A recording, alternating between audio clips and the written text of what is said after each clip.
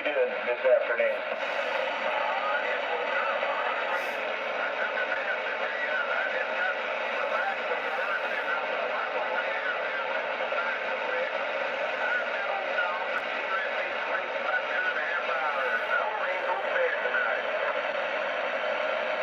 Yeah, you need one of them shortwave radio receivers that they're buying. Heads and bullets.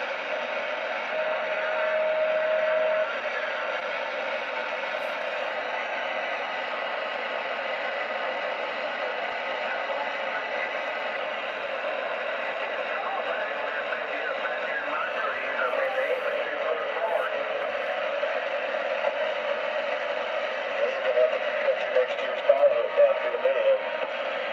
Yeah, I've got a bunch of dead trees. I'm going to have to drop them babies all up there and pile them up. You know, that's what I'm going to do.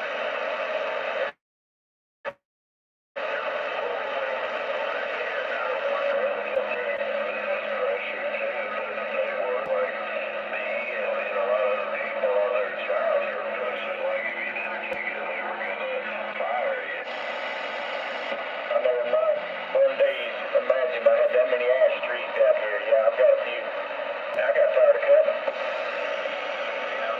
Here's what I'm talking about all sizes. I mean, big around you can't reach around it. You can kill them. Them types. Come down to one of size of a coffee jug. It kills them. Well, we got polo size when we were kids too. That's like Mark on your shoulder.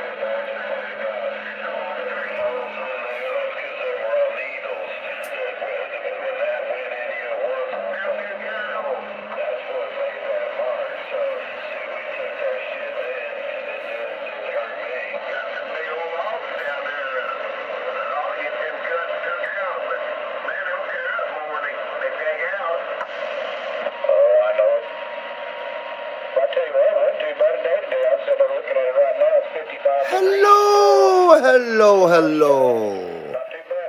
How's it going, everybody? Welcome to the Sunday services. Thank you for participating this afternoon here at the Sunday services. Hope you guys are doing well. Good to see you all. Good to see you, Cornbread. Cornbread's the first one in today. Hello, Travis, and a shockwave right back at you, man. Hello, Todd, K6SUD. How you doing, brother? And Joey, TR21X. Good to see you there, Joey. Thanks for coming back, my friend. Give you a little gift for coming back so much here. There you go. All right. Good to see you guys. Skip's been kind of asshole all week. It's not been absent. It's just been asshole. Very finicky Skip, just weird Skip out there this week, weird DX. So it's not real strong, it's not real low, it's I don't know, it's just all over the place, really.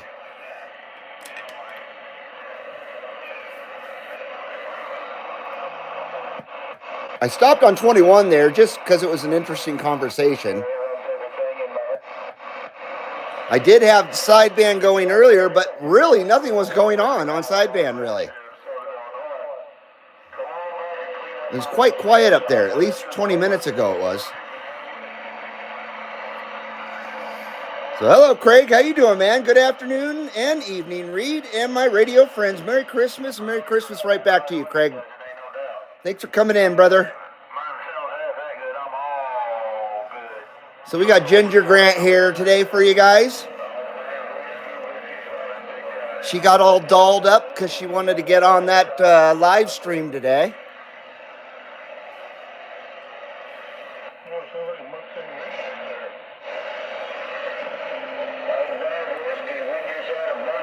So yeah, I tried to get going as early as possible, as always.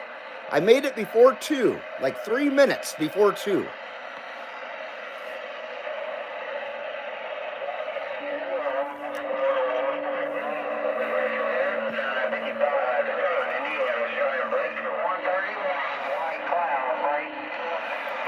So hopefully audio and video is nominal for you guys.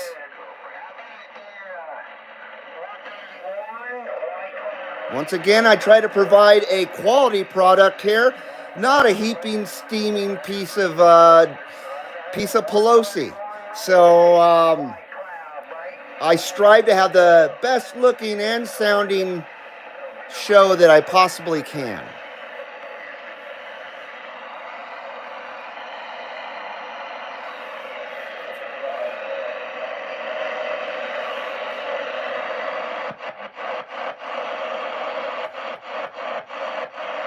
See, sideband's kind of quiet, or at least it was.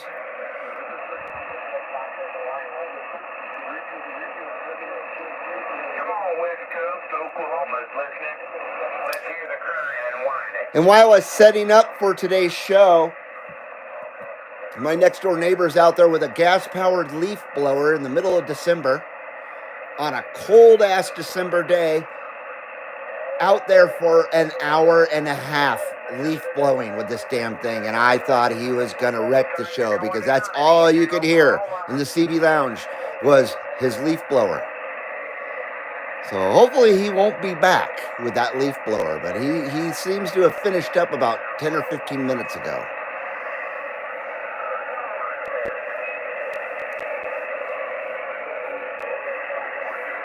Hello, Dudshot. How you doing, man? Good to see you there, UDX 337. Hello, Matt Pace. And hello, Jed UDX 183, audio driver. Driver. How's it going, Matt?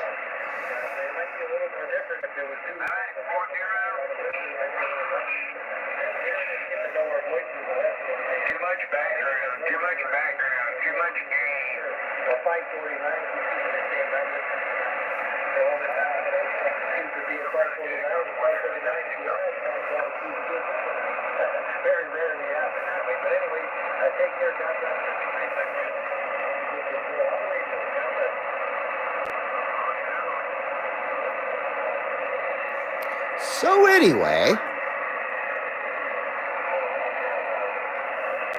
sew buttons on your underwear. So anyway, hope you guys are doing well. Hope you're having a great weekend, or at least a good weekend. My weekend's doing not so bad. I need a vacation, though. I need a vacation away from Carson City. And just away from the everyday shit. I'm feeling it today. I got cabin fever. No doubt about it. Matt says, instead of audio driver, what about audio rippers? Yes, audio rippers are good. Damn, I'm not prepared for that low voice today. Let's finish this one off. This one is pretty much down to the Pelosi rip. I don't know if I should even take another chance. But I'm gonna. Take a chance on me, like Abba says. Oh, it's right close to that Pelosi rip. And nobody wants that Pelosi rip. You know, the nasty, disgusting, vile, just putrid and repugnant. Absolutely, just no one wants that last rip. It's just disgusting. It's so disgusting. It'd make you want to run to the porcelain Pelosi and just ralph your guts out. You know what I mean? So no one wants that Pelosi rip. Nobody.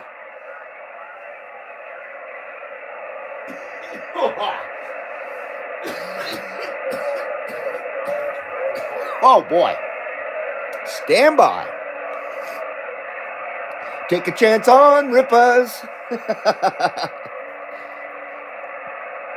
What disgusts me is an empty can of beer. That is freaking gross, dude. What is going on here? Clean your act up, Travis, and get a full can of beer, please.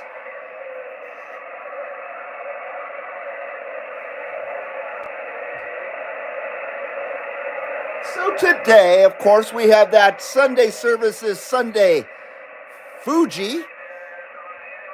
There we go. Oh, the Sunday Fuji here at the CB Lounge 2112. Trying to remember what damn strain that is. I cannot remember, darn it. What is the fuel for today's smoke meter? Oh, Hendo Cream. That's what it is. Hendo Cream. Hendo. Hendo. Hendo Cream is today's fuel for the smoke meter. 2112 smoke meter. The strain of Ginger Grant. Hey, Jose, how you doing, man? Mr. 601 there in Texas. 2112, que pasa, vato? Saludos from Texas. Drop the hammer. Good to see you, brother. Good to see you, my brother. How you doing, Jose? What's up, man? You punking it up out there, Jose? You better be punking it up out there. Sarsipius says so. Sarsipius gives his orders there. You punk it up.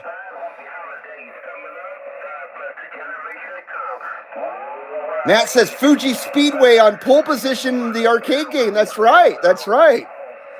That was one of my favorites back in the day. That's a hard game. Very hard game.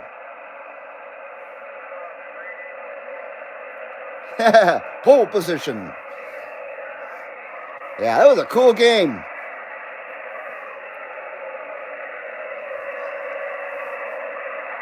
I still enjoy racing video games. No doubt about it. I don't think they make racing video games anymore, do they? It's all weird Hunger Games type weird shit out there now.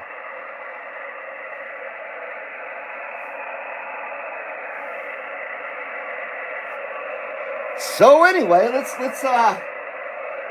test that smoke meter here real quick, and we'll drop the hammer. See if anybody can hear us out there in DX land. Try to start this DX adventure. Hopefully you guys have been catching the new series DX Adventures as well. I just finished another one last night. Another editing of one last night. And I've got another Live Lounger Intercept coming up sometime this week as well. I still got I downloaded last week's show, and I still got to extract the Live Lounger Intercept out of that one. I believe that one belongs to UDX 267. I believe he was booming in last week.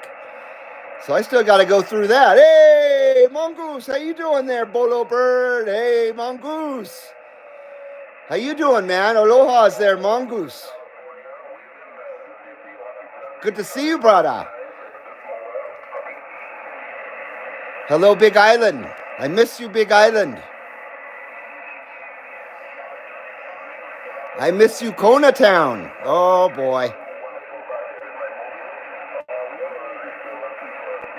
Always great to see you here, Mongoose. I hope your weekend is going well. Travis says, Sarsipius, say it with style. Say it with pleasure. I'm going to turn on my RCI and let her warm up, says Matt Pace. Very nice. Craig says, Potato Jr. song to Neil Young song, Old Man, take a look at my life. Oh, I've seen it. It's hilarious. I'm a lot like you are. Old man, take a look at my life. 54 years of cracking whores stumbling around the house. Yep, that Potato Jr. is something else, isn't he? That's one of the biggest cowards I've ever seen. What a cowardly little girl. So cheers, everybody. Cheers. I feel sorry for anybody named Hunter. Oops, I said it. I didn't want to say the damn name. Let's check that smoke meter, boys. Come on.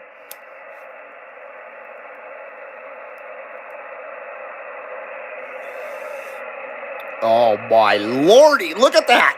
Will you look at it? Man, that's a double shaka there. Shoots. Shoots there, Mongoose. That's double shaka.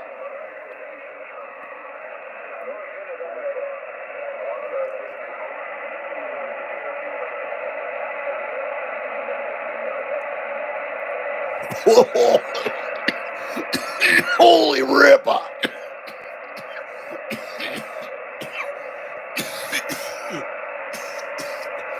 Wow, that was not a smooth 79 smoke screen, but that was one hell of a 79 smoke screen. No doubt about it. No doubt about it. Thanks for that cough drop, man. Hey, 510 Yank, how you doing, man? UDX 510 feels a Skippa Rippa coming on. Oh, yeah. Craig says, I'm calibrating my SWR right now. Trying to get that perfect, everybody's trying to get the perfect smoke wave ratio. I tell ya. But the smoke wave ratio at the CB Lounge 2112 is friggin' phenomenal. And the smell in here, oh my God, it smells heavenly in the CB Lounge 2112 right now.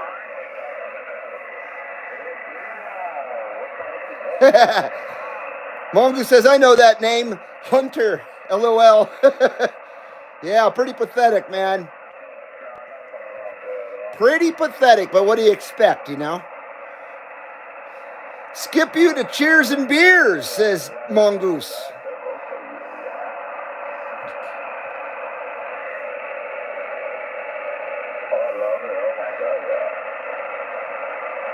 Smoke Zippa, says Joey TR21X.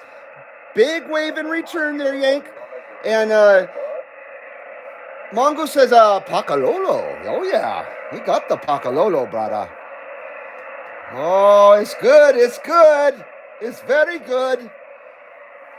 Smoke screen is my handle, says Mongoose.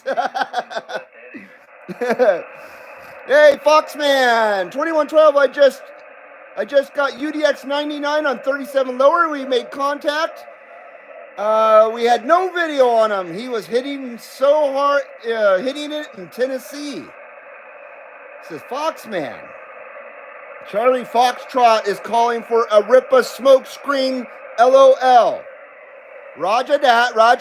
UDX 510. And Foxman just talked to Noise Blanker 99. UDX 99. Oh, I'm sorry, Needle Bender. You get a lot of Utah on your receive there, Foxman. It's very rare that I do. I got to get that short skip going. Okay. Let's see what we got going on here. Make sure I'm in all the right, correct modes of Pacalolo here. Oh, we got Texas in the house again.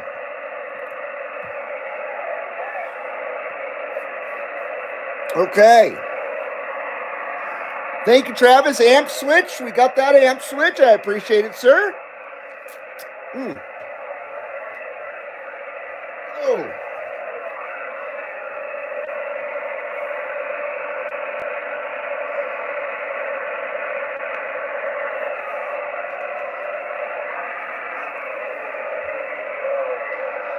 All right, what do we got here? We got 19 minutes in. We got 20 viewers. We got 11 thumbs up. 11 versus 20. We need to even that out a little bit. So if you haven't hit that thumbs up, please hit that thumbs up. It helps with the algorithm to love the CB Lounge 2112, because that algorithm does not love the CB Lounge 2112 no mo. So yeah, please hit that thumbs up. It is important. I appreciate it. Oh, you saw that purple haze there, Travis? Very nice. Okay, let's see what we got out there.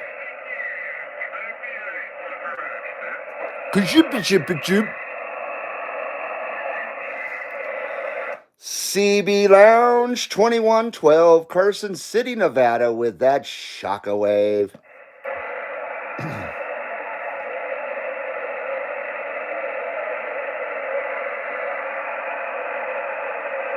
There he is, the man, the myth. The UDX 267. How you doing, bud? I was just talking about you, how I was needing to extract your live lounger intercept from last week's show still, so I can get a video made of for you. Once again, the Live Lounger Intercept series, the video series. I'm taking the best sounding intercepts from the live streams and making a video out of it. So whoever's in the video gets their very own video. And the very first one was Jed UDX 183. He was the very first Live Lounger Intercept installment in the series. Excuse me. And I got one waiting in the queue. You don't hear me, Mongoose? Uh-oh. It's just conditions, brother. I was trying to get Hawaii in the house last night, and it just wasn't coming in. They're just right on the edge of the noise level out there. Like I say, DX hasn't really been that good this week, but it hasn't been that bad either.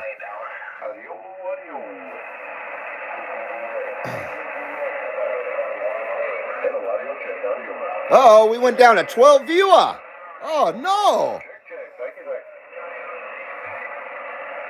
CB Lounge 2112, Carson City, Nevada with that Shaka wave.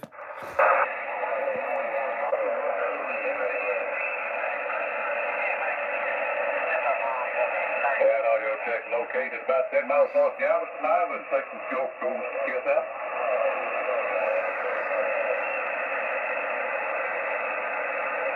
I was out there on sideband yesterday on the Galaxy, and we were getting down, no doubt about it. No recording or anything. We're just getting down out there. So yesterday wasn't so bad, at least for sideband. AM was just kind of a mess, just a fuzzy friggin' mess.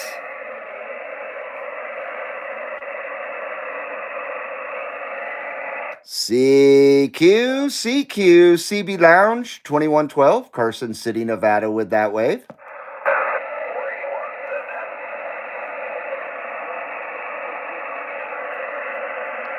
Oh boy. 101 down here in the lighthouse.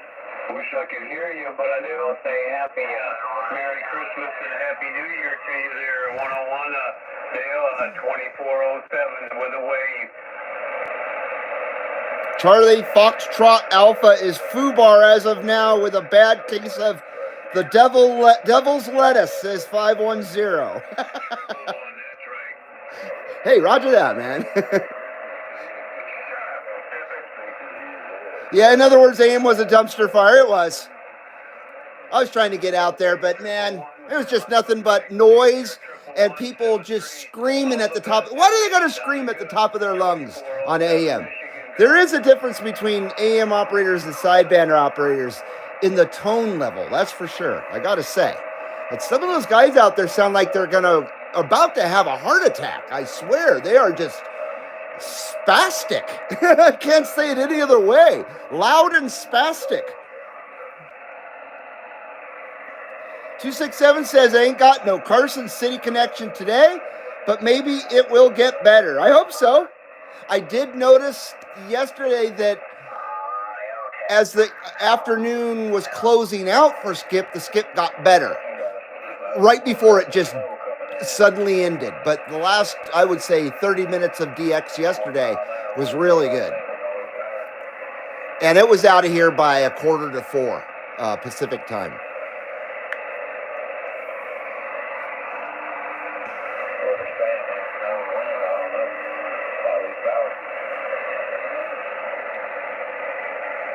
How about it out there? How about it? CB Lounge 2112, Carson City, Nevada with that wave.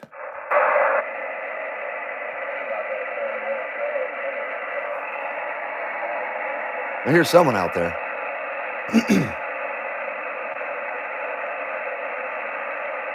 Well, shit the bed.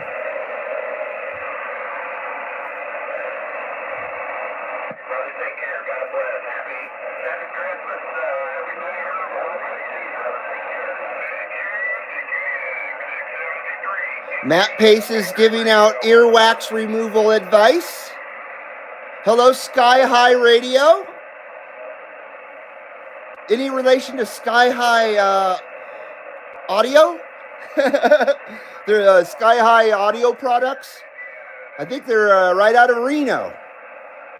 They make wire and fuse block, all the electrical that you would need for a badass stereo setup in a mobile.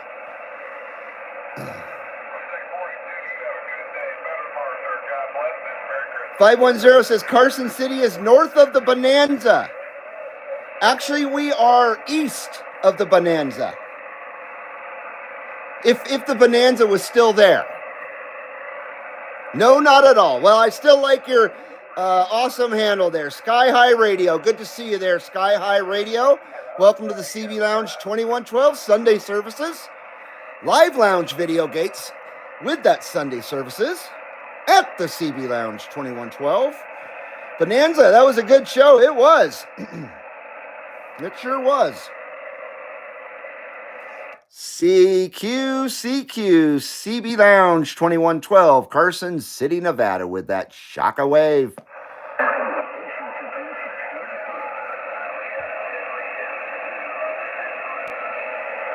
Damn, I'm not doing so good. Maybe I should have gone with the Galaxy. I'm almost guaranteed to get a contact within the first 1 or 2 key ups with that radio. Almost always. You're very welcome, Sky High Radio. Good to have you here. Louisiana. CB Lounge 2112, Carson City, Nevada, waving at that 4100. Come on, come on.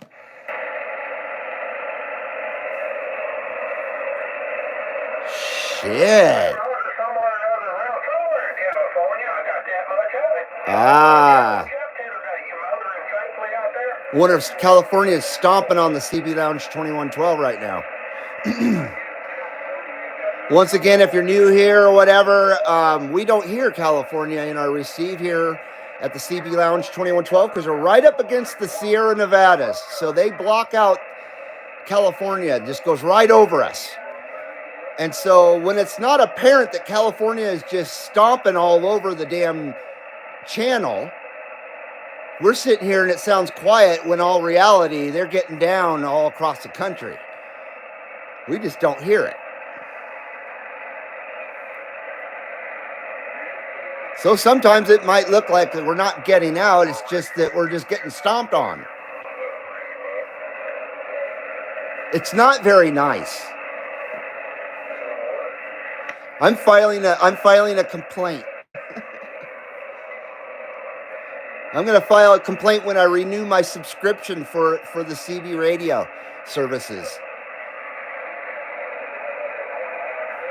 CB Lounge 2112, Carson City, Nevada. Come on, come on, come on. CB Lounge is waving.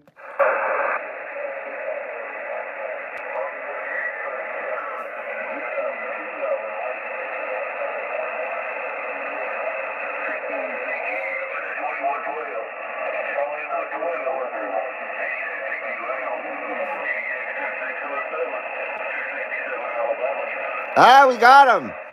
We got you there, UDX 267. We got you, UDX 267. CB Lounge 2112 with that wave.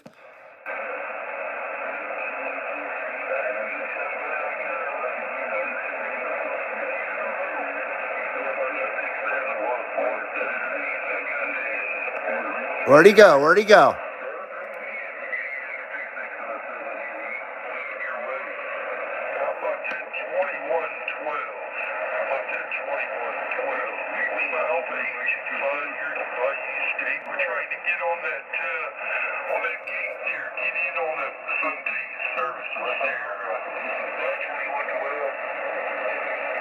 We got you out there. You're on those Sunday services right now. CB Lounge 2112. We're waving at you.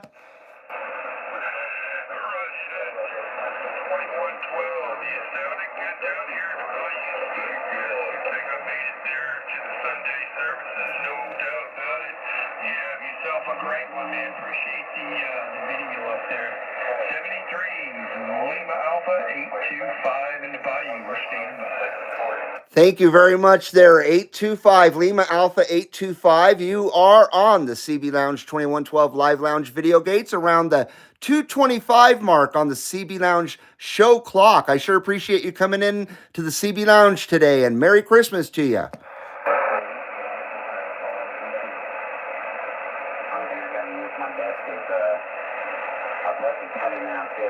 Oh, we lost him.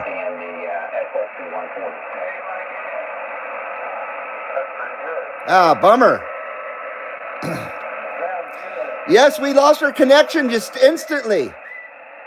I heard you just fine there, UDX267. I think we just got down to Louisiana as well. Oh, now I forgot the gentleman's number, darn it. It was Lima Alpha 825, I think.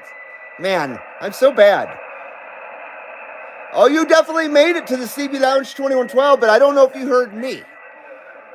See, we got to have a two-way communicado for it to be an official Live Lounger intercept.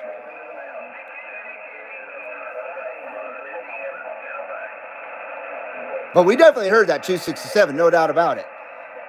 But did he hear the CB Lounge 2112?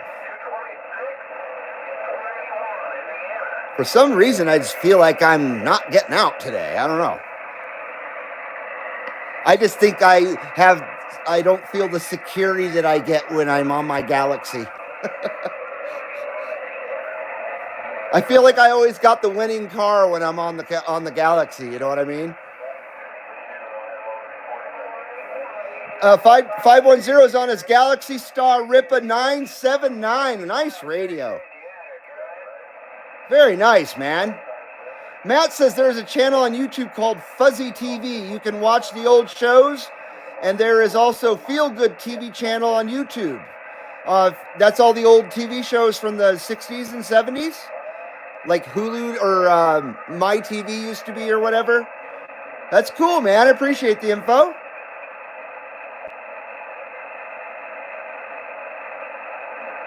Yeah, you were gone instantly, man. 510 says, Reed, you were my receiver and just faded away. That's the way the skip has been this week. Been very frustrating. Except for yesterday. I was just getting down yesterday. Well, I talked to you yesterday there, UDX267. Oh, yeah, I heard you the first time, but it just died, says 267. Well, some bitch.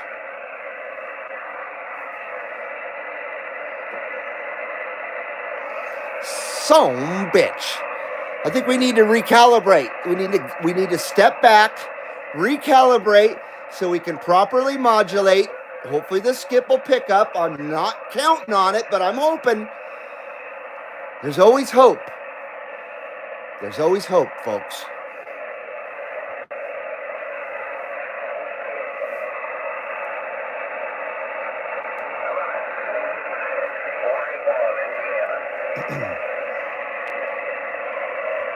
Travis says, come on.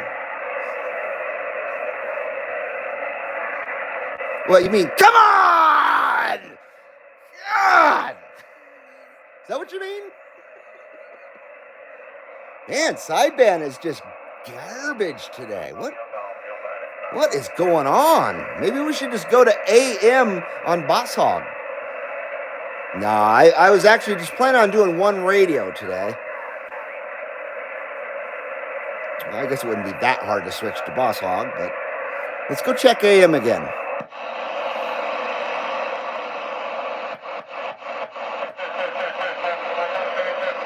I bet that's channel 6.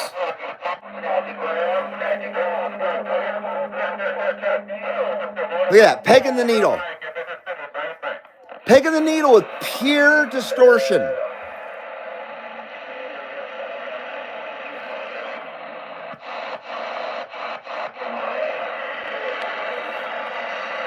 You like that, Travis? 267 says, yesterday I was rolling in the mobile, so I'm really proud of that trip. Man, you were sounding great yesterday. Of course I wasn't recording, but I was just out there in the wild, just chilling. Come on, man, says UDX510.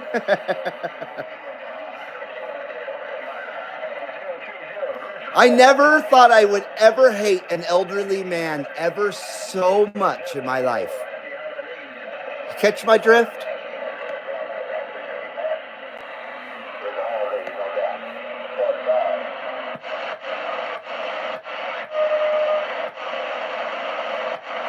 But evil is that elderly man. Pure fucking evil.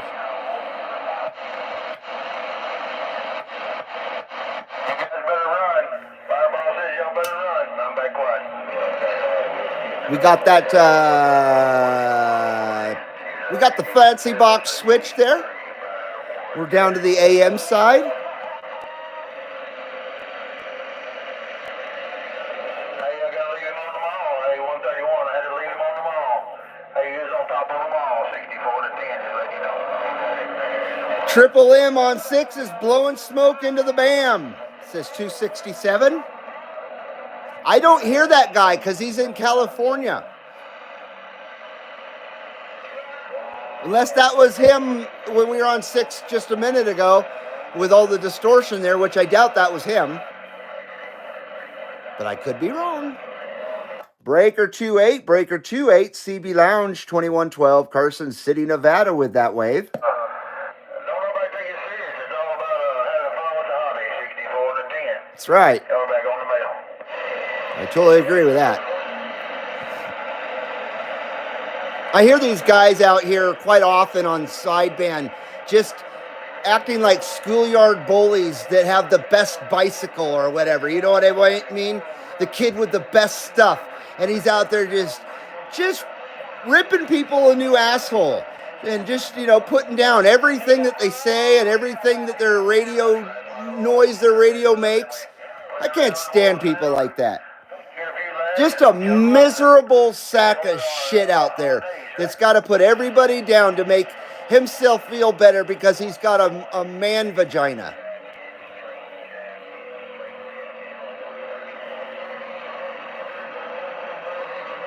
How about it out there, Channel 28? How about it? CB Lounge 2112, Carson City, Nevada with that wave. Hey, I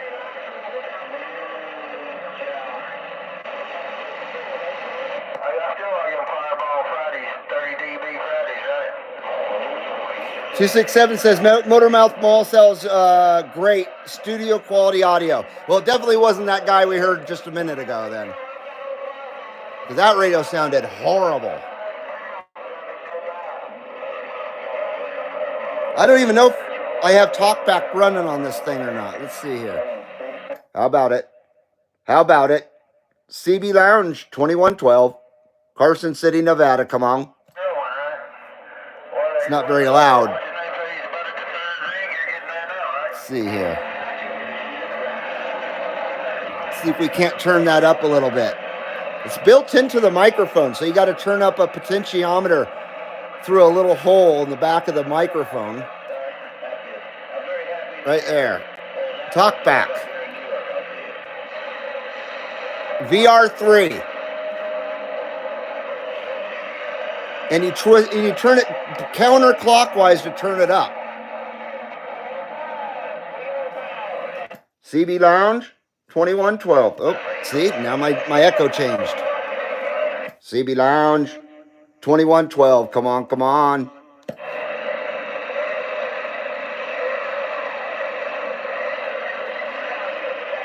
Breaker 28, CB Lounge 2112. Let's go.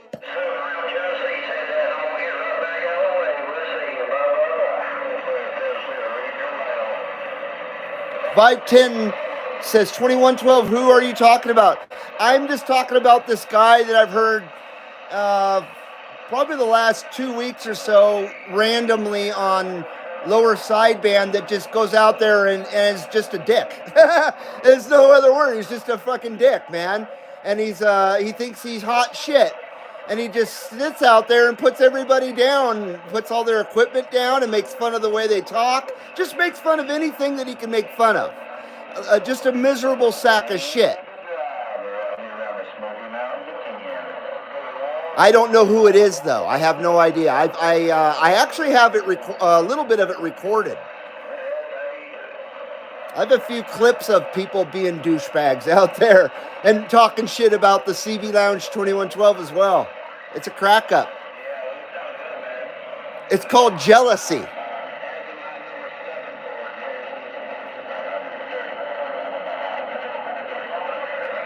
They're just jealous because I don't know why. I don't know why they're jealous, but they're just jealous.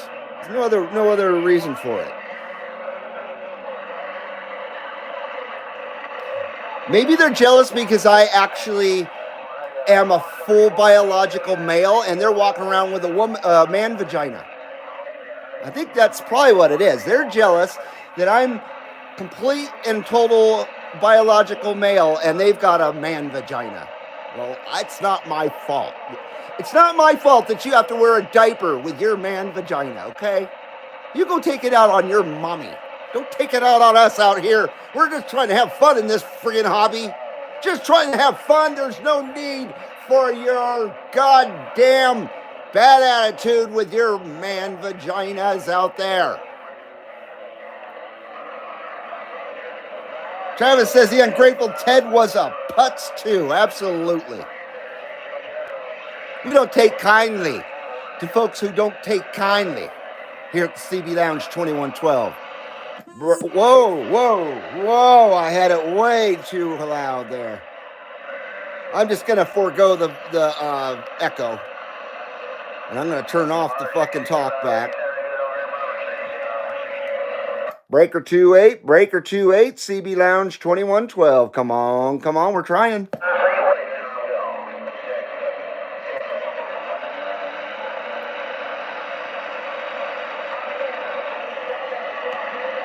I very much like this microphone here, but I do prefer my old one.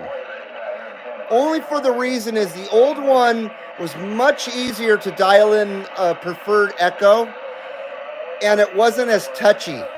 I mean, you barely touch the dial on this thing, and it turns the echo, tenfold. It changes it tenfold. It's a little bit frustrating. So it's hard to operate this microphone's echo if you do not have the talkback going, because you never know where the echo is at on this thing. Now, don't get me wrong. I really love this microphone, but that is a drawback, no doubt about it. But luckily, most of the time, 95% of the time I use this microphone, I don't use the echo. It's just a great sounding microphone in itself without any effect. Jose says they're jealous because they culos and pendejos.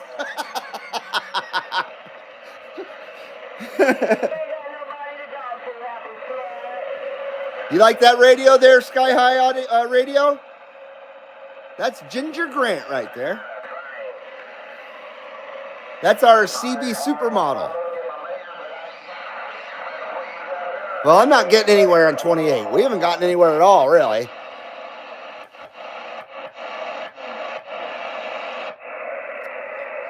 Amp switch, fancy box switch.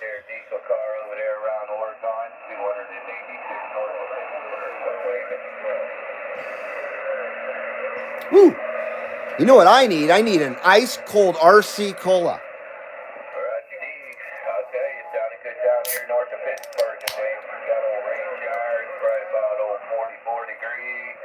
Oh, yeah. Oh, man. Best damn cola there ever will be.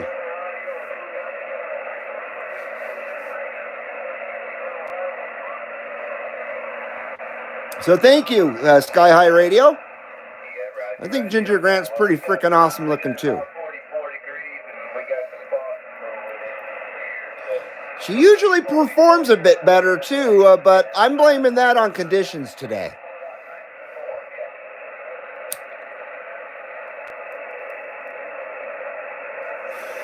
Because she's definitely dialed in, and dialed in by one of the best. So she's had a magic touch done to her, a very, very nice magic touch done to her by a very, very good person. So I'm blaming conditions.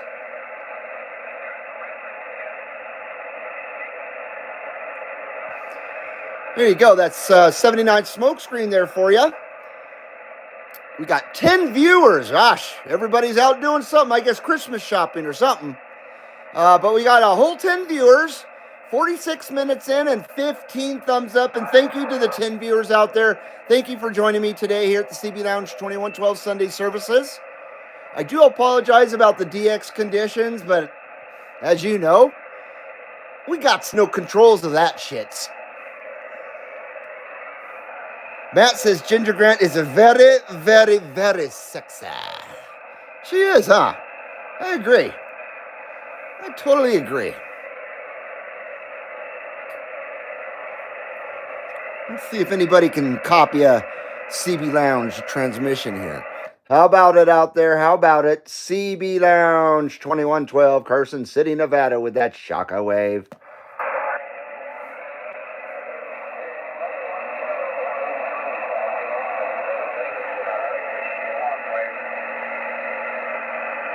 Damn. What is going on here? Bafamgula.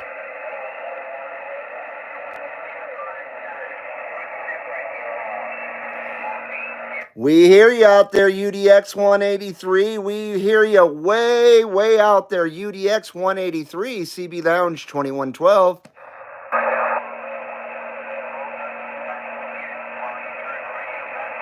Jed's out there. Very faint. UDX 183, UDX 183, CB Lounge 2112. Come on, we're trying.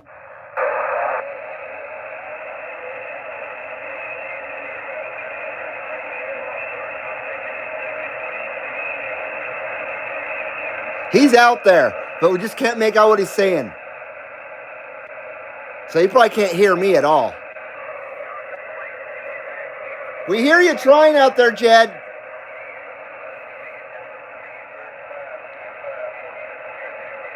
Travis says, pump it up, Jed. Pump it up.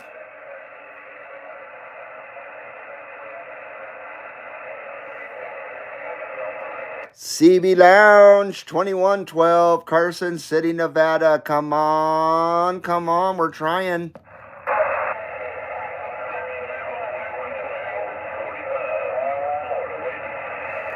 Hello, 45 North Florida. Hello again there, 45 North Florida. We got a copy on you here at the CB Lounge 2112.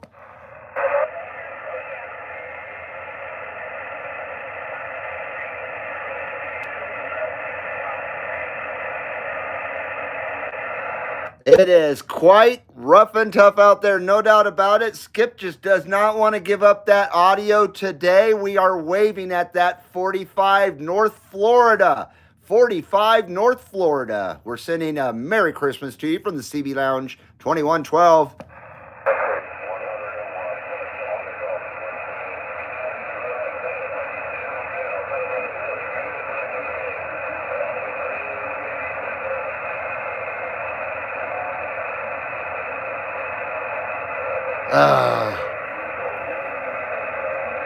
Thank you, 45 Florida.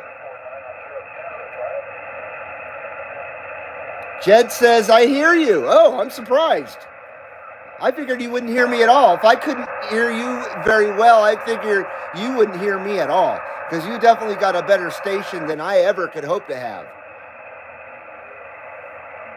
Travis says, just like Hans and Franz. That was back when Saturday Night Live still had comedy.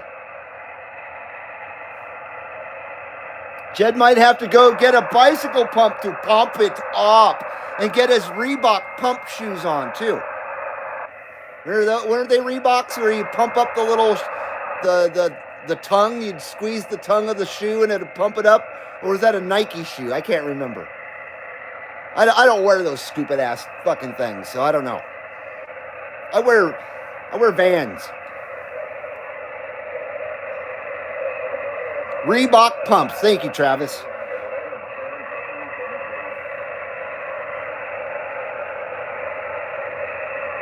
Oh, what's up with the freaking audio or video quality here? Does the video look like shit? Is that video looking shitty? No, I think it's just my eyes. Man, where's everybody at today?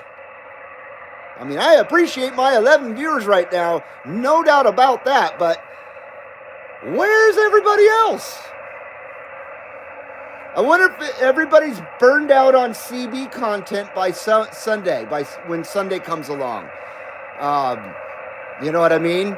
All the good shows have already happened. 390 on Thursday, and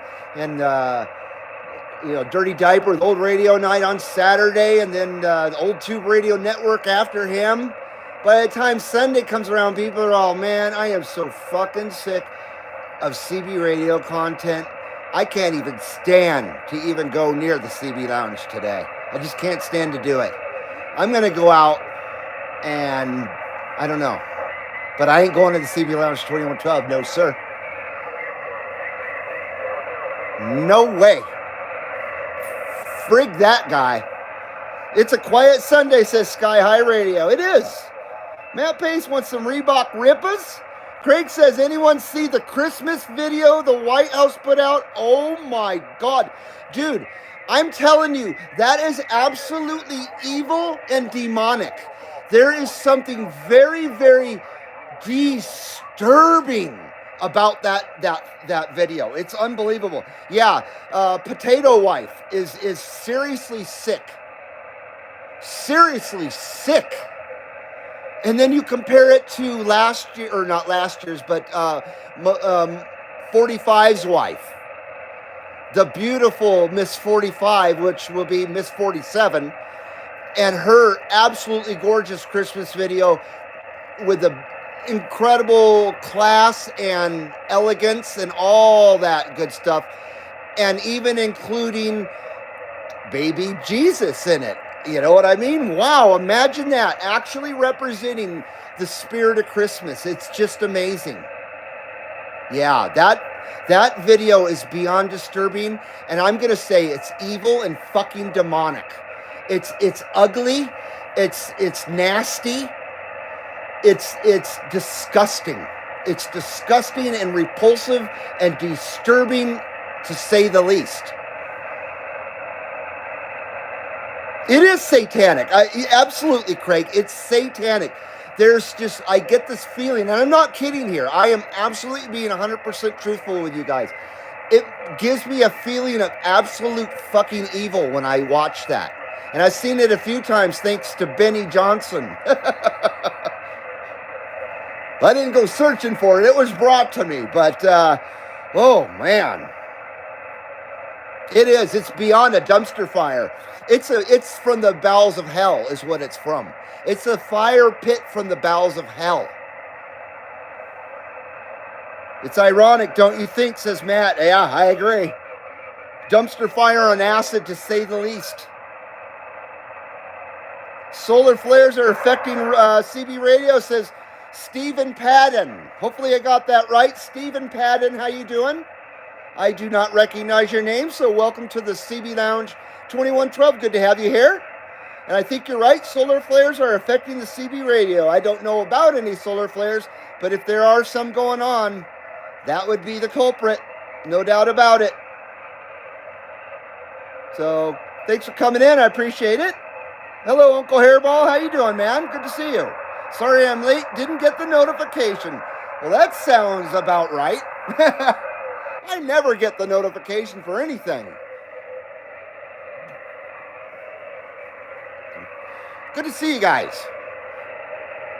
Yeah, Benny's a good dude, man. Craig. One of the few good dudes out there, but yeah, I like him. Uncle Hairball got some good news in the mail yesterday. Oh, man, what's that, dude? What you got there, Uncle Hairball?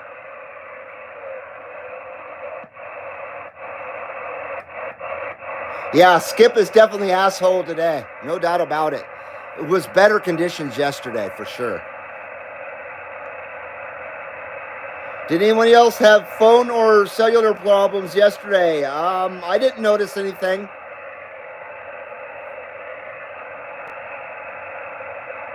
Yeah, I didn't notice anything on my end.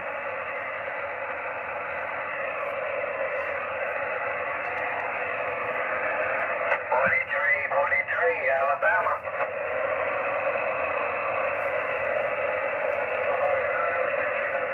How about that 43? 43, CB Lounge, 2112 with that wave.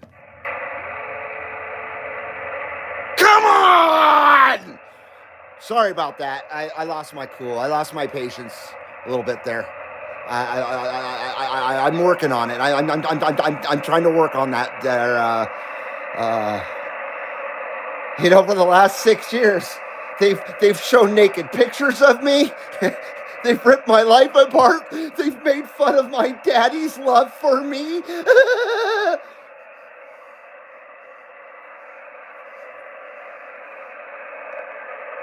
Matt has Verizon. Uncle Hairball is approved for a financial assistance through the hospital. $29,400 bill. Oh man, completely wiped. Oh wow. Current amount due, 0. That is nice, man. And you're a honky. You're a honky, and you got hooked up anyway. It's incredible. Are things changing? Oh my God. They actually gave a cracker a break? Man. Well, you cracker honky, I'm really happy for you. You friggin' honky, you. I woke up Sky High Radio. I'm sorry about that. Hello, DCRA Exxon. Man, what did that be? DC Ray Exxon? I think I tried to figure this out last time. But Exxon says solar, and I agree. How you doing? Welcome back to CB Lounge 2112 there, Exxon. That is fantastic news, Hairball. I'm very, very stoked for you, sir. Uncle Hairball says, hell yeah, I must have had a horseshoe up my ass. I know, man. I think you had 2 up your ass. That's amazing. You don't hear about that shit much. No, sir. They stick it to the honky these days.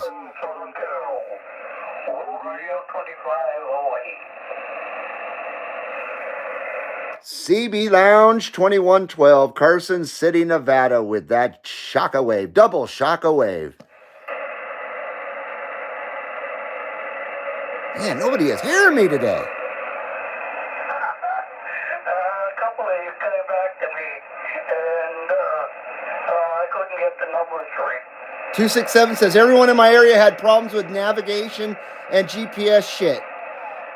Facebook and X worked, but weather app didn't. Well, fucking A, yeah. Must have been just your region, I guess. It's hard to say, man. But I know that horseshoe suppositories must hurt, says Travis. Yeah, but if they get your $29,000 bill wiped out, man, I don't know. That's pretty good. Hurting or not.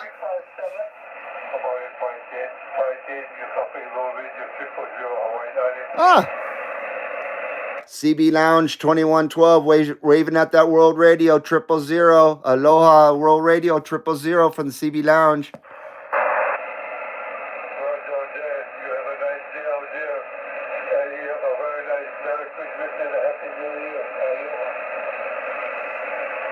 Aloha there, 000. Aloha Mele Kalikimaka out there, 000.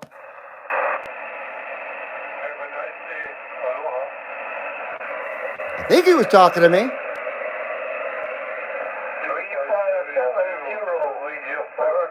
I haven't said Mele Kalikimaka in a while. I almost messed that up.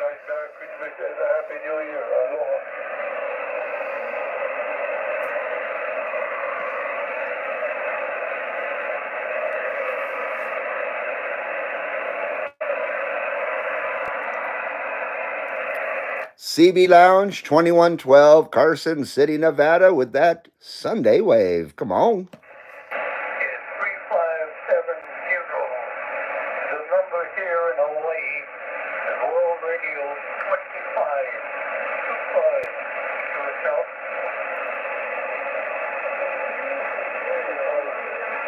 So we got Hawaii in the house. So hopefully that'll start picking up.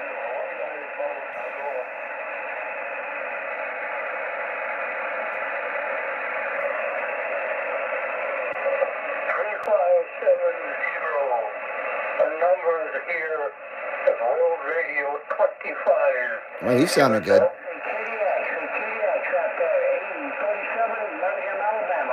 Oh, we got Alabama and Hawaii at the same time.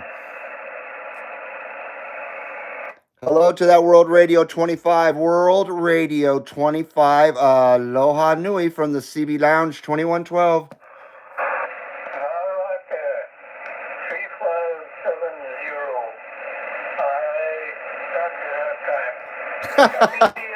You know what's going on is California is just walking all over us. That's what's going on. Along with this solar freaking flare.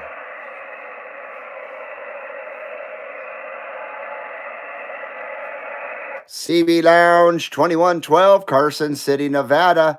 Silver State wave to y'all out there. 837 Alabama, standing by. Damn. 837's booming into the CB Lounge 2112, no doubt about that. Yeah, hello, 2112. Yeah, you bumming in Alabama. Good afternoon to you from Alabama. 837 Birmingham. Thank you for the comeback there, 837. You're sounding absolutely fantastic here at the CB Lounge 2112, no doubt about it. Merry Christmas to the 837. Happy holidays to you from Birmingham, Alabama. 837 Birmingham. Good numbers to that 837 and a happy holidays from the CB Lounge 2112. We're standing by. Okay, we got to the BAM. Hello, that's your 44 California. I heard you come in Alabama. What's it like to you out there, Birmingham? Exxon says the clouds will save us. It's cloudy here.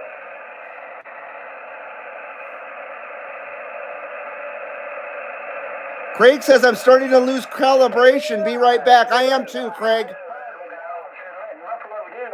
Yeah, silent. Hey, Indiana Chris, how you doing, brother? We're starting to get conditions now. Like I said yesterday, it started coming in near the end of the skip cycle. But for like the last half hour, 20 minutes or so yesterday, DX was pretty badass. It was all Texas and Illinois and Michigan yesterday. And Indiana, too. Good to see you, Indiana Chris, UDX 1313.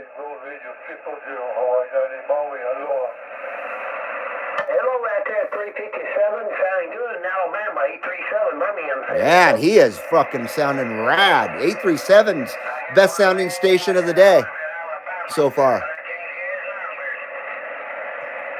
Oh, yeah, I got a copy on U308 California. Good afternoon to you from Birmingham, Alabama.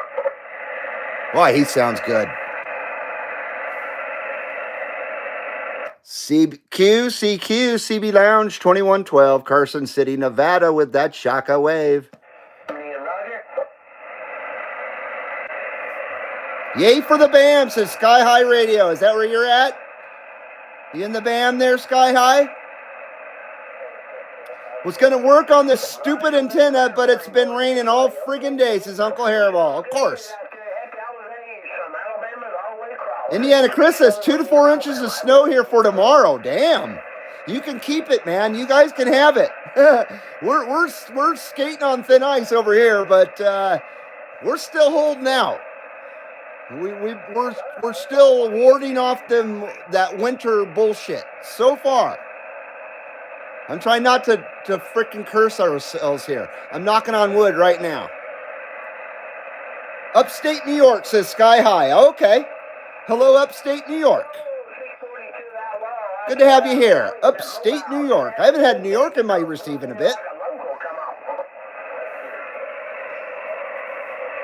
I do know that I need to recalibrate. Check that smoke meter. We have not checked the smoke meter.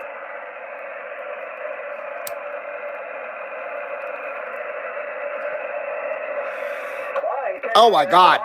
Absolute perfect SWR.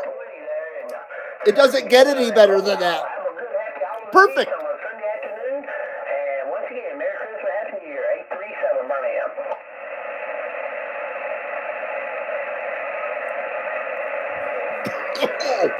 And that 79 smoke screen. Oh, oh, that was a ripper, boys. That was an official Sunday Services mega ripper. That was a mega ripper. Mega ripper.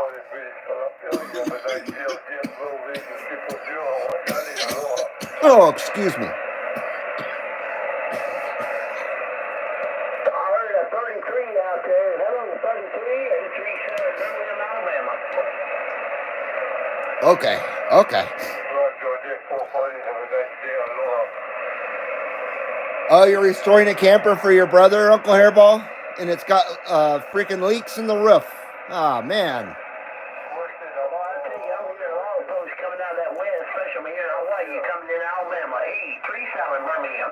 Well, that sucks, man.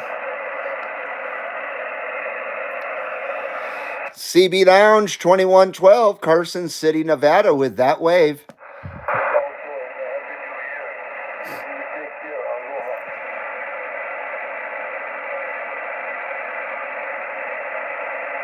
Yeah, conditions are just crap.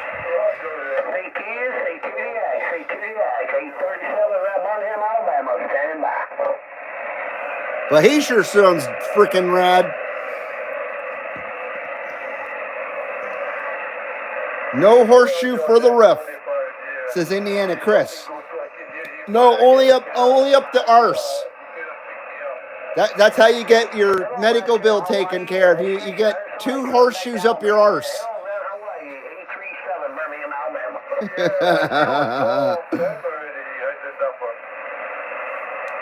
I've worked on RV rooftops many times, Uncle Hairball. I feel your pain. I lived in a 30-foot travel trailer for a decade.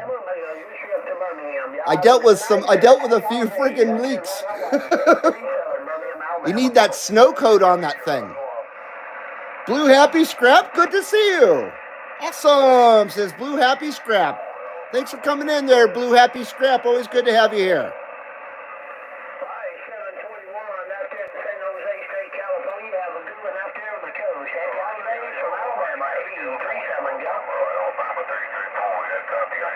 Now we got 334, I think. Oh, Indiana Chris lives in the RV capital of the world, Elkhart, Indiana. Absolutely. This one's a 28-foot Terry by Fleetwood. Oh, I know them well. I worked for an RV dealership as well, so I've had a lot of experience with RVs. Old RVs, not new ones. We're talking back in the 90s is when I worked there, and I was living in a 1976 Fireball 30-foot travel trailer. Old school stuff. But you live in something that old, you learn how to do water heaters, and you learn how to do it all, man, and it's a bitch. There's always something breaking in the RV, always. And when you live in the Sierras, it's even worse with all, with all the snow we get and shit.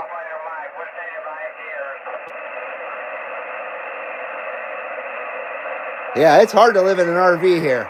Now, if you're like in Southern California or something, no problem. It's always summer there. It may be an open sewer down there, but the weather's sure nice. CB Lounge 2112, Carson City, Nevada, with that wave. Some bitch. Oh, Airstream campers are nice. Yeah, very high quality there. But no matter how high quality of a RV you get, something's always breaking in them. It's just how they are. They're not made for full-time living, even though a lot of folks live in them full-time, including my mother and my brother currently.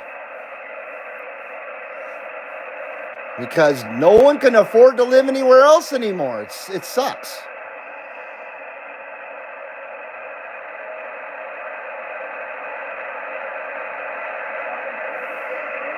Exxon says, I built Champions in Fleetwood. They are all the same company with the same stuff. Exactly. I hear ya. In the mid 80s, okay. Better quality then. Back in the day, I remember the Amish were building RVs as well. But they wouldn't put any electrical in them. I'm just kidding.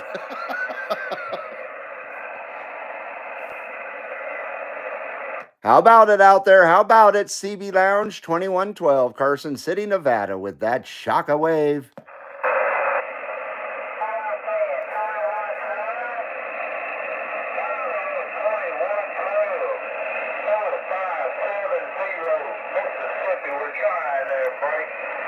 We got you there, 570 Mississippi, 570 Mississippi, CB Lounge 2112. We're waving at you.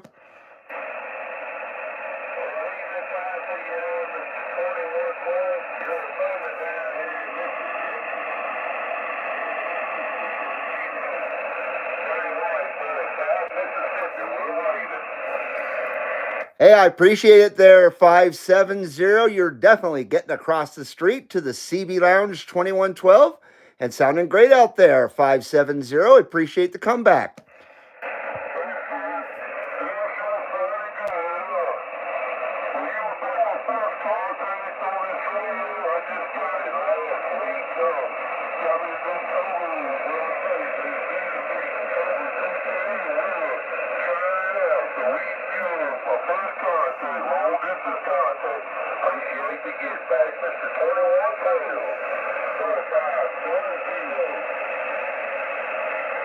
You're very welcome out there. You're very welcome. That radio is doing mighty fine here at the CB Lounge 2112, and we're wishing you a very Merry Christmas from the CB Lounge 2112. We're standing by.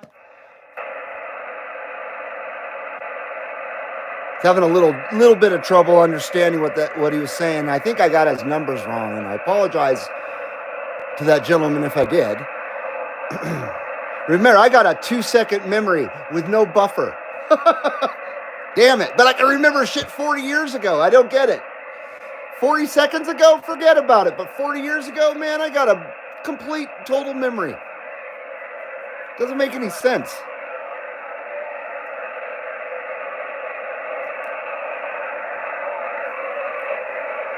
Uncle Hairball says, when I was a kid, my dad had a tag-along. He pulled with a Chrysler Town and Country. That sounds all American right there. That was a nice car, says Sky High. They were. The Town and Countries? Hell yeah. It's a land yacht for sure. Wood wagon with the wood grain, man. I love station wagons. I gotta say.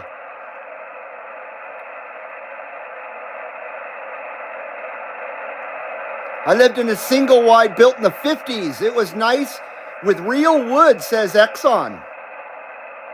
That's an old one. My brother, back in 1989 or so, he bought the trailer that the Rockford File, Jim Rockford lived in on the show. He bought that trailer, that RV from the studio for like $1,000. It was totally cheap, but it was thrashed.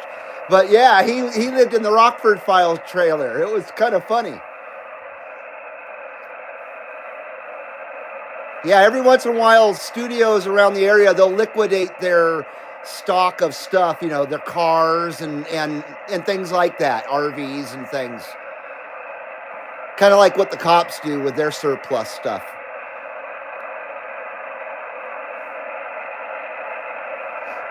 Hello, Dallas Rife. How you doing, brother? Good to see you, man.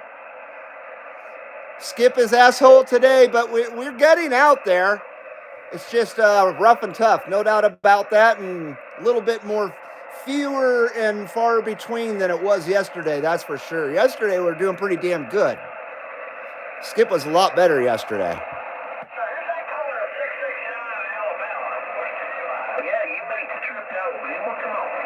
We got the BAM in the house, though, no doubt about it. And then Hawaii at the same time. See, we got Hawaii and BAM right at there, same time.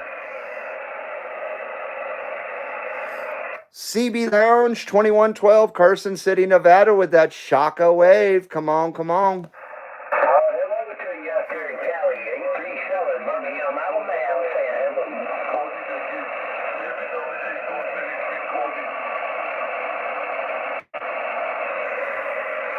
I think my Galaxy has a better clarifier.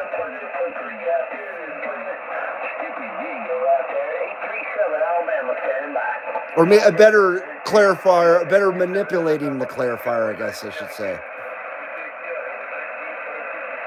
If that makes any sense. That doesn't even make any sense.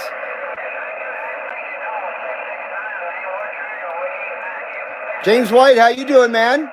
4570, Dirty White Boy waving from South Mississippi. Good to see you, James.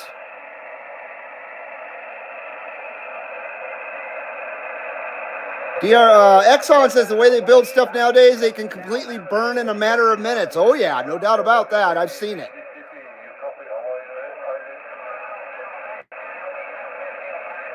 So good evening there, Dallas. Travis says, I know a guy that buys old police pew-pews. Really? Now that I didn't know that they sold those. My brother, he's got a,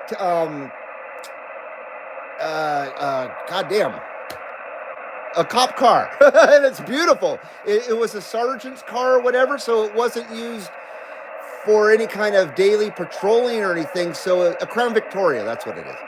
2004, and it is absolutely in brand new condition. It's like a new car. He got it for $4,000 from the Sacramento Sheriff's Department, and it's all white. It's absolutely in beautiful condition. You would think that it was they bought it for the sheriffs and then never used it. $4,000. Now those cars are worth a lot more because they're getting rare.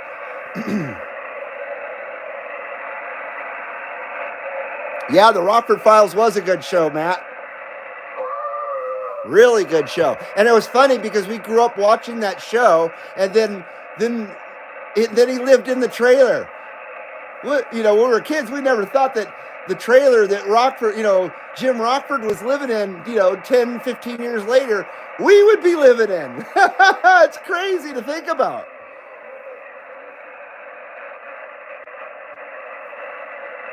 So Dallas has got his tower lowered and a 7 element on the test pole to retune new helix, coax, etc. So I'll be off the air a few weeks. Jeez. Everyone wish me luck. Good luck, dude. Yep, best of luck, man.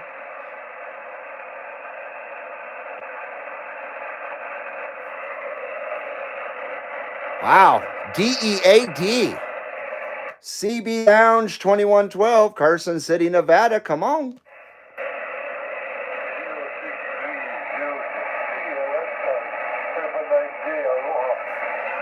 What is going on here? Hello, Sabotage. Good to see you, bud. Waving from the left coast of Canada. Hope you all are decent. And a double horns up. Good to see you there, 666. I wish we had some conditions up your way, man. It's been a while since Canada's been in the house. Although I gotta say, I did get Ontario the other day and Yellowknife. But Yellowknife's in America, or is that in Canada? I can never remember.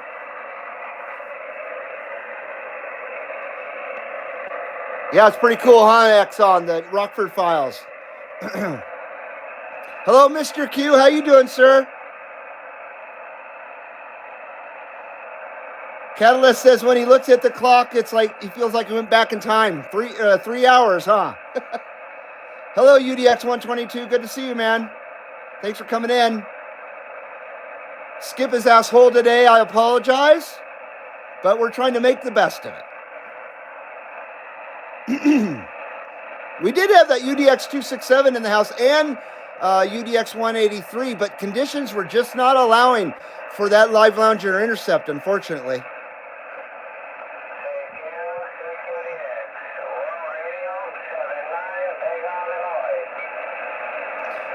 122 says, I got a letter at the house from Nevada. When I finally make my way home, I'm hoping for that sticker. You got it, man. It's waiting for you, dude. Yeah, that should have been there a good week already, I would assume. Good, I'm glad it got there, man.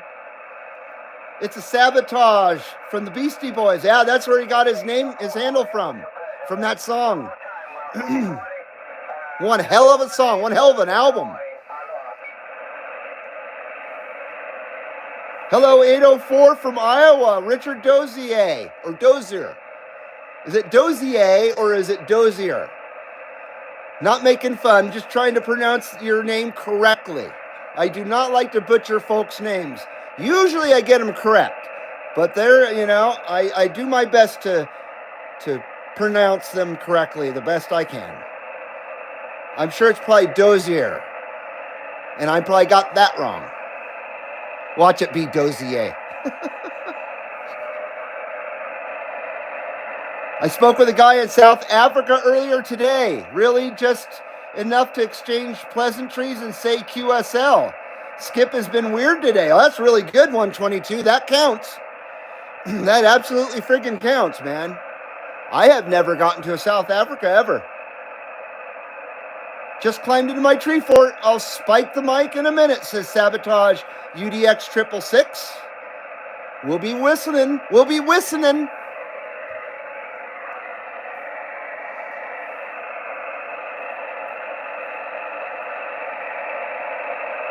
What is that link there? It's a bumper sticker?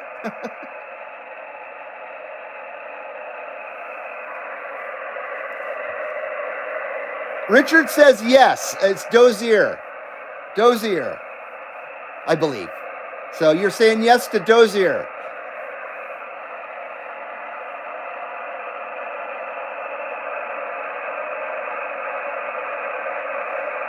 Let's see here. Is your neighbor married? Asks Catalyst. Of course, yes.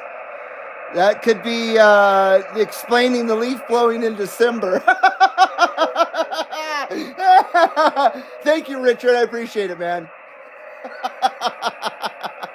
That's a crack up, dude. Yeah, I didn't think about that.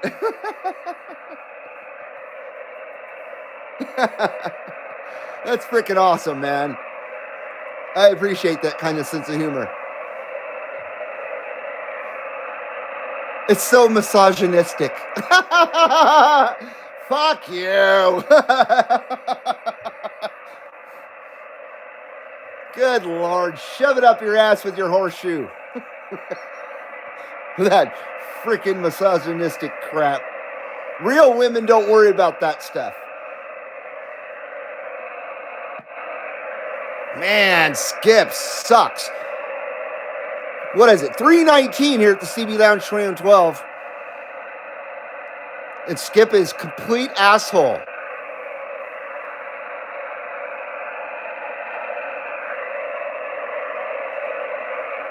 Let's give it a call. How about it out there? How about it? CB Lounge 2112. Come on. Come on. Uh-oh. I think Sabotage opened that link. I'm afraid to find out what that is. Sabotage. Oh, yeah, I remember them. The Dungeons Are Calling was one of their albums, I think. Pretty good. That's like, New York City area, real heavy metal there. I think they were from Jersey, weren't they? Sabotage? Thank you, Chris, for that link to the official CB Lounge Facebook group.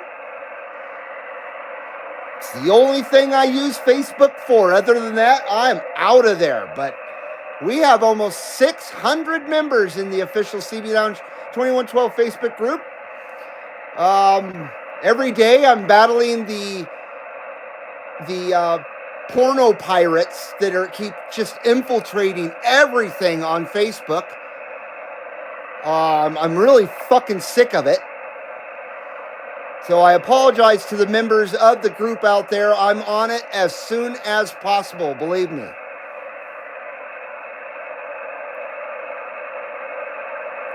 But yeah, that's the only thing I use Facebook for. Other than that, I'm not anywhere near that place. But I sure enjoy the group. The group is a lot of fun, and it adds a whole new, dimension of interaction between the CB Lounge and the loungers. So it's really awesome. And maybe someday there will be a platform that'll come along that will actually take its place and promote the First Amendment. You know what I mean? And I will be there immediately when that happens. But until that happens, there's no other platform, unfortunately, that reaches as many people that Feces Book does, unfortunately. I just want you guys to know that. I'm not there because I love it there. Because they're my buddies and I agree with everything they lie about. Nope. I do not consent to your search. You ever seen them stupid sovereign citizens, and that's what they say to the cops? I do not consent to your arrest. Fuck you. Your face is going in the dirt.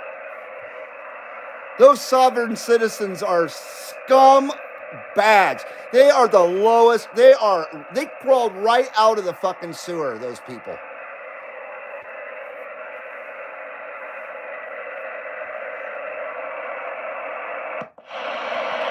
We're going to AM, boys.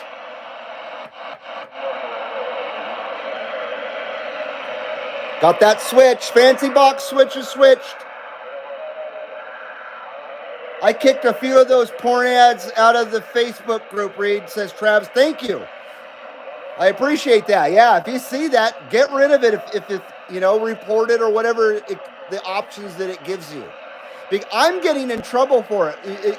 Facebook messages me and tells me I'm violating their community guidelines and shit because my members, and I use that in quotes, my members are posting unsavory shit.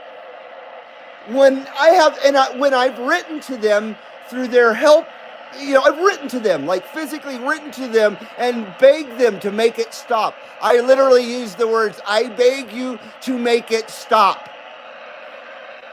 I got no reply. Instead, I get blamed for it, and they say you're in violation of the community rules and shit. I said, man, this is just fucking bullshit. And I'll be devastated if I lost my group because it's, we got 600 members damn near, and it's taken a long time to grow it this far. It's such bullshit. It doesn't have to be like this. It doesn't.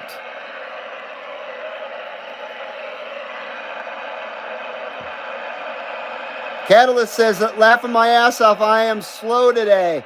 Just realized I was not current in the video and had to fast forward. I do that so many times. Yeah, just refresh your page. Yeah, you're like 40 minutes behind. You're like, what? Something's not lining up here.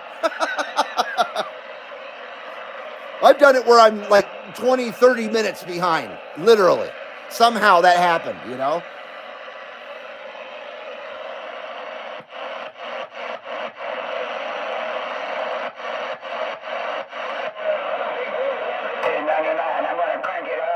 God damn. I haven't had a chance on Channel 11 recently. It's just been inundated with people that peg the needle, unfortunately. And nothing against those guys, But I would think it would take the fun out of the radio, really. When you're guaranteed that you're going to get around the world 10 times?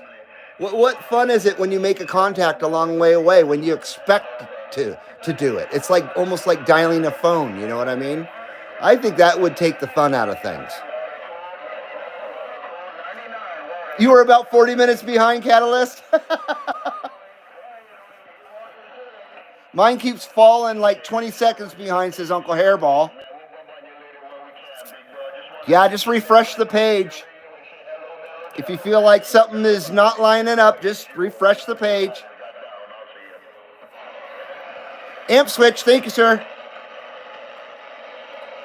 How about it out there, DX Land? How about it, CB Lounge 2112, Carson City, Nevada, with that wave?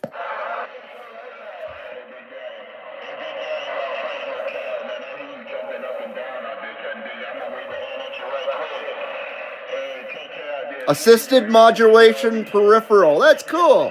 AMP, amp. I like that, Uncle Hairball. That's very good.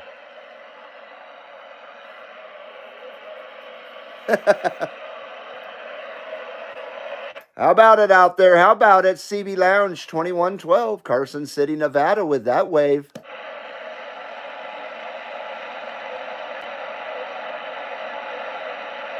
Well, shit the bed.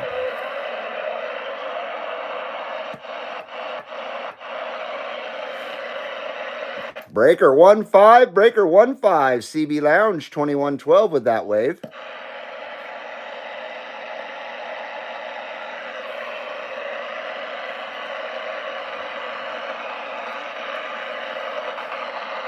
Breaker 1-5. Come on, come on.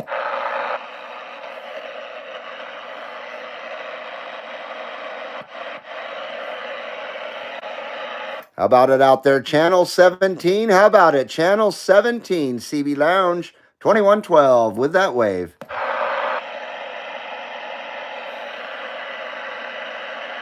Man, I hate when DX ends this early in the afternoon. I fucking hate it.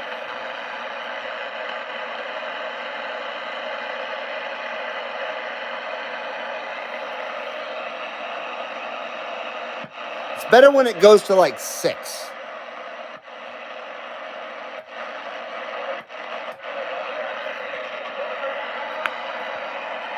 Man, I need some motivation here. I need Zirippa. Zirippa. Look at that. It's still got green around the edges. That thing needs some TLC.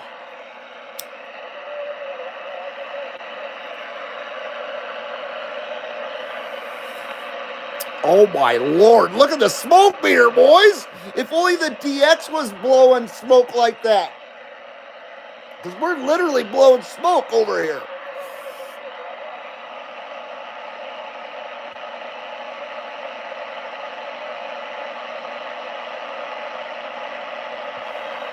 Ooh, that one was pretty smooth.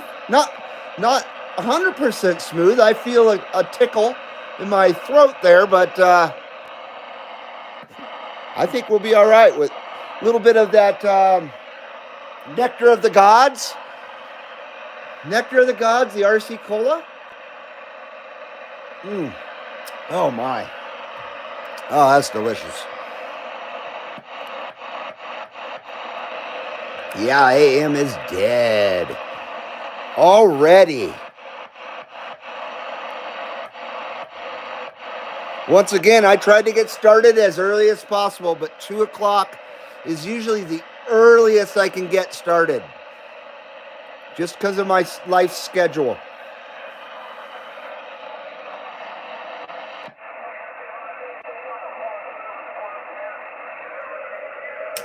Got that amp switch there. Thank you. Yeah, the SWRs are friggin' hell awesome, Travis. Dallas says, acquired more power, AMP. Very nice. I like that too. Think Mother Nature shit the bed and went to her boyfriend, says Sabotage. Yeah, I think so. Although we still have a Hawaii in the house there. Hey, that's who the smoke screen is named after. World Radio 79. There he is right there. There's Ed right there. Hello, Ed. Hello, Ed. 79. World Radio 79. CB Lounge 2112 waving at you there, Ed.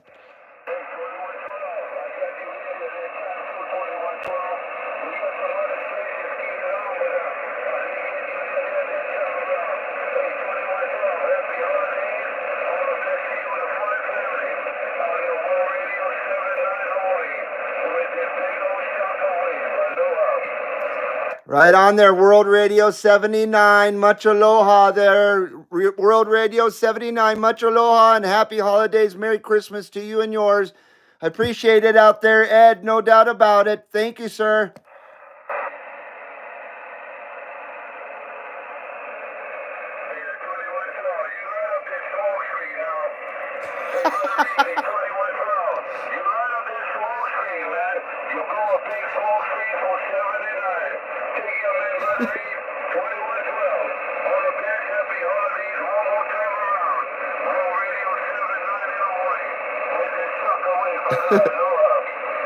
Aloha, World Radio 79. We got that WR 79 smoke screen coming up. We just had one right before you came on, and we're going to have one next with that smoke screen for that WR 79. Aloha and mele kaliki maka, my brother.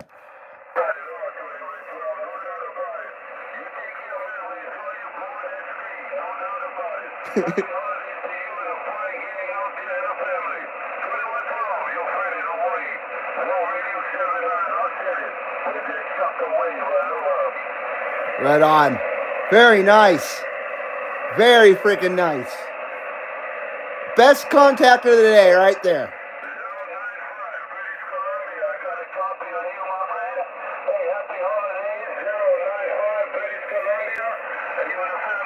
Hello, Trump 2024.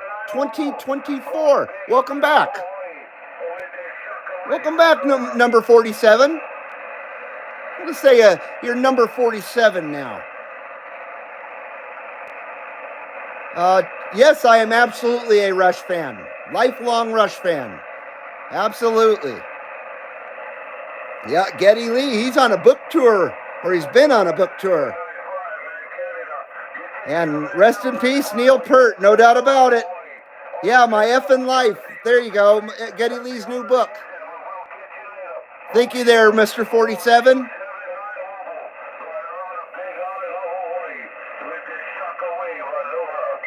I've seen a few interviews with him and Alex Lyson about that book. Very cool.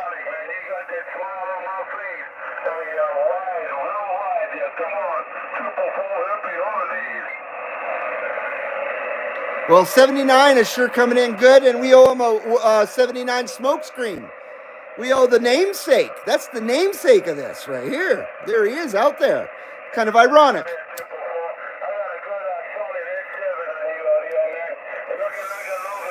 Look at that, boys. Oh, man. I mean, that is so freaking awesome right there. That's totally... Oh, no. 79 smoke screen.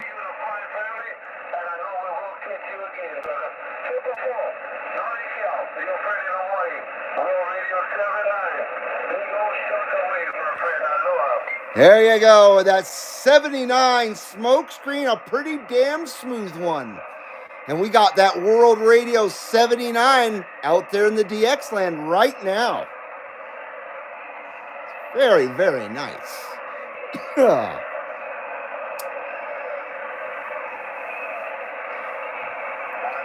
Well, that's good to know that you are a Rush fan as well there, 47. And UDX 1313 says, Kelly Ripa time. Absolutely, man. And Exxon has a little frog there. Is that a little frog? You getting froggy?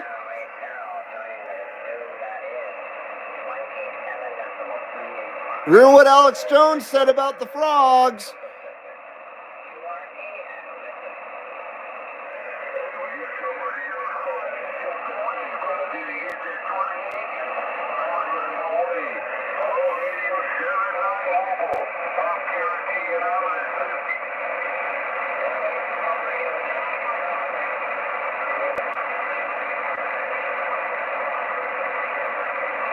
Is that a birthday cake? What is that? Hey, you guys notice there's no heart? I freaking clicked that thing away. Now in the mobile app, they give you the option of clicking it away. Where that's brand new. It wasn't there when I did my last show. So I do appreciate that. Remember when licking frogs was a thing, says Indiana Chris. No. No, I can't say that I do.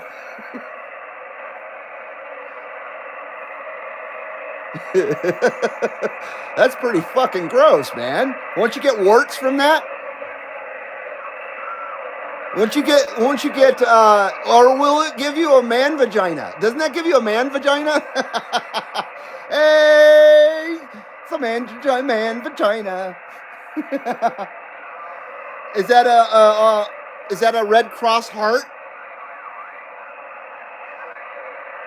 Am I supposed to, is this imagery that you show me supposed to have significance?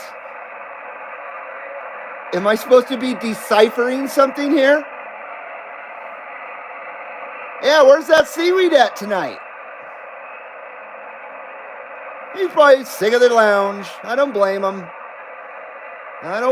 I appreciate you guys' pity and sympathy for coming in and keeping me company today. Red Cross Rippas. Hell yeah.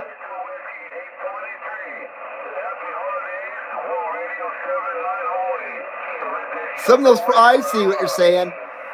Some of those frogs will make you see weird shit. I see. So there's a hallucinogenic on a frog, some frogs, I guess? I didn't know that. Like secreting LSD. Wow, that's disgusting. I just do LSD. Give me some of the window pane over there. Oh, man. I've had experience with that shit. I hate to say. I knew a person that made it.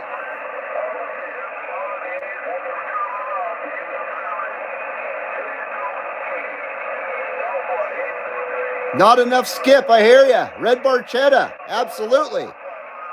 Fucking masterpiece right there. That song will never get old. La Villa Strangiato, absolutely. One of my absolute favorite instrumentals from them. Cygnus X1. Tom Sawyer, I love the song, but I do skip it when it comes around, only because it's just, play it out. But I do enjoy that song still. There's only two songs that I absolutely hate from Rush.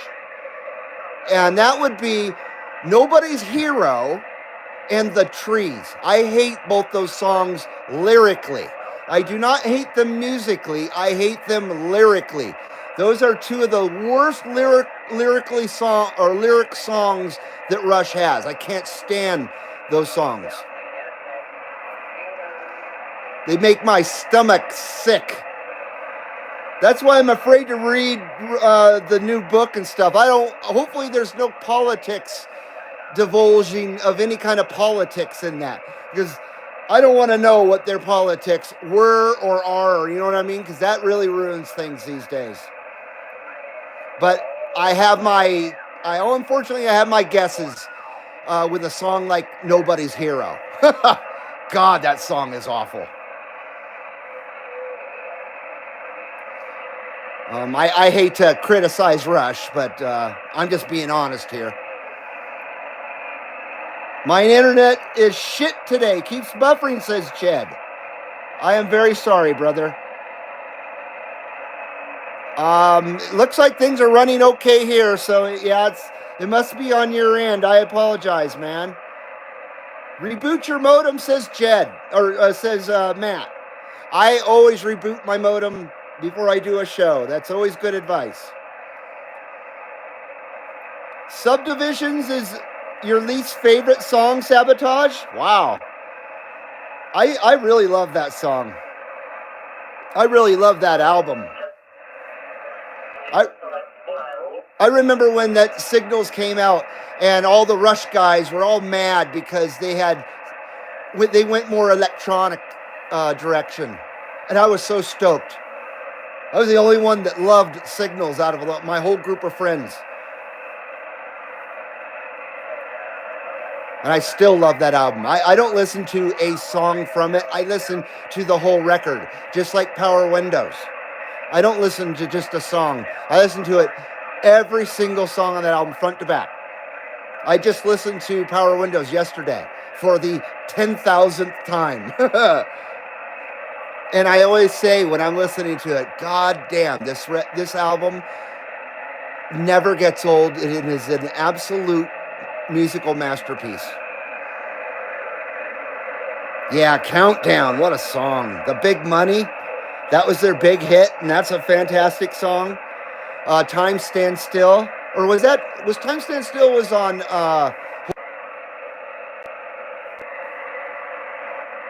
okay, hopefully we're back. Now we're starting to have difficulties. We had to reconnect. They must be, the technology gremlins must have been overhearing our conversations and said, oh yeah?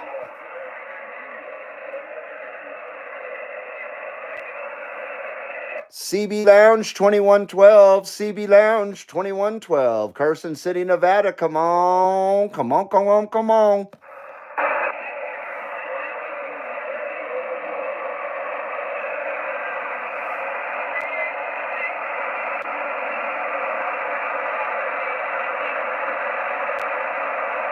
Analog Kid. I was thinking a few years ago of using that as my handle. Or Digital Man. You know what I mean? I like Analog Kid though. Great fucking song. Hello, James Barrett. How you doing, James Barrett? Hello from Southeast Kentucky. Welcome to the CB Lounge 2112 there, James. I appreciate you coming in today. Thanks for joining us. Good to have you here, sir. I worked for a Rush tribute and would go smoke a doob outside when they played it. When they played Subdivision, says Sabotage. Oh, that's cool, man. If they were playing The Trees or Nobody's Hero, I would do the same. No band is 100% perfect, unfortunately. Just close to it.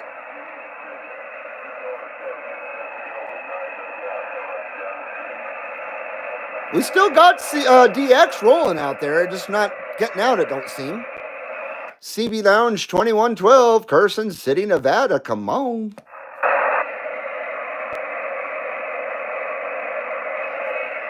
You son bitches. 1986, great year. Goddamn great year. Trump 2024 says 1986 kicked ass, or are you saying the Big Money kicked ass? You like the video for it? Yeah, Hold Your Fire was a great album. And we forgot about Grace Under Pressure, too. And everybody overlooks Presto, and I don't know why. Presto's freaking awesome. Jed says sun shit. Oh, I'm way behind.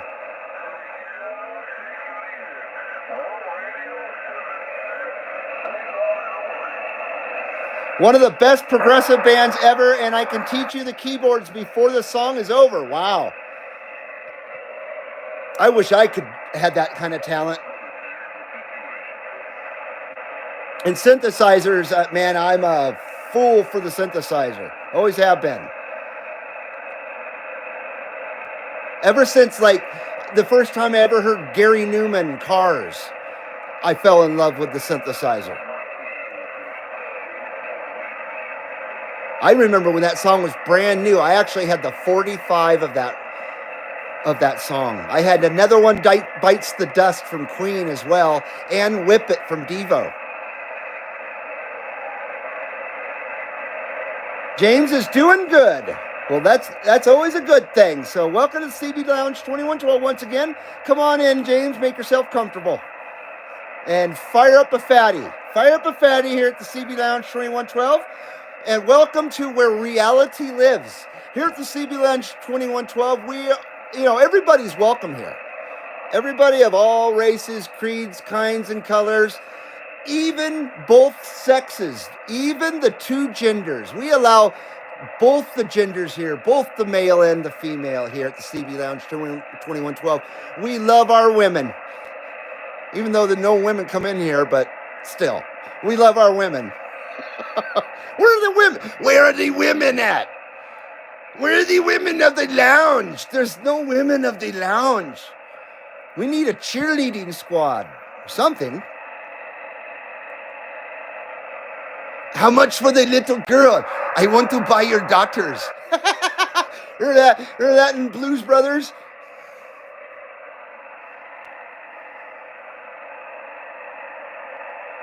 James Barrett does not use any fancy boxes. Well, that's cool, man. Nothing wrong with that.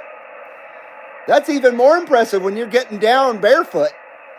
And it's even more impressive when someone's getting down barefoot with like 3.5, 4 watts on an actual CB radio. And I'm not saying that to put down anybody that has a converted ham radio. But remember, a converted ham radio, a lot of those radios have 20, 30, 40, 50 watts, barefoot. But I don't consider that barefoot as a purist. Barefoot is 4 watts in my purist mind, in my purist point of view. Once again, I'm not saying that to put down anybody with converted radios.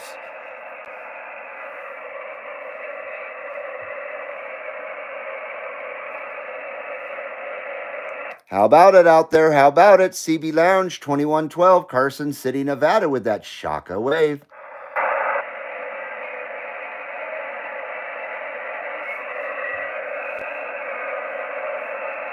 Wow. Is that a song or something going on?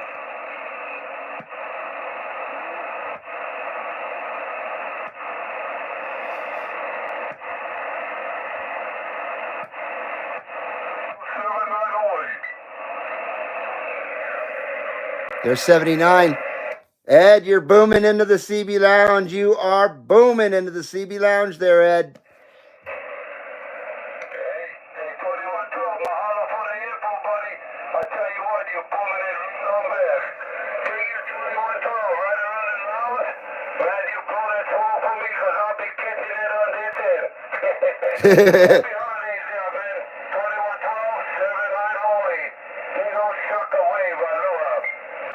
Aloha, nui loa there, 79, and mahalos, my brother.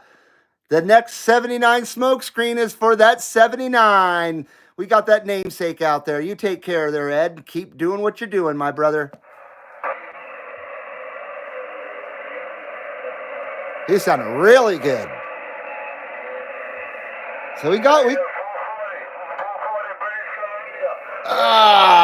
440's out there.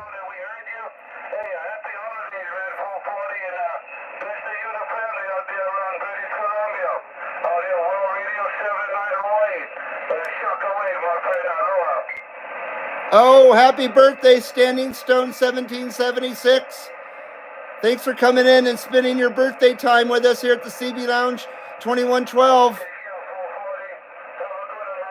Happy birthday, man. I think, what are you, 38? 39s? 38 or 39. So James uses a Quad 5. That's a very nice radio. Foxman would love that information. Foxman has one of those, and he freaking loves his radio, his Quad 5.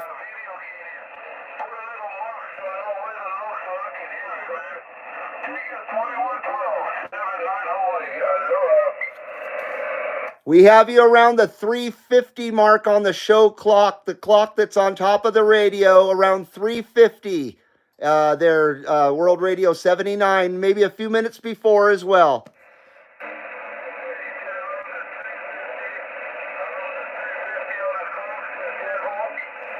Roger that. Roger that. 350. Good, sir. You got it, my friend.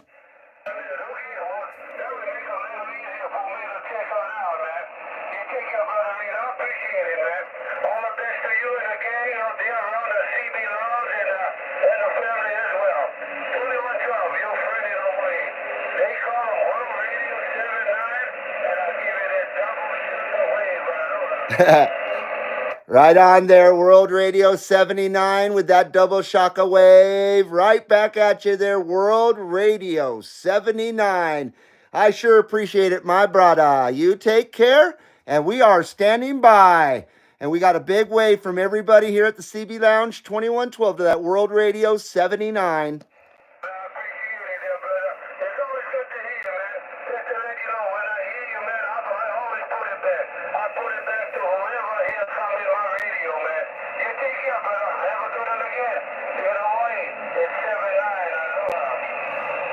Shoots, there's 7-9, and Mahalos, there's 7-9. Good numbers there, Ed. CB Lounge 2112, love you long time. World Radio 79, love you long time. And much mahalos and much alohas to you, sir.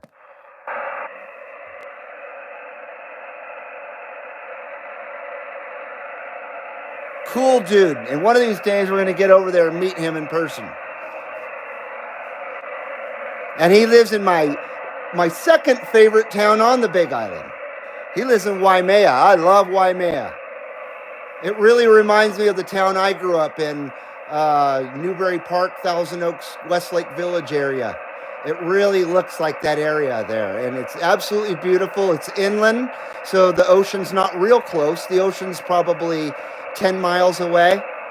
So it's more like a horse country. It really is. It's like horse country up there, and cattle and horses and stuff. It's absolutely beautiful.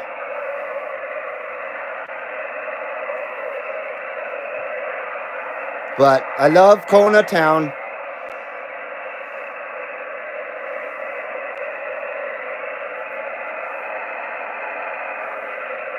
Well, we got some nice contacts with Ed out there, no doubt about that.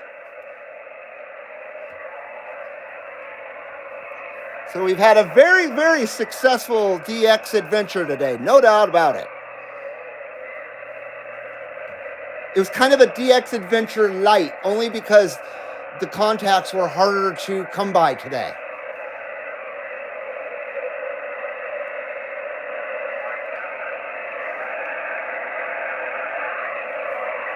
I'm so far behind, I apologize. I'm going to have to go back to the bottom. Hello, Levon. Oh, let's see here.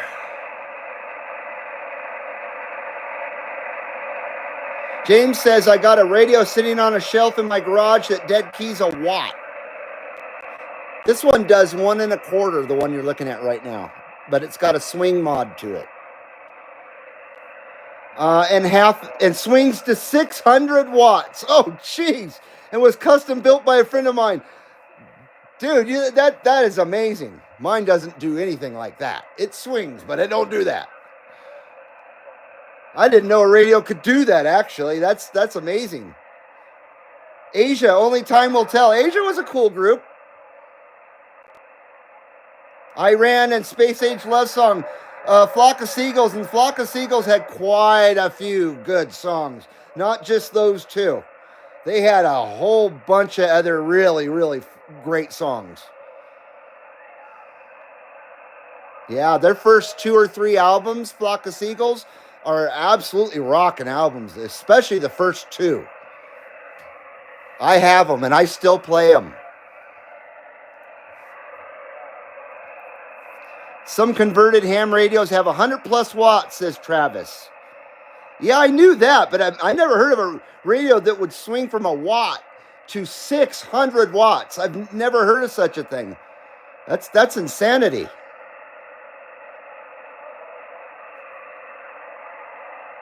You must have to inject the Fenton into that shit.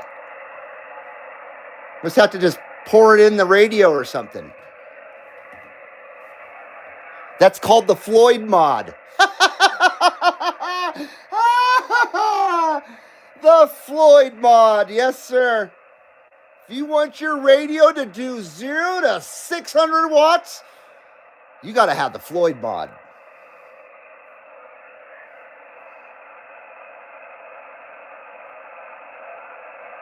Oh, I'm so far behind. I'm so sorry. I'm so sorry now. You guys are just quick. That's all there is to it. We're still going out there. I think Ed took off.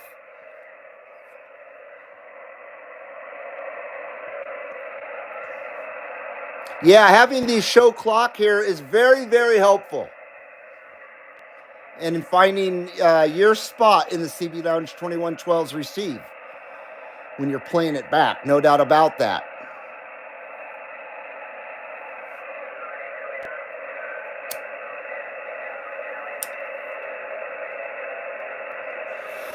Yes, I am on 37 lower standing stones. I had an A99. It's trash now. Trying to put up a 102 stainless steel whip. That's all I got left. Don't have anything else. When I first got back into radio, that's what I did. And it worked decent for getting around town. But I didn't really try to shoot skip with it. So I couldn't really tell you how well it did in that aspect. But I know I got around 10-mile range out of it. So the 102, man, that is absolutely hands down the best mobile antenna you can get. It's just impractical for almost every application on, especially a modern vehicle. But yeah, if you make sure you do a ground plane for that, so you get a nice match for it, dude. There is a video from Mower Junkie, and that's where I learned it from. Mower Junkie, and he shows you how to put up a 102 with a homemade ground plane using wire, like 12 gauge copper, non-stranded copper, solid copper wire. I believe those have to be 102 inches each. It's been a while since I did it. I still have the material for it and everything. I don't know where it's somewhere in the garage. What if I was to try calling you now, Ripa, on 37? You can give it a shot there, Standing Stones. Uncle Hairball says maybe I'll be able to use a show clock one day. I sure hope so. I'm looking forward to that. I'm sorry I had to go back to the bottom, everybody. I got the hiccups now. But if I have missed your comment or whatever, it's not intentional. I wasn't ignoring you. I'm definitely thirsty.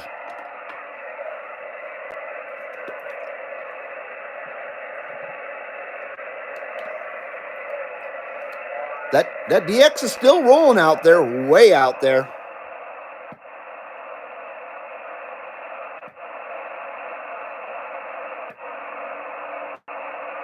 Yeah, that last time we heard 79 there, man, he was sounding so good.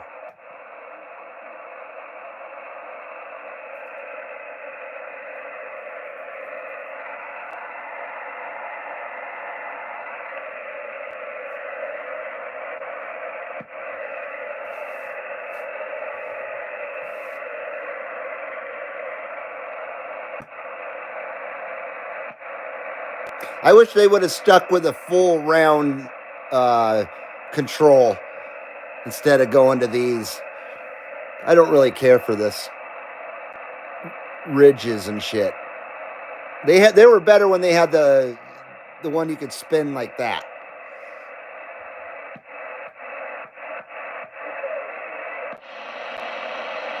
Oh, somebody on sideband on 28?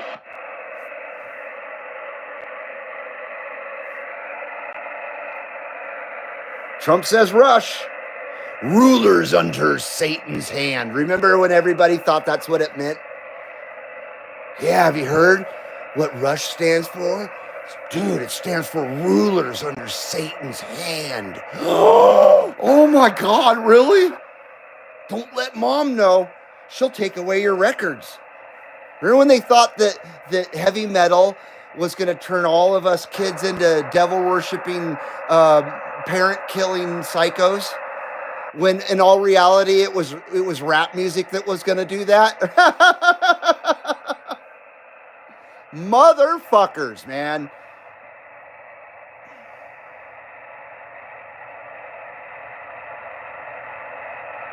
We're listening for... Oh, we left sideband, damn it. Or no, we left 37. We were waiting for Standing Stone. Sorry, dude.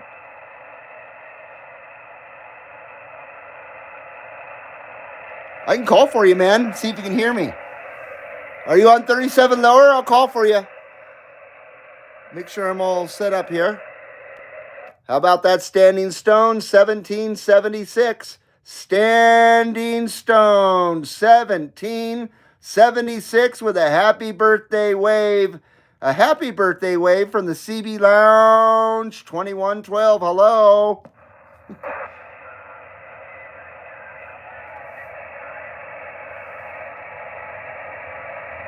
McFly. Hello. Roger that, Levon. No hippie bombs. No hippie bombs, Levon. From Boston to Carson City. I've talked to Boston a few times. I talked to Boston, where you park your car in the harbor yard.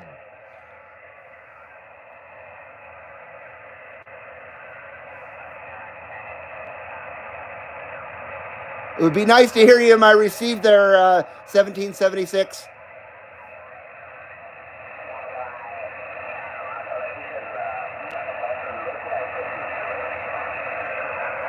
We got somebody out there, I'm not sure who.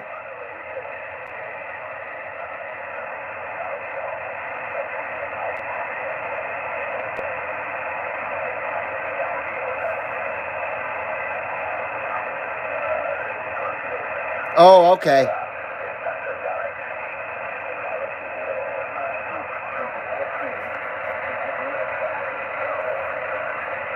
Four, 5, 7. There, Standing Stones.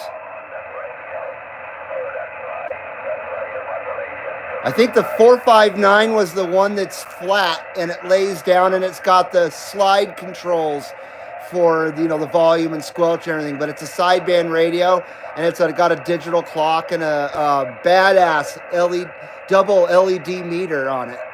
That's a cool unit. Those are hard to find in good condition. And then of course you got the 457, which is badass.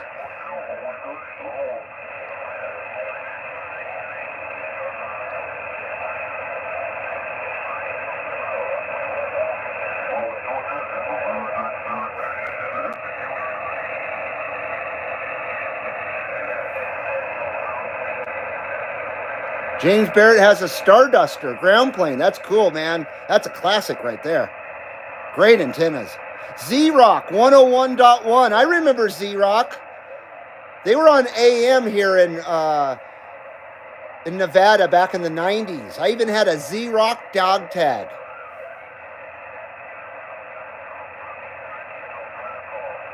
You're probably talking about a different Z-Rock, though, I would assume. I think there was a Z-Rock in New York City, too. That's where Howard Stern was on. God, I hate that guy.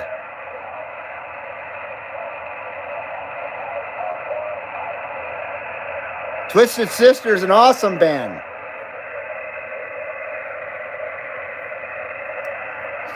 Yeah, Dee Snider testifying in Congress in the 80s in front of the Parents Teachers Resource, or what is it called, PMRC? Something like that, with Al Gore's wife leading it. Those were the days. Yeah, Al Gore's wife, it says right here. Trump says, you know your shit, man.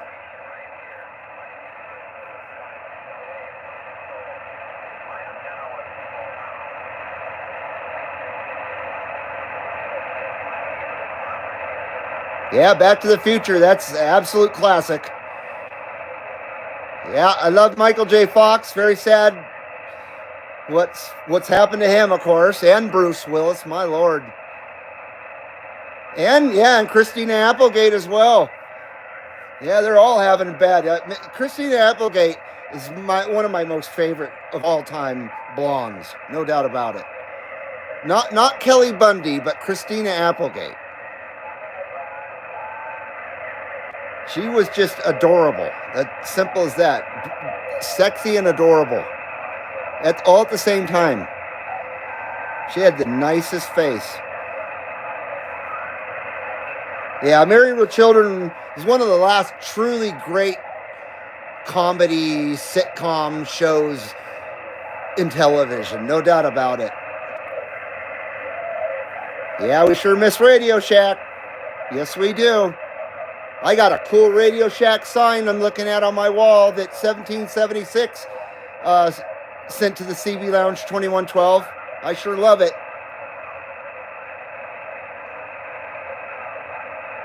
I'm trying to keep up with you guys, but I just can't. Hello, Dominique Lepeo. I see that name in there. Greetings from Paris. Hello, Dominique. Good to see you. Haven't seen you in a bit. Hope you're doing well. Hello, Paris, France, from the CB Lounge 2112. We wave at you now. Phoebe Cates. Yeah, another great one.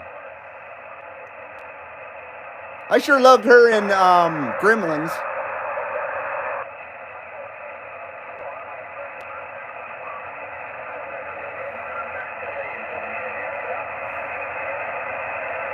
Trump says, bring back Cobra 2000 GTL, 148 GTL. I have one of those. With FM. I could really care less about FM, to be honest with you. Cobra would make a killing on those radios. They would, and I don't know why they don't at least have a base station. But it's amazing that they don't offer the 148. They had the one with the night watch and the sound tracker on it back in the early mid-2000s. That was a cool radio. And then I've got they brought back the classic one, but with a front mic output, or input, excuse me, that's made in China, but very well made, I must say. I have one of those, actually. I got as a gift in 07. That's what kind of got me back into CBing again. I kind of walked away from CBs in 1994 when nobody was using them anymore. Just like the CB radio died overnight. For a decade or more, for as long as I can remember since I was a kid, there was always a CB scene. There was always people every day on the CB. Not anymore. There hasn't been since 94. That was the last of it back then.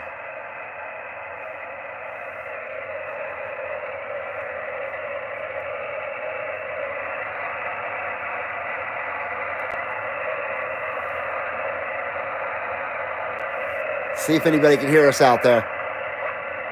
CQ, CB Lounge 2112, Carson City, Nevada. Come on.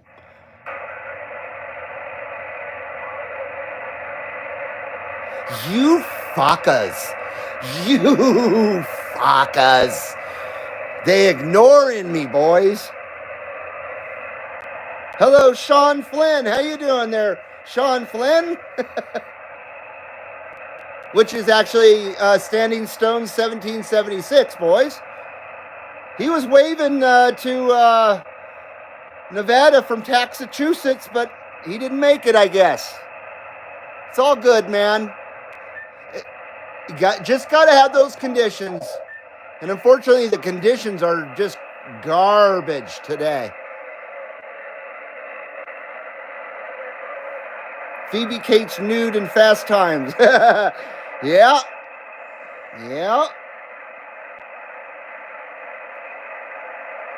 94 sucked for CB radio. You're correct, says Trump. Oh, it did. It just died that year. I swear 93 was normal, and then 94 came, and boom, it was gone. It didn't taper off. CB just died. It was so weird.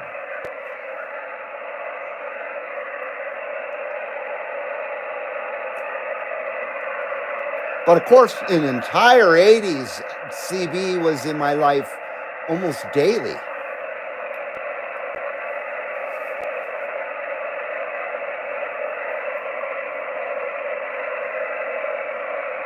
But I started, of course, hearing CB radios back in the late 70s when it was the craze, you know what I mean?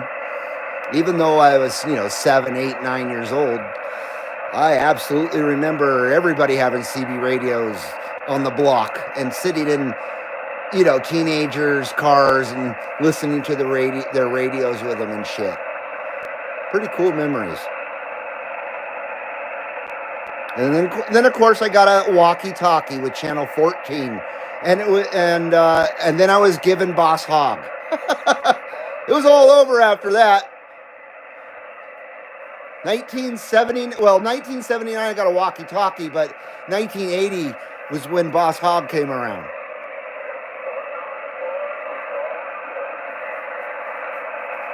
Yeah, you had to have a license back then. I kind of broke the rules a little bit. But I was a little kid. I didn't really talk on the radio much at all. I just listened to it more than anything. I knew adults didn't want to hear a little, hey, little kid out there going breaker, breaker. But when I got around 14, 13, that's when about 14, 84 is when I really started talking on the CB. And by then you didn't have, I think actually that was the first year that you did not have to have a CB radio license, was 1984.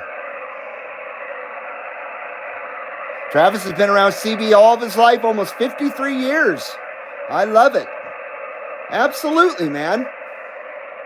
I think most of us probably have that similar background, I would assume.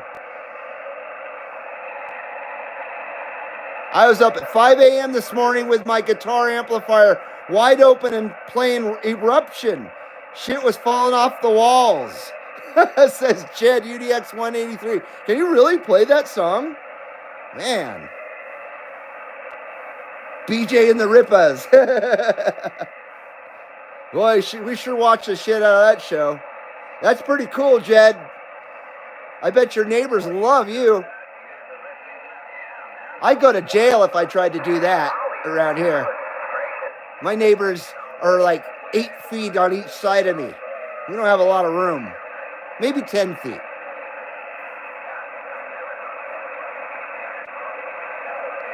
$21.12, I tried, but no incoming at all here. Oh, you have no conditions at all, huh?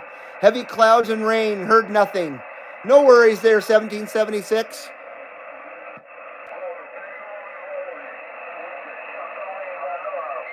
I think Ed's still out there. It's still rolling.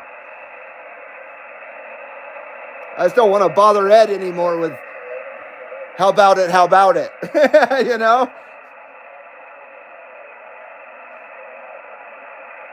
Trump says April Wine video, Enough is Enough song using CB radio. I am not familiar with that. Z-Rock headquarters was on Kitsky, says Exxon. How do you know that? Aren't you in New York? Or is that somebody else? They were. That's where I got my dog tags.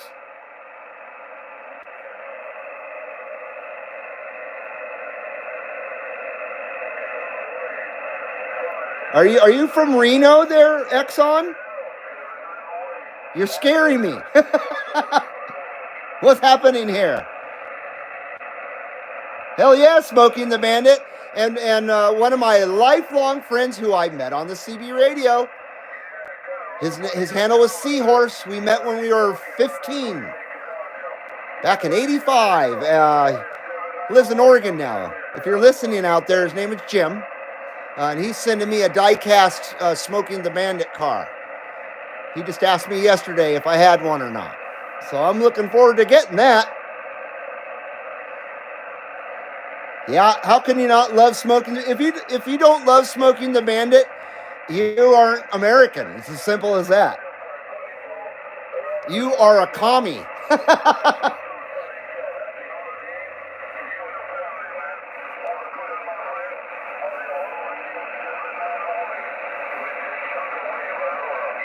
Exxon, you lived in between Burning Man and Area 51? Is that what you're saying? So would you live in Hawthorne? or Goldfield or something like that. Tonopah.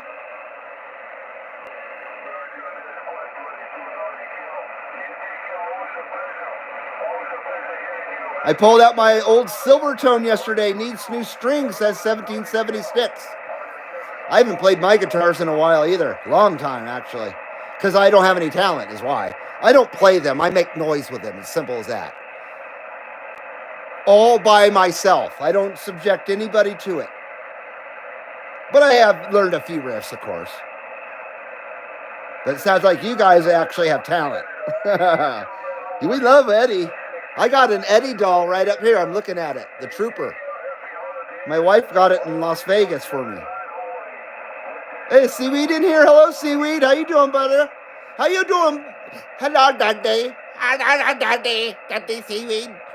We were hoping we are going to hear you out there because I heard people talking to Oregon earlier.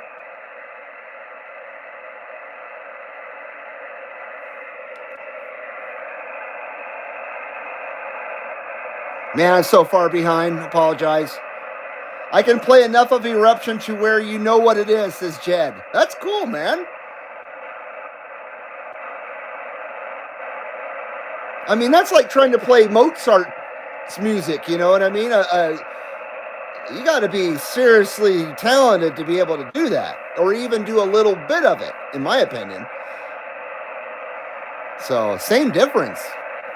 Eddie Van Halen, Mozart, they're both equally masterful. No more Chevrolet Camaro. I never liked those cars. I like cars. I've always been a Japanese car fan and a Volkswagen fan, number one. Yeah, Volkswagen's number one.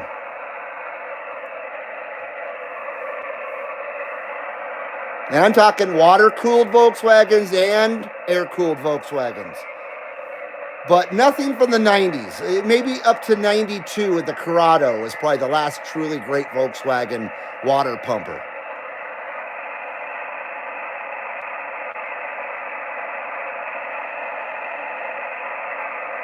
Yeah, I wouldn't buy a current Volkswagen. Hell no. I wouldn't. I don't want to current anything.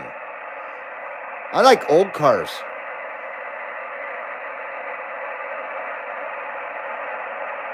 My car's almost 20 years old.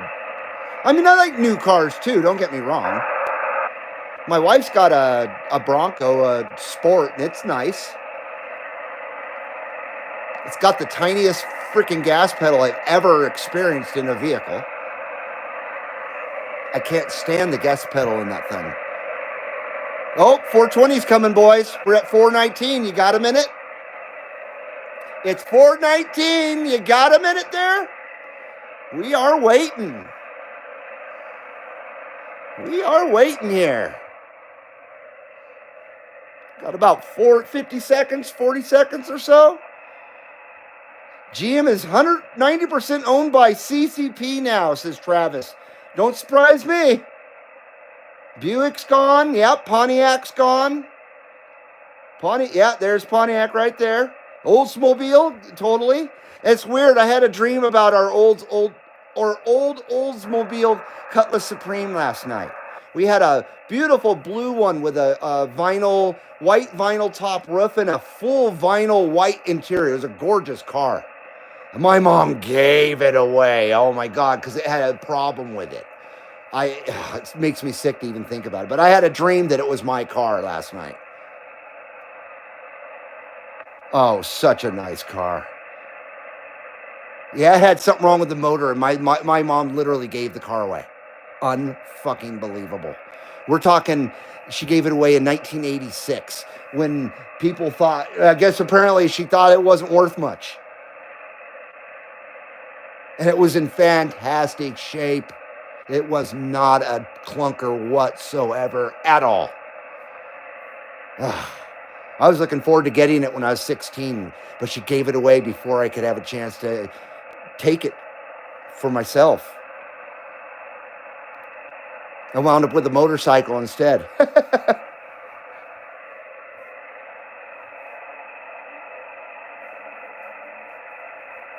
The General Lee CB company, the company is no longer in production. Yeah, they probably got shut down for being, you know what I mean? Just for the name and their imagery. How dare you?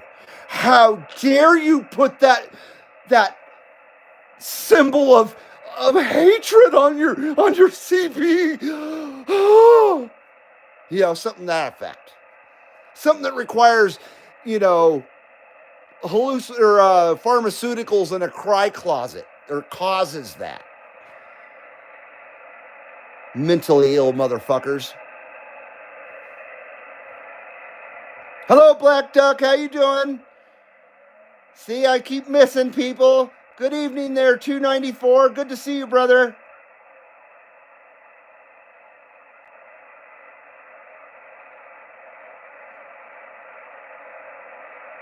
That's exactly why I drive an 81 C10. That's a great truck. This is Uncle Hairball. That's very cool, man.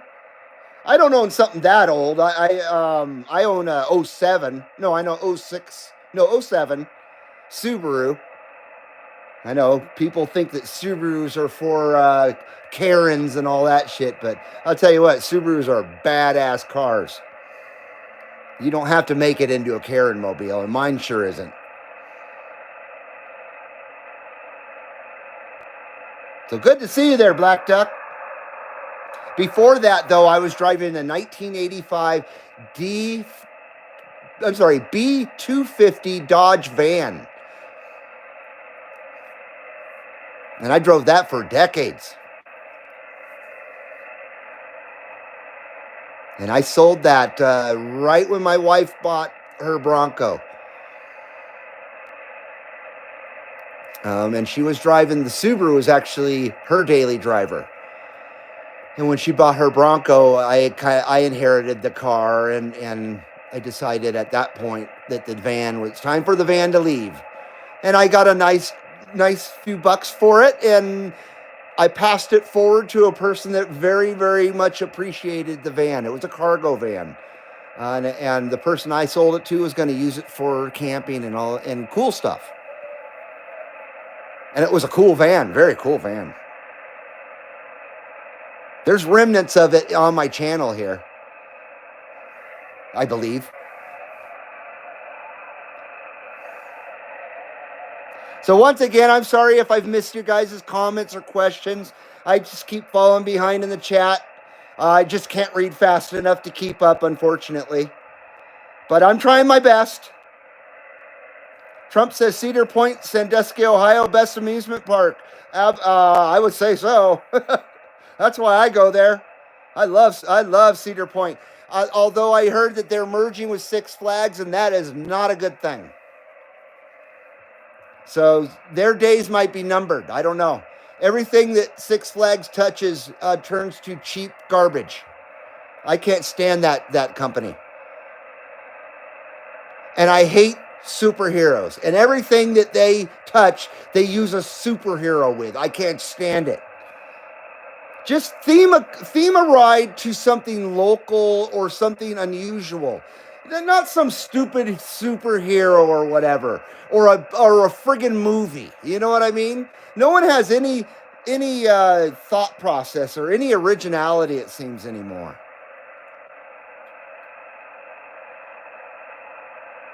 My truck was made out of 5 different ones. Got a vinyl graphic across the bottom of the back window. Says Truckenstein. That's cool, man. My brother, he had a 1970 Mercury Comet that was similar to that. And it was made of a few different parts from different comets. And they're different colors. And the Comet was bright green. And we had lime yellow parts on it. And we called it the Sprite Mobile. Me and him almost died in that one it was a November 9th up in the mountains of Southern California. Believe it or not, there's snow up there, and you can hit black ice and shit, and that's what we did. We were going up to get drunk at the highest elevation in Ventura County, a place called Mount Pinos. We were going up there in the middle of the night with no snow driving experience, no snow tires, a whole shitload of beer, and we're going to go up there and get wasted and hang out all night. wait for it to snow. But we didn't make it up there. We hit black ice and we went off a cliff and almost died. Luckily, we didn't die because the car we were in saved our life. It had high back seats and it acted as a roll bar. I mean, the car saved our life, even though I was not wearing a seatbelt. It was incredible. We lived through it, obviously. And the song that was on the radio was Devil's Daughter from Ozzy Osbourne from No Rest for the Wicked album. I will never, ever forget it. That was a song that was playing when we started getting sideways and when we wiped out. My whole life flashed in front of my eyes. It was in the middle of the night, and I saw everything as clear as day. I saw the entire crash like it was daytime. It was the most intense thing I've ever gone through in my life as far as near-death experience. And I've gone through a few near-death experiences before or after that, and nothing compared to that one. Yeah, pretty gnarly. I don't know how do we get there? Oh, cars made of different car parts. So yeah, Truckenstein, I like it. So I'm back down at the bottom. I apologize if I missed the ones above. Does boosted radios affect cell phones and Wi-Fi TV stuff? I have never heard of anybody complaining about that. Ain't had nothing hooked up since 2000. Oh, wow. Yeah, lots changed since then. And I think TVs and stuff are a lot more guarded or, God, I can't think of the right word. Sorry about that. But yeah, I think TVs are less susceptible to that kind of interference anymore. But our washing machine isn't, and our motion, or not motion lights, but our touch lights in our bedroom, and the little thing that plays the sound of the rain so we can go to sleep. All that's not immune from the radio, and I've tried everything except for a low pass filter to solve that problem. And no bueno. Ozzy Bark at the Moon. Oh man, that's a toss-up as my absolutely favorite album from Ozzy Osbourne. A lot of his albums are so fantastic that it's hard to choose just one if you were to choose a favorite album. Because I love Osmosis, I love No More Tears, I love No Rest for the Wicked. Ultimate Sin's really good. It's one of my least favorites, but it's still very good. And of course, Bark at the Moon, Diary of a Madman, and Blizzard of Oz. Diary of a Madman I thought was actually better than Blizzard of Oz. I bought both those albums on tape right when they came out. 1980, 1981. No, it was 1981. Because he came out with both Blizzard of Oz and Diary of a Madman in the same year. And then the next year he came out with Speak of the Devil, which was all live Black Sabbath shit, as you probably already know. And then, of course, Bark at the Moon came in 83. Oh, Bark at the Moon. It gives me goosebumps. Yeah, I love that album. Waiting for Darkness, man. That song kicks ass. I think that's the best song besides the title track on that whole album is Waiting for Darkness. I missed the Mac Daddy radio show that was real entertainment. It says DRCA on or DCRAX on. Are you talking about Mac Daddy from Reno? Mac Daddy Double Deuce? Oh, okay. I'm sorry. See, I missed your stuff up here there, Exxon. You live 2 blocks away from Mac Daddy. So you're from Reno.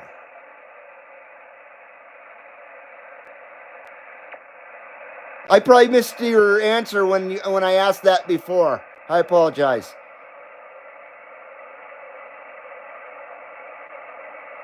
Truck Norris, Jed says. That's what he calls his truck. That's awesome, man. I call mine Truck Trash, says Exxon. American Bandstand with Dick Clark. I never really watched that show.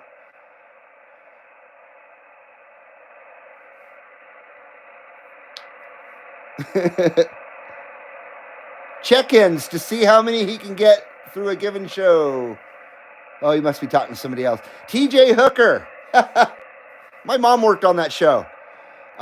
They filmed that at the Safari Inn on Olive Avenue in Burbank. That's where TJ Hooker lived. And that's actually a real motel. And or actually back then it was.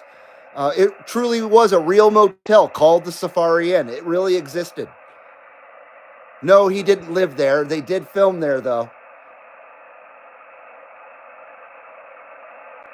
And no, I don't think Heather Locklear was that great. I'm sorry. I just never really saw it. She was kind of plain rap looking. There was just, I mean, she wasn't ugly, of course, but there was two Heathers at that time. Heather Locklear and Heather Thomas from The Fall Guy. Sorry, but Heather Thomas was smoking. Heather Locklear looked like a little girl compared to Heather Thomas. Heather Thomas she was a babe. Total babe. And Fall Guy was a great show. It was better than TJ Hooker. But we did watch TJ Hooker. Randy Rhoads, rest in peace, absolutely. I went to the same junior high school as Randy Rhoads. His mother lived 2 blocks over from where I lived in Burbank, California. He went to my junior high school, I believe, 8 years before I went to it. I think he was 8 years older than me. And I took a printing class. And in printing class, the teacher, who had been there forever, obviously, had a trophy case full of all different projects that kids had made over the years. And Randy Rhoads made up a whole bunch of guitar lesson cards, like business cards for guitar lessons. And I'll never, ever forget seeing that in the glass case where all the other projects were. And there was Randy Rhoads' business cards that he made when he was 15 or 14 or whatever his age was. Probably 14 at the time. Pretty amazing. So I went to that junior high a year after he died. I started at John Muir Junior High School in 1983.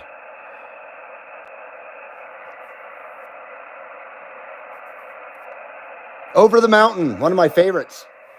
And Flying High again.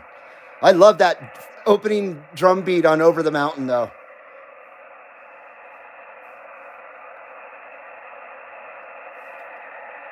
How do you get rid of water in the gas tank? Add more water. Just kidding. You got me, dude. I don't know. Never had that. Dry gas, says Travis. Hair dryer. A flare. A road flare. You have to drain the gas tank, says Matt. Yeah, that's probably a better solution than a road flare. The Fall Guy, Lee Majors. A motion picture of the TV show coming out soon. No thanks. No, thank you. I'm guaranteed it'll be a stinking hunk of shit. Yeah, I have no interest in that. Just a remake of Ghostbusters. Give me a fucking break. No offense, Trump. That triggered me. That friggin' triggered me. I can't stand... Hollyweird is so unoriginal and has absolutely no originality, no talent. None of that. None of that exists there anymore. They just take something old and try to make it new and current, and in the process destroy it, and then they just ruin. They ruin everything. If they were going to make a Fall Guy movie, they better have made it in 1984, not now. They should have made it back then when it was appropriate. Stupid. And I bet the Fall Guy is some non-binary fucking whatever. Fall Guy can't get hurt. because it's not nice. So the fall guy won't do stunts anymore because he gets hurt and it's not nice. I could just see it. Yeah, and Howie, of course, will be a black dude. And then Heather Thomas's part will be a lesbian because you got to put a chick in it and make it gay. Remember that. Sometimes I absolutely hate this world. I really do. I love everybody that comes into the CB Lounge 2112 and tries to get away from that bullshit. So I appreciate you guys, that's for sure. At least we're all on the same page because I assume that you guys would not be here still if we weren't on the same page. Or you got thick skin. Or both. But yeah, today's society, if you even want to call it that, is bottom of the barrel. By design. This isn't by accident the way our world is now, as you guys I'm sure already know.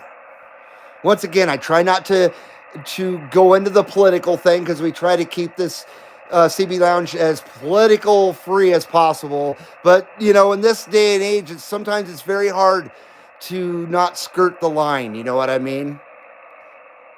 Because our country is so divided. Beverly Hills Cop 4. Give me a break. What about Indiana Jones and the Crystal Skull, and then the one that came after that just recently? You know what I mean? There's no reason for it. There's no use for it. Anybody over the age of 30 years old is going to go, no, thank you. I'll just go watch the real one. Yeah, pathetic. The last Ghostbusters was really good, says Jed. I still want nothing to do with it. That's the one that they appear in again. Don't they hand down? I don't know. I know that I've heard that it kind of went back to its roots in a way because Bill Murray's in it and so is Dan Aykroyd, of course. But, they're old now. It's a whole different time. I just don't want to see Ghostbusters in modern day. You know what I mean? I want to see Ghostbusters in 1984 when it took place in 1984. And that's another movie that I got to see a whole bunch of the sets for. Oh, yes, I did. The whole top of the building set when they fight the Stay Puft Marshmallow Man was on stage 15 at the Burbank Studios. And I had access to that shit because my mom worked there and she was in good with security. All the security people loved her. So we'd go out there on the weekends when nothing was going on, and we'd hook up with security and go on a little tour. It was a lot of fun. I got to see the Goonies ship that was inside of a cave. I saw some amazing stuff that I don't talk about a lot of the time because people think I'm just lying, making up stories. But it's true.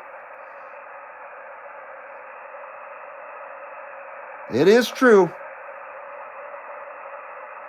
Michael Jackson didn't get to see that Goonies set before I did. I saw it before that son bitch.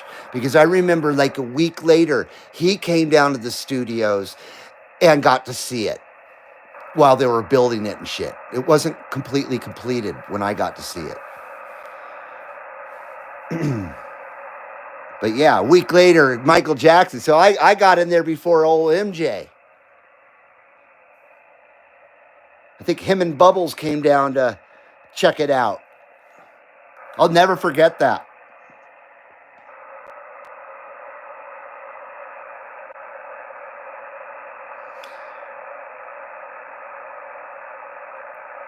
Motormouth Mall. God, that's hard to say. Was on channel 6 today, says Foxman. I'm sorry if I didn't say hello to you, Foxman. Damn. I know you're on here earlier on your other account. Once again, I'm sorry I'm missing everything. I'm starting to get all stupid and shit and just getting lazy is what I'm saying. I apologize. Let's do one more round around the dial here. See what we don't have. Some weird noise, I think. Oh, 79 still out there.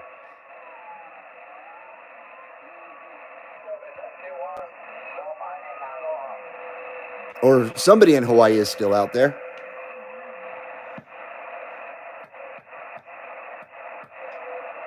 But I've ruined it for you guys now. I just talked way too much.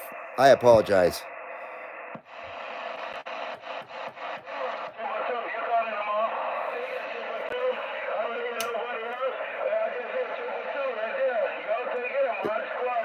Oh, Mod Squad's out there now. Let's see if we can't get to Mod Squad. How about it out there, Mod Squad? How about it, Mod Squad, CB Lounge 2112, Carson City, Nevada? We're waving.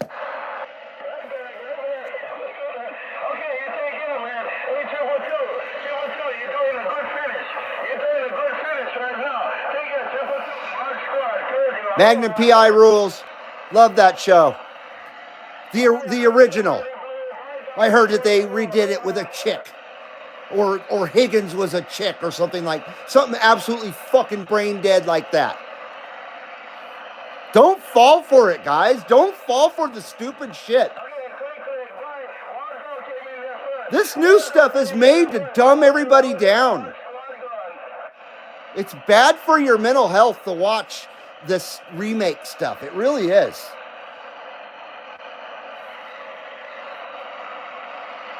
I killed my television 20 years ago this coming year. It was 2004 when I said, you know what?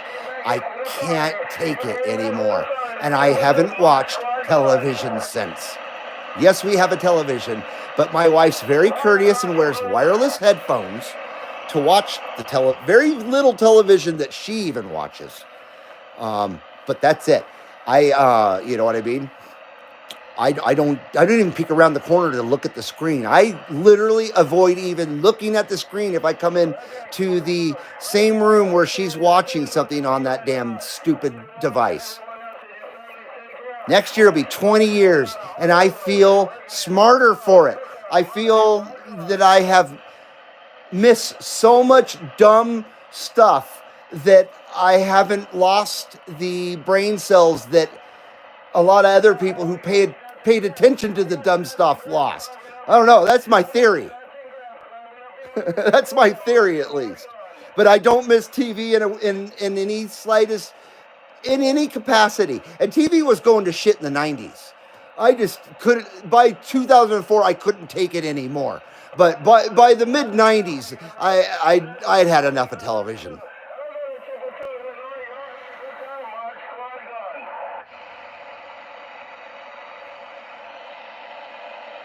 At least keep splits rooms. I'm not sure what you mean, Foxman, my deed.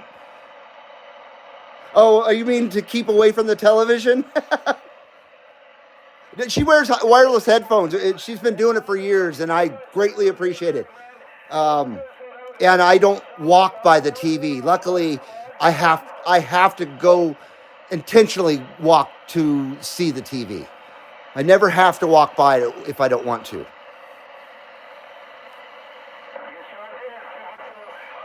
But she doesn't watch very much television either, but I keep preaching to her to just stop altogether. But she won't. She wants to see the damn Bachelor crap and what, I don't know, whatever else fakeality TV is on.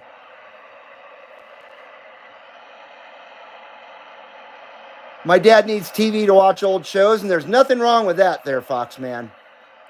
If you're watching old shows with the television, then you're utilizing the television for what it was intended for. That was before propaganda was put into everything. Sorry to be so negative. I don't mean to be negative. I'm just trying to be realistic here. Modern television is bad for your mental health. Simple as that. It is bad for you. I don't want to know what the current whatever is, the current whoever is. I don't want to know what the popular fad is. I don't want to know anything about that stuff. I do not care. I will enjoy the things of my life that I know. I don't need to know what the latest stupid thing is. You know what I mean? Don't need it. I don't need anybody to tell me what the cool thing is to do nowadays. You know what I mean? I'll figure it out for myself.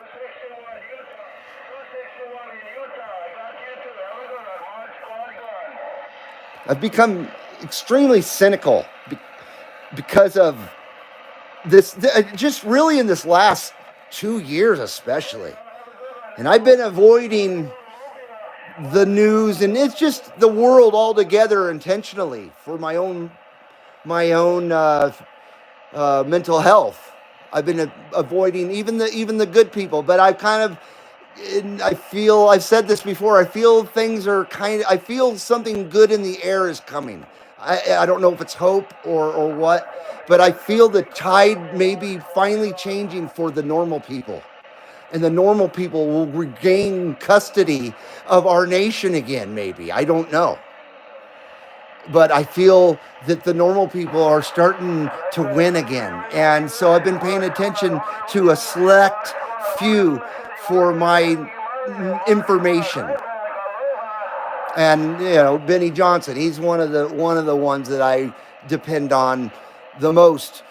Even and a lot of times I can't even deal with him, not because he sucks, just because it's overwhelming. So yeah, I'm sure all of us are very cynical, way more cynical than we ever have been in our lives. I would assume so. You can't help it. When everything is fake and everything is not the truth anymore, and everything is designed for a reason and not for a good reason, how it's hard not to be cynical anymore. It seems there's nobody good out there anymore, with the exception of the people that are being persecuted by all the shitheads. It's not fair, man. I haven't watched TV over 20 years, says Uncle Hairball, so you're right there with me. Yeah, you and I missed absolutely nothing there, Uncle Hairball. I don't think to myself, gosh, I wonder what went on in the last 10 years in pop culture. Nope, sure don't. Don't care. I could care less. I could care less.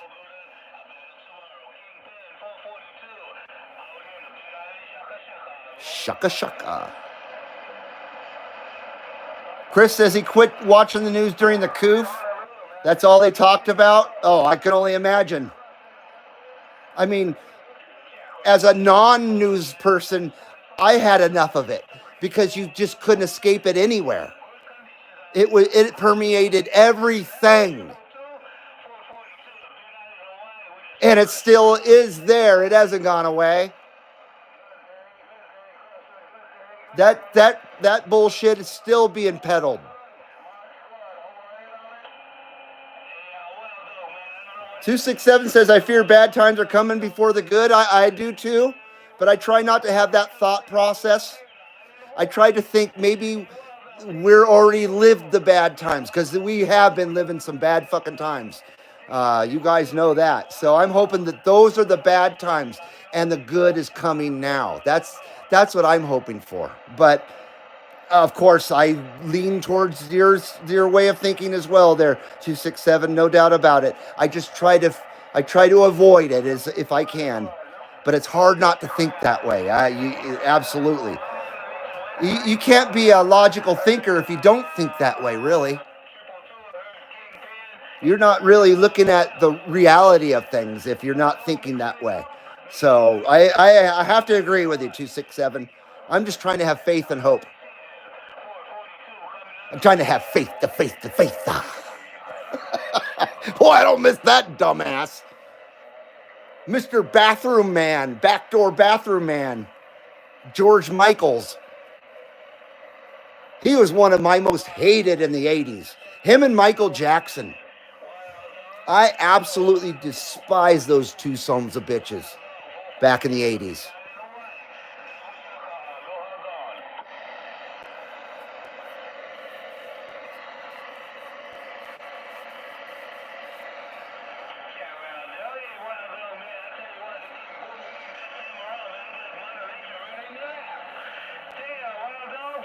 Oh yeah, I saw all about that Fox man with Mr. Jones and Mr. Musk. It's fantastic.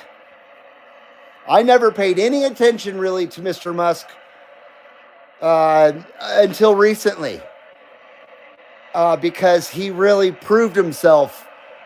Unless he's a fraud like Kid Rock, because Kid Rock's a fraud, absolutely a fraud. He's trying to get everybody back on the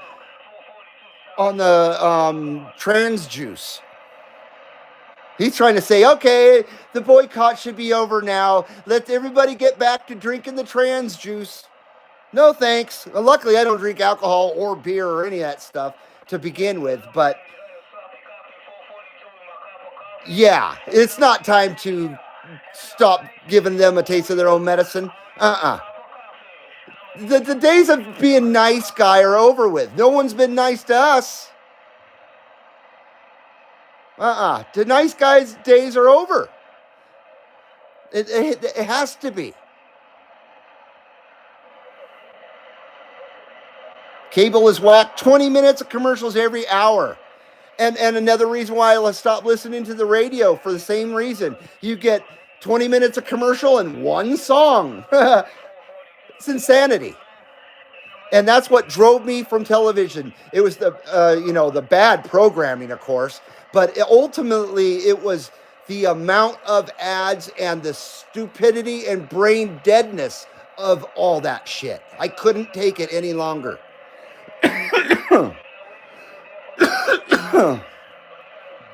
I was feeling angry every time I watched television. I was angry and frustrated and just disgusted.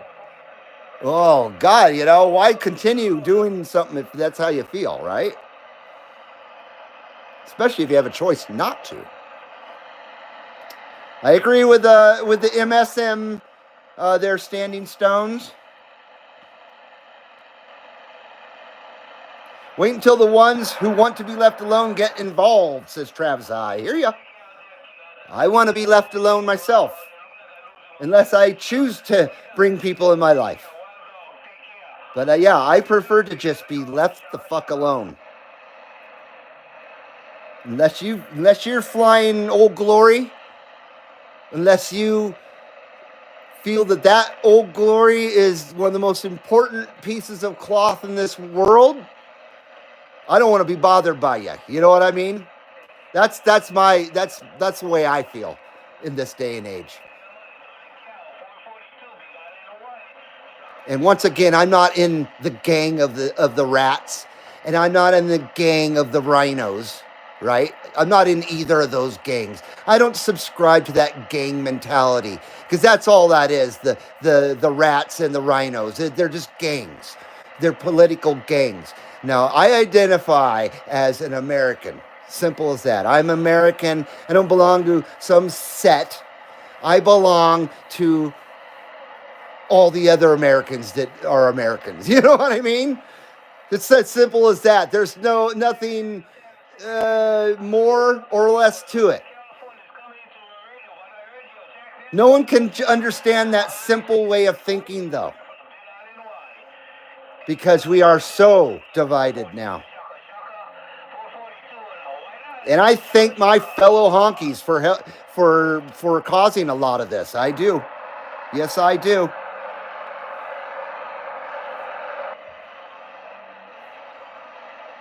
$11 herbs and spices. Sorry if I went off on a kind of a tangent of bullshit.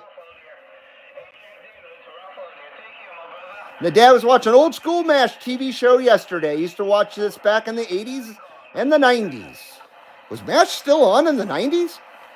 I remember it in the 70s and the 80s. I know it ran a long time. When I was a kid, I didn't really like the show because I didn't understand it. I was a kid. I was always waiting for the intense war scene that was coming that never came on MASH. You know what I mean? I was like, well, where's the guns? And, I wanted a war movie like Apocalypse Now. MASH wasn't cutting it. You know what I mean? In my 10-year-old mind.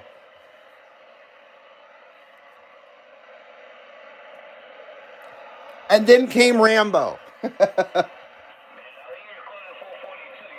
Boy, that First Blood movie, the original, the first one, First Blood, what a fantastic film. I love Sylvester Stallone. He's not one of them freaks. He's not a part of that set, is Sylvester Stallone. That guy's a real person. He's not a lizard person.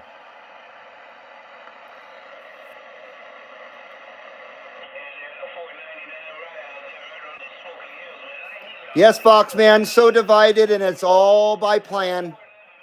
This isn't accidental. This is all by design. And the more people that realize it, the better.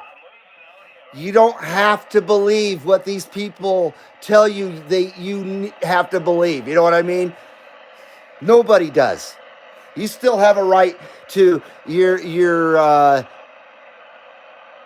old school morals and values and all that stuff. That stuff still counts. It's not out the window. That's at this household, that's for sure. But we don't live in the weirdo zone either.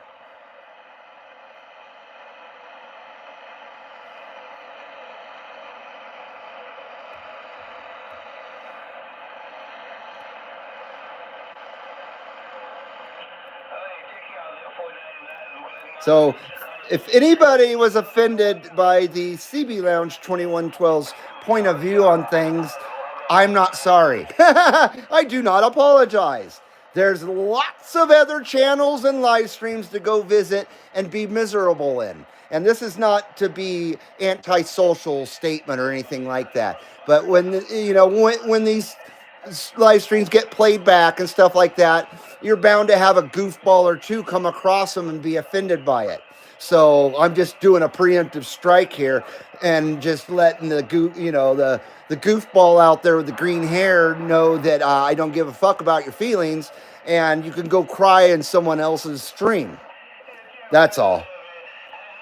And if you're offended by the CB Lounge 2112, there's lots of rocks to go kick. Go get kicking. Go get kicking, and I'll get ripping. Mongoose out there? Oh, shit. He was in here earlier in the chat.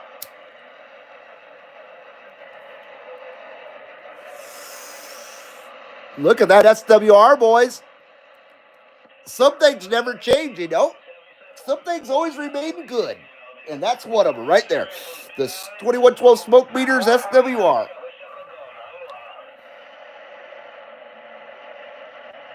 '79 smoke meter, 79 smoke screen. I kind of rushed that because I want to do a shout out here. See if I can get down to Hawaii. Got to cross to Hawaii. How about it out there? How about it? CB Lounge 2112, Carson City, Nevada, with that double Shaka wave. Excuse me.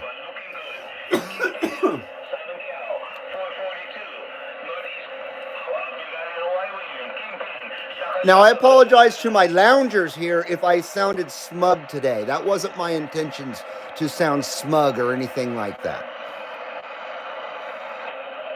I do care about my loungers' opinion, of course. But the goofs with green hair, GFY, like Mr. Musk says. GFY.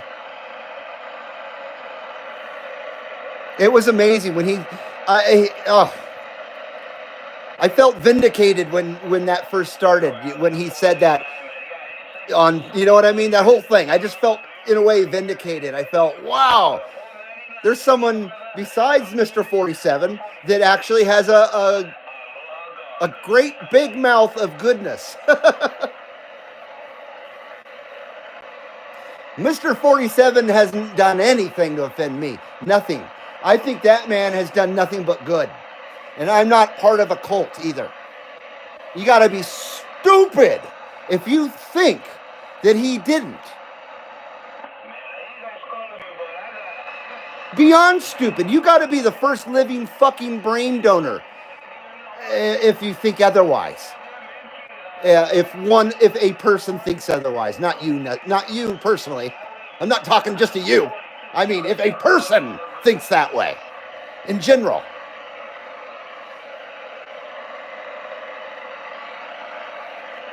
Shaka Shaka, CB Lounge, 2112 with that double Shaka wave. Come on.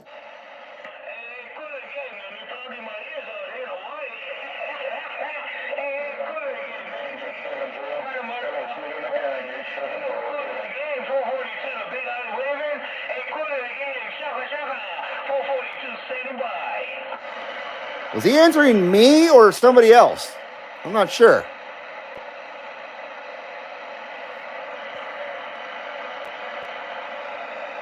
I think he's talking to somebody else that we just can't hear.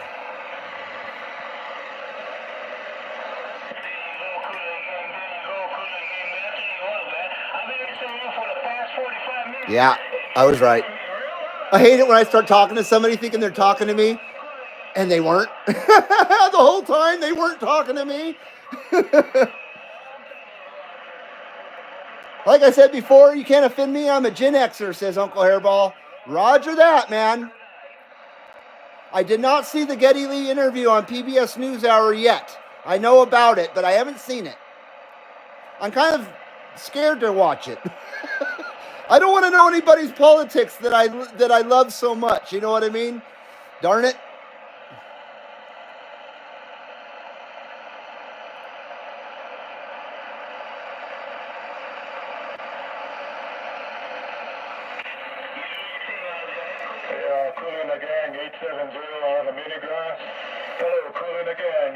Cool in the gang.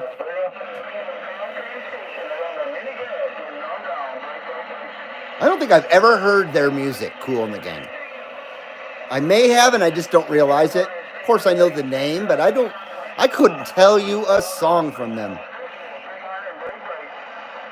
Nor do I, probably don't want to know a song from them. I have a suspicion. I'll post a picture of my meters I'm building on the 2112 Facebook page, says Jed UDX183. I appreciate that. Very cool, man. You're definitely good at building stuff.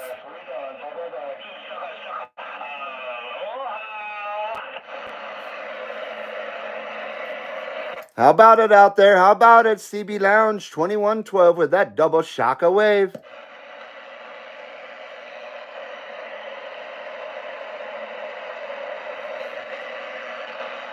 CB Lounge 2112, Carson City, Nevada. Come on, come on, come on. I guess Cool in the Gang is just drowning me out, I guess. I got no cool. Because I got no gang.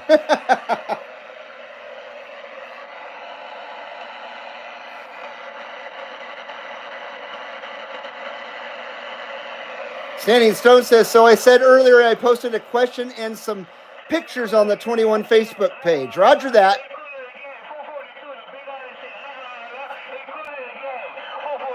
I hear you there, brother.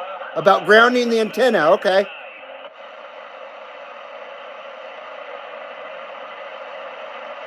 I want to weather balloon in an antenna, says Exxon. I want to weather balloon antenna. You want an antenna that's on a weather balloon? Is that what you're saying? Huh? I raised 3 girls, and my family was a generation of General Patton, says 510. Well, I appreciate that. Absolutely, man.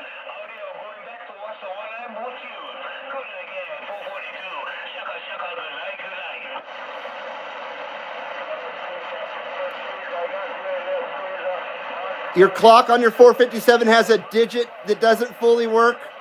Any suggestions? Have you tried hitting it? Try banging on that sucker. It's probably just dead, man. That clock's old. That's one of the first generation LED displays that are in that thing. So I would guess to say it's probably not repairable. you probably would have to put a new clock in there. That's my guess. Or take the clock out and put a frequency counter in its place, and bring the kind of mod that radio, retro rod that thing, I guess.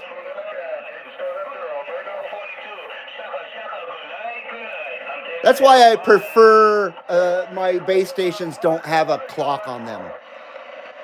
I just don't care to have a clock built into my base station. It just takes up real estate that could be used by other better features. Because if you notice, most of these base stations with a clock, it's really a kind of a gimmick. They put like 10 buttons that just for the clock alone, just to make it look like the radio has more features than it really does, because it's all for the clock. It's kind of funny in a way.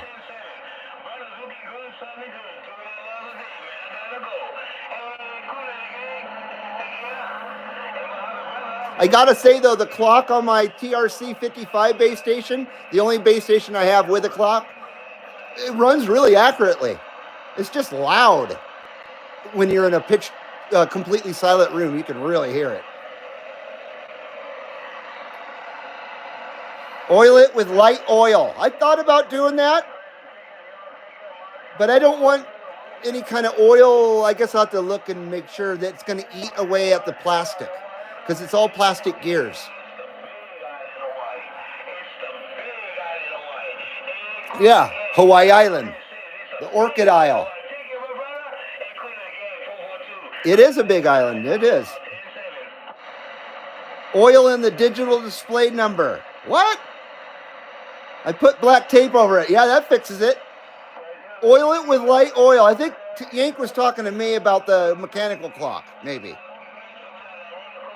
Oh, I think he thinks that you have a mechanical clock. I think that's what Yank was thinking, that you had a mechanical clock in your base station there, Stones. If I'm correct, maybe. Yeah, because he thinks it's got dust in the gears. You could spray deoxit on it. That won't hurt anything. Foxman's right. You can tap on the contacts with your thumbnail or your fingernail. You can flick it or whatever. That's what I do. I flick it with my middle finger and to see if that does anything. It might be just a bad solder. But my guess is the clock has had it and it doesn't want to work anymore. That's just my guess. I could be wrong. Depends on how bright the other segments are as well. That really tells you the status of that clock. If they're really, really dim, that clock is done for.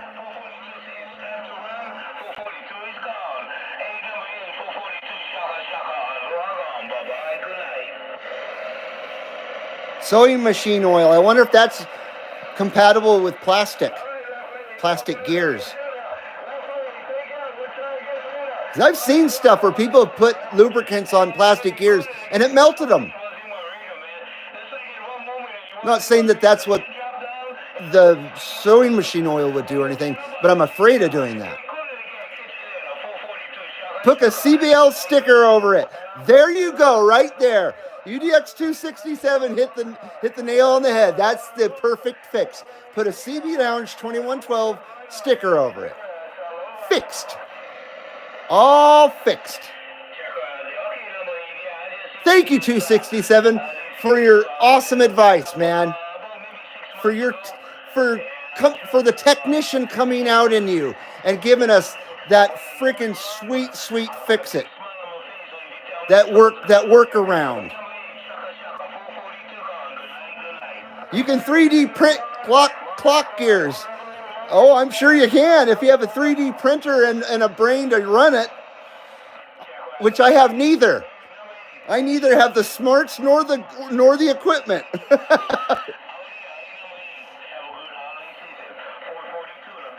They may unplug out of a socket. Yeah, it's hard to say. I don't know what the behind that clock looks like, unfortunately. Mr. Q says, I'm back. Just posted a short clip of my TRC 471 to the CB Lounge 2112 Facebook page. I appreciate that. I look forward to seeing it. 471 or 417? Trying to remember which radio is the 471.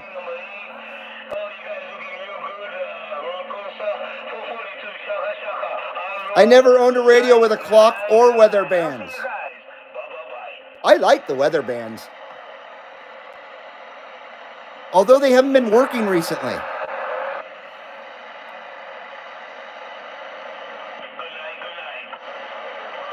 Yeah, the TRC 55 is the only radio that I've ever owned with a clock in it, and that was given to me, so I mean you can't complain. That was a gift. And I've never seen a mobile radio with a clock built into it. I'm sure there is one that exists, or two maybe, but I've never seen one.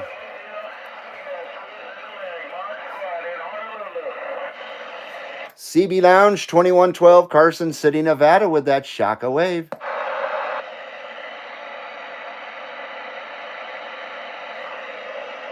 I don't think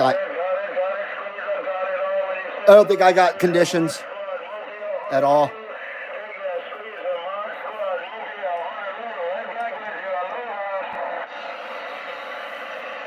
I'm starting to get hungry, boys.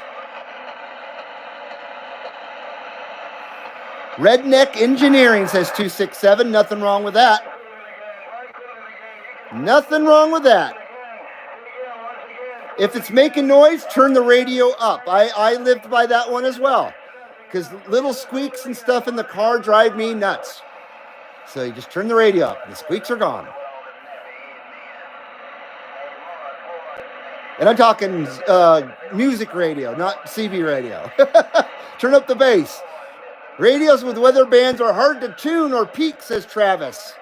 I've heard that before. Yeah, I don't know. The one I have, I only have one that has the weather on it, and that's the PC78 LTW. And I've adjusted the power and just the power on it. That's it. Other than that, it's completely left alone. I think I turned it up half a watt.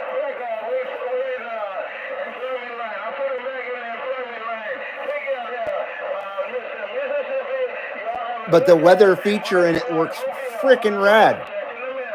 And we have such drastic weather here at times of the year that I actually use the weather channel on there a lot. I have it on my scanner as well. So when I'm with my scanner, I'll listen to it on that.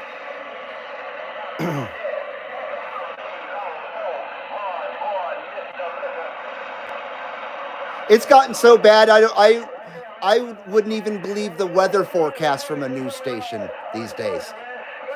You know what I mean? So I only listen to the freaking NOAA weather or look at someone's weather station that's local.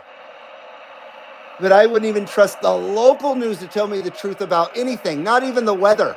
I don't trust the news right down to the local paper. I don't trust any of them. None of them.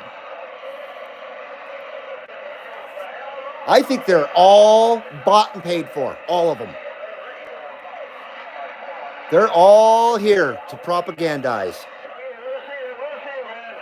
They all have the mental illness, all of them.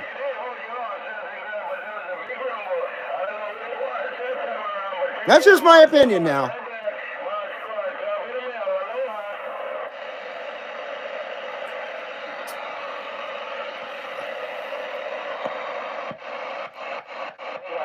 I forgot we were on channel 6 the whole time. I thought we were on channel 11. How about it out there? How about it? CB Lounge 2112, Carson City, Nevada, with that Shaka wave.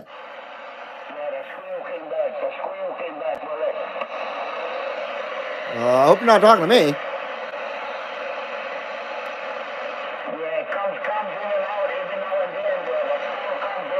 Damn squeal. I bet it's a honky's fault. Always is.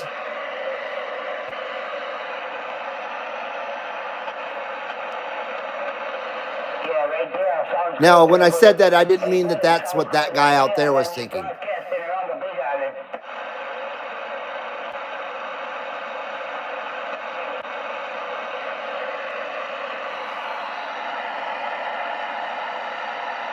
Have I seen the newscaster video? Asks Uncle Hairball. No, I'm not familiar with that, sir.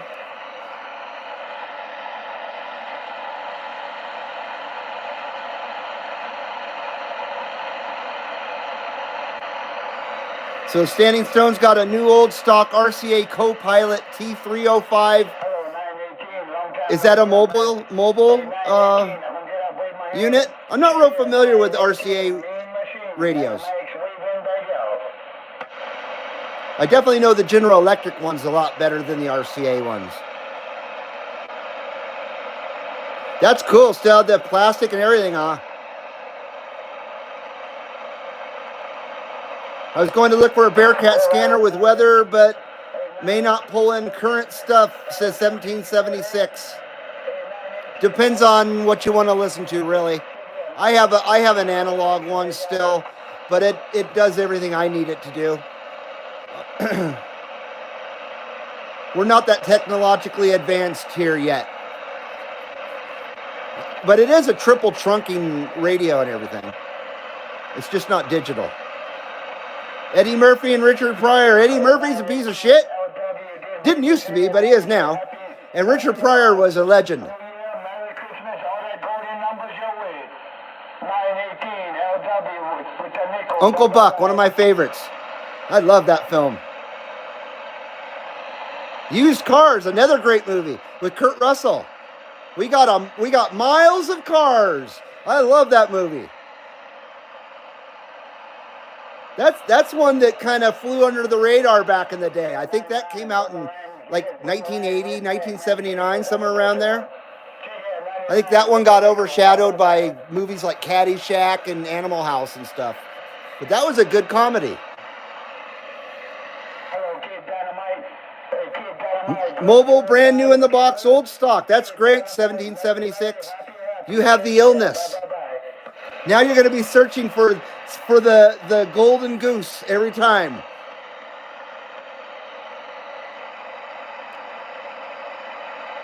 Yes, sir, Rush.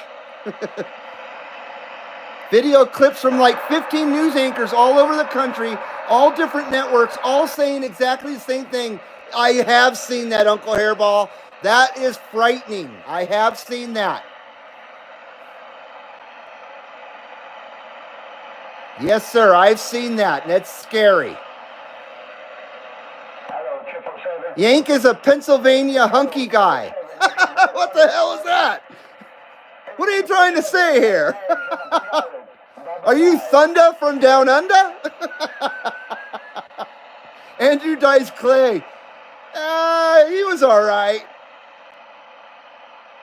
I didn't hate him. I didn't love him. I did laugh with him. He did have some funny stuff. Hello, 777. Looking good, man. Happy holidays. Hey, 777. Happy holidays from me and mine to you and yours. Check it out, 777. Catch you later. Bye. I don't know anything about that harp shit, and I don't really care. No offense. That just makes my mind hurt. I don't like it when my mind hurts. So if something hurts my mind, I just avoid it. Yep, used car, great comedy, says Trump. Still have all that camel cash, says Exxon. Do you have your Marlboro miles? Your Marlboro miles, man. I got a jacket and a flashlight. I got a bunch of stuff. The only thing that still exists is the flashlight radio combination, AM FM radio combination. Cheap little thing made in Hong Kong.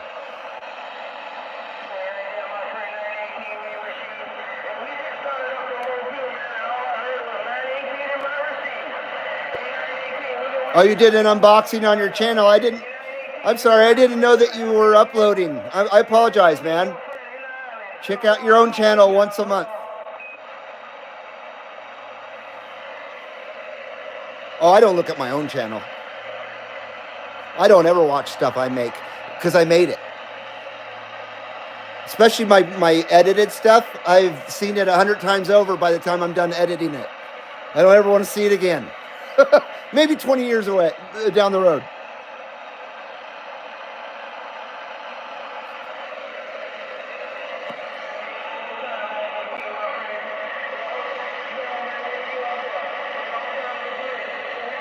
Go along to get along. Are you saying compromise your own integrity just so there's no problems? Is that what you're saying, Exxon? Compromise your own values and morals and values? Because I certainly refuse to do that myself. Sorry, I don't have to believe in anything. I don't have to accept anything if I don't feel like it. It doesn't make me a bad person if I have my own viewpoints about something. It doesn't make me an ist of any kind. I just don't subscribe to fucking stupidry.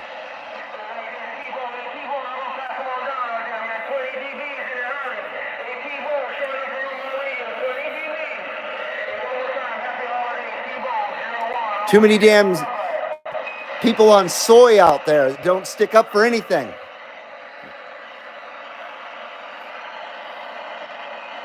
We don't have none of that in this household. No soy gets into this household ever. Not on my watch. People's hair ain't multicolored in this household. No, if you're going to color your hair, you're going to be dyeing it back to the color it was when you were born.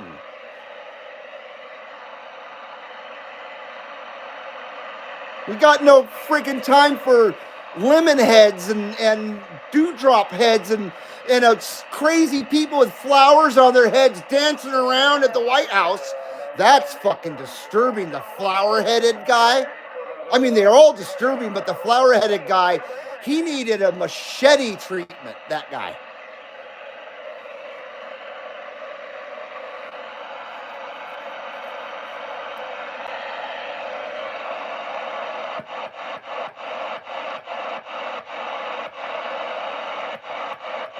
Machete.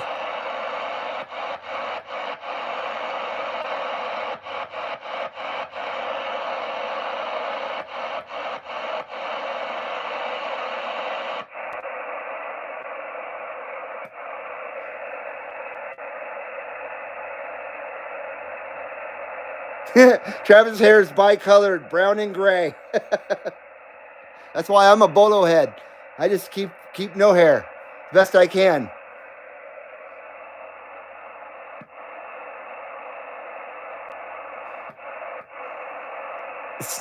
I think side bands is dead as a heavy 2-ton thing.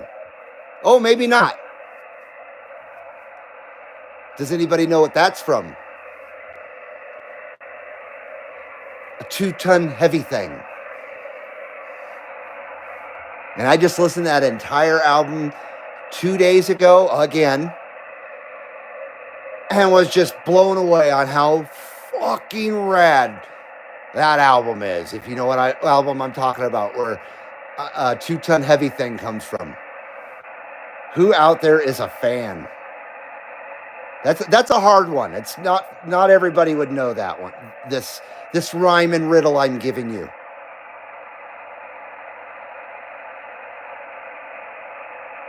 Uncle Hairball puts his hair in a ponytail. It reaches his waist. That's very cool. I certainly don't mind that type of hairdo, but that man bun, I'm sorry. That man bun is a call for, I guess I can't incite people, but that man bun should bring nothing but negativity to the wearer. Simple as that. You should expect something negative to happen to you with one of those. You know what I mean? Simple as that. I've never had my hair ever that long. I have curly hair, and I grew my hair down to my shoulders for about a year back in the late 80s, and I looked like shit. That's when I decided, you know what? I'm just going to shave my head then. And that's what I've done since about 1990. I've shaved my head. Two colors, brown and mostly gray. So this looks like Travis and 510 are got the same hairdo, same hair color. Oh, Trump's going 10-100, possibly 10-200. Oh, man. Be careful out there. Soy Boy Mulvaney. I'll tell you what, man. I've avoided that whole fucking thing as best I can, but it caught up with me with Benny Johnson, unfortunately. And I finally was witness to what the whole hoopla was over. And I don't know about you, but if you don't see absolute red, and if you're not infuriated and just disgusted and infuriated beyond comprehension just at the sight of that thing, then you're not a real man. It's as simple as that. That thing is not even from this planet. I can't believe that I can believe our society is sunk that fucking low. Unbelievable. But all I see is red when I see that. Just infuriating fucking red. Nothing more. And that's what it's designed to do. It's designed to make that very reaction in a normal, straight white man. And hopefully in a normal, straight white woman as well. Unfortunately, a lot of these women out there, the honky women, have really let us down. They're really a big cause of a lot of this strife and grief in this world, in this society. The single Karen types. And I hate to use the Karen thing because it's just overused, but that's the best damn name that I can come up with. Yeah, man bun is just fucked up. It's simple as that. I'm sorry, man, but if you're wearing one of those, you are what you're representing. If you are thinking you're representing masculinity, you're not. You're not representing masculinity whatsoever. I don't care how big your muscles are either. That a real man does not wear a woman's hairdo. It's as simple as that. A real man with a real brain does not wear a woman's hairdo. It's built into our DNA to avoid wearing a woman's hairdo. No real man would feel comfortable wearing a woman's hairdo. It's as simple as that. So if you're walking around with one of those things, you got fucking problems. It's simple, it's so cut and dry. I hate to be judgmental, but hey, I am. Man, you gotta be these days. I believe judging a book by its cover anymore. You know how there's animals out there that turn certain colors when they're trying to scare another predator off or to warn someone that they're bad news and they're toxic and just, you know what I mean? There's animals that do that, chameleons and shit. That's, I think, where the colored hair thing comes from some of these assholes. I think that's their code saying that they are toxic people, and that's their toxicity making their hair color. I really think that. I think subliminally that's what they're shooting for.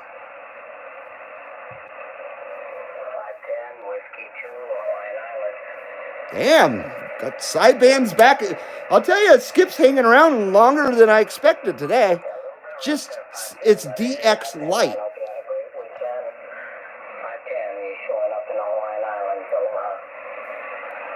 Stevie Nicks. Don't know her. Best I can do for facial hair is a goatee. Had my head burned when I was 12. I remember you saying that. And the shit just won't grow. And I'm German and English, and more German than anything as far as hair growth goes. And I can go 3 days before I get a 5 o'clock shadow. Or at least I used to.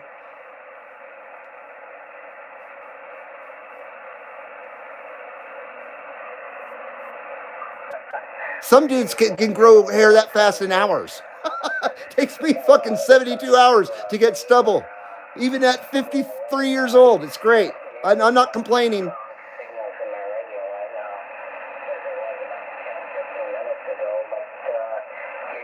I personally don't care for facial hair on myself, for myself. I've never felt comfortable with it.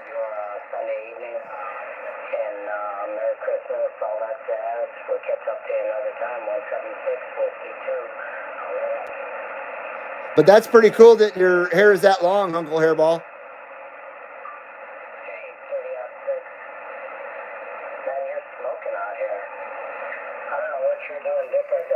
Doing rippas. 30-06 is out there. I'm surprised he's not in the chat. So he's got Sacramento in his receive then. If it's the same 30-06, which I assume it is. CQ, CB Lounge, 2112, Carson City, Nevada. Come on.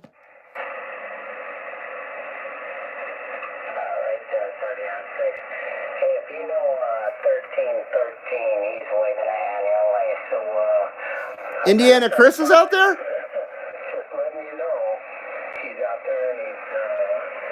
Oh, DX is back, boys.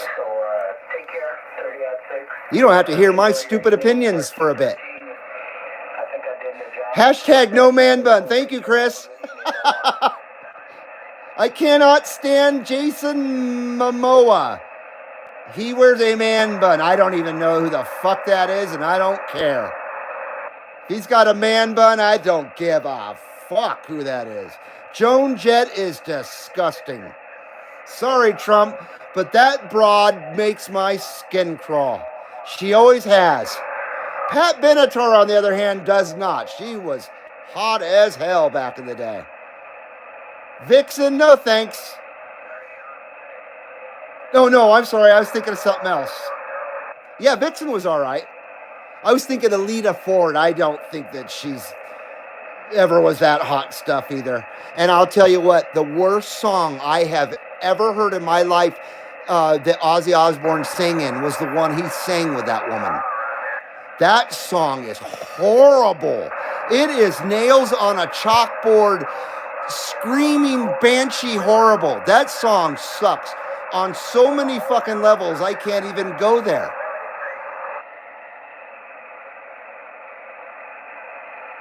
Not only that, she's manly, just like Joan Jett.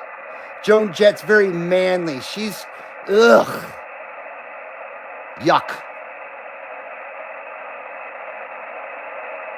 But that's just my opinion now. If you like Joan Jett, more power to you.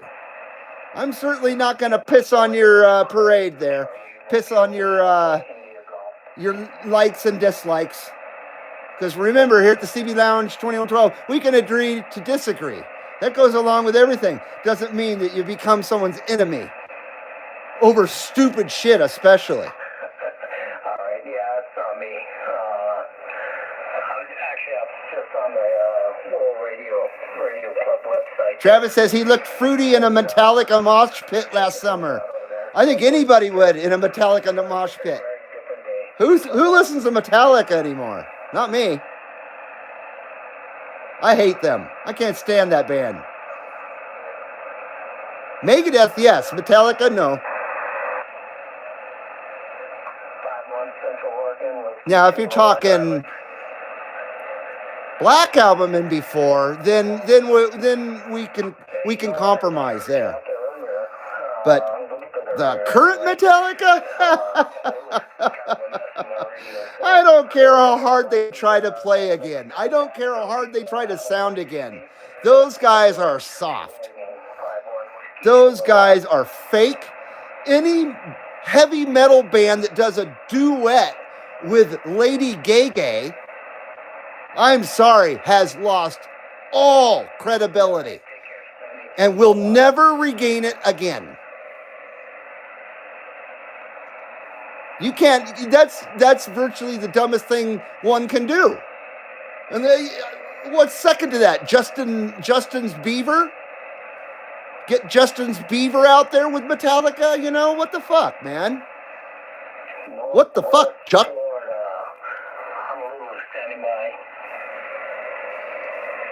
CB Lounge 2112, Carson City, Nevada, with that Shockwave. Yeah, I think it said 113, but No, 2112. some company. There's a few others jumping up and down, but 113, I think. Joan Jett is a lick-a-lot-of-puss, I would assume. Lita Ford, I would assume, is as well, but it looks like Travis says Lita Ford is not. That surprises me. But Joan Jett definitely is a lick-a-lot-of-puss.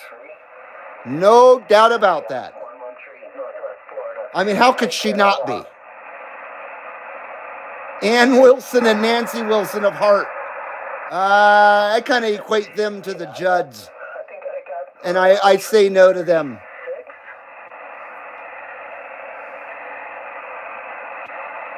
But I know a lot of people like them. I'm not a fan, though. And I'm certainly not saying they suck. I'm saying they're not my taste.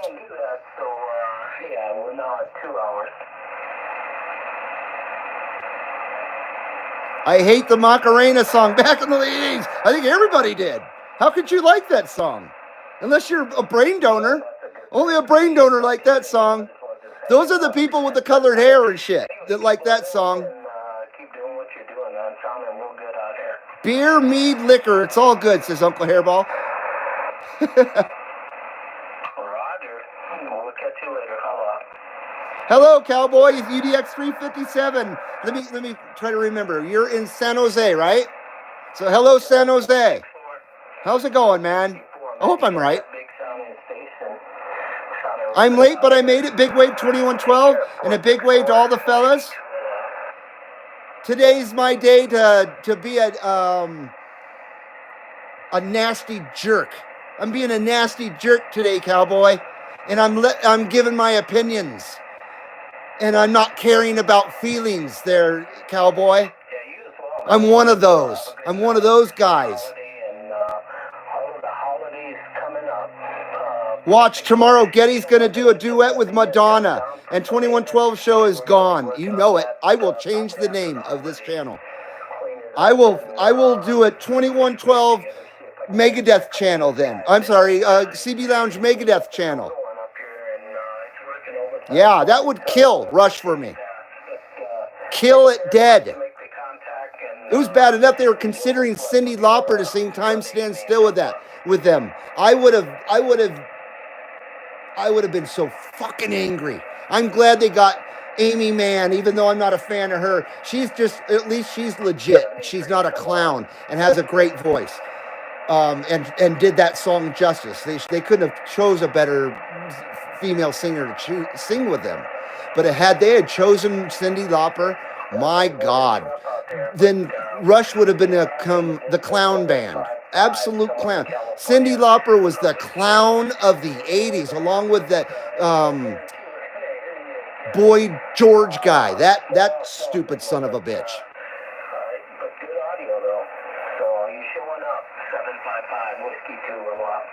Exactly, Hairball. That's a lick-a-lot-of-puss. Sometimes I say alternate names as well, just to avoid keywords. Because keywords are a thing here at the YouTubes, unfortunately, with their algorithm.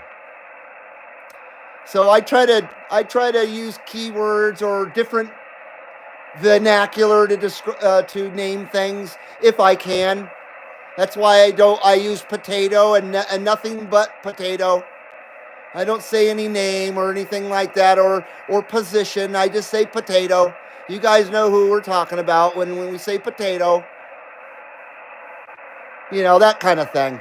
I hate to talk like that or feel the need to talk that way. I'd rather just talk right out the open with no little codes and stuff. But we live in a very twisted, sick sick, demented time now where the freedom ain't free and neither is freedom of speech.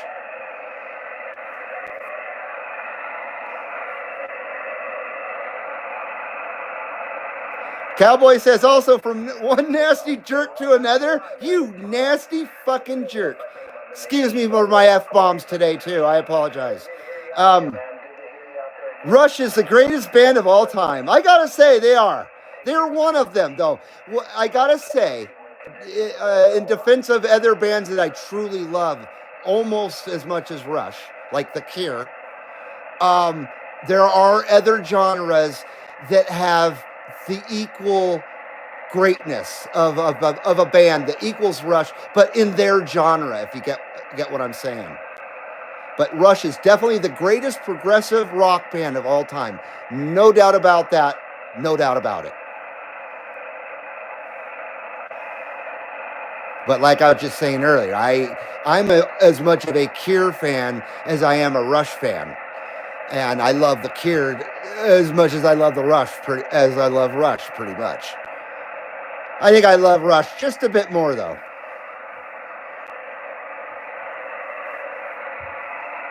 And other bands, not just the Cure. I fucking love Iron Maiden because they're the best heavy metal band that ever existed. There's no doubt about it.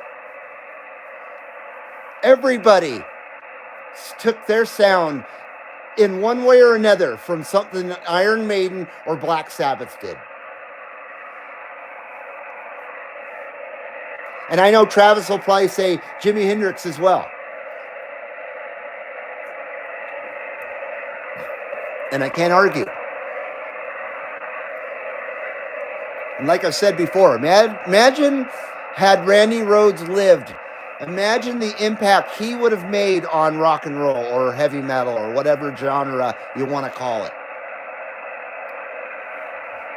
Because the short time that he was with Ozzy, he changed the whole world of heavy metal, even as much as Eddie Van Halen did. He was the next Eddie Van Halen in my eyes. But I actually thought that Randy Rhoads was a better guitar player than Eddie Van Halen just because I liked his style better and his sound better than Eddie Van Halen. And that's not a slam on Eddie Van Halen whatsoever. Yes, sir. Up the irons, no doubt about it. Thank you for being a nasty jerk, Cowboy. I'm glad I'm not the only one. F-bombs for sale on Amazon. Not even kidding. Oh, boy. Is that like pictures of pizza for $9,000? Look it up. Ice Cream Man. That's one of my favorite Van Halen goofball songs. David Lee Roth, man. That's such a cool song. I would not want to hear it from anybody else, of course. Stop me when I'm passing by. Oh, my, my. Well, I'm your ice cream man. Now I want to hear that.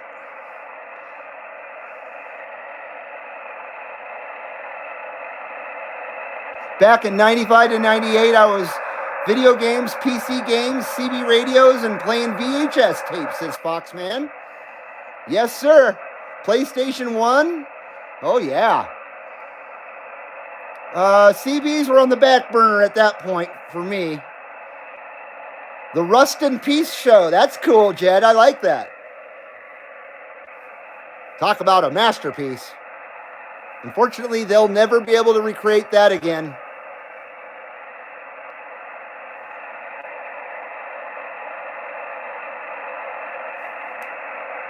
Yeah, here and everywhere else is Uncle Hairball. Yep, crazy world, Foxman.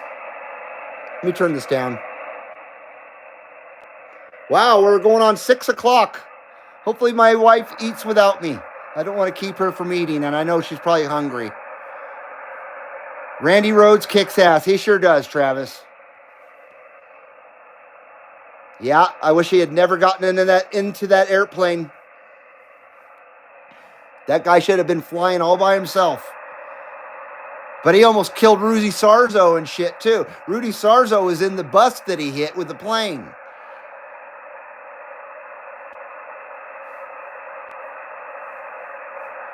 510 says Rush has class, and they're there to play music for us. I totally agree with you. They are very. There's just never going to be anybody like them ever again, and never has been. Rush is their own genre, in my opinion. And my favorite era of Rush is between Permanent Waves and Roll the Bones. All the albums in between those albums, and everything in between. Not that I don't like the early stuff as well, or their later stuff, but I prefer that era of Rush overall. And if I were to choose an old album before Permanent Waves as my favorite Rush album, it would be the Rush self-titled album. And Neil Peart's not even on that. Gary Rutsey is the drummer on that. He only played on that one album. He died too. He died maybe 10 years ago. But that album is fantastic rock and roll, no doubt about that. That's a very unique sounding Rush album, because I don't think that any of their albums following that ever sounded like that album again.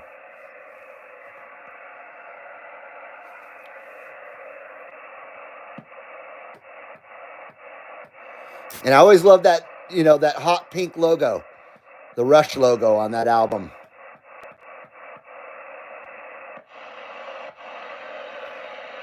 I think Skip might have given up the ghost finally. I don't know. And that's probably not a bad thing. Oh, there you go, Travis. John Rutsey. There you go. Yeah, he was a very good drummer. I love the drumming on that first record. It's really, really good. I like his style.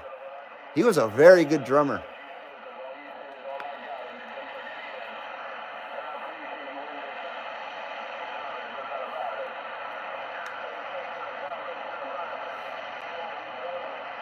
Chuck Norris got bit by a rattlesnake once. After 3 days of intense pain and suffering, the snake finally died. You ever heard the snake from Mr. 47, that poem that he used to read at his rallies? If you don't know that one, I'm sure you guys probably know it, but if you don't know the snake, check it out.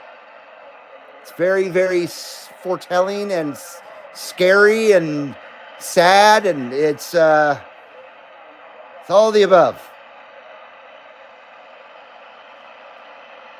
Meet the band in '77 in St. Catharines, Canada, at a Baptist church. Maginot had a church. I think that's what you said. So you met Rush? You're saying there, 510?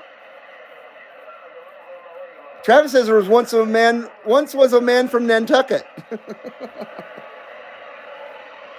There sure was.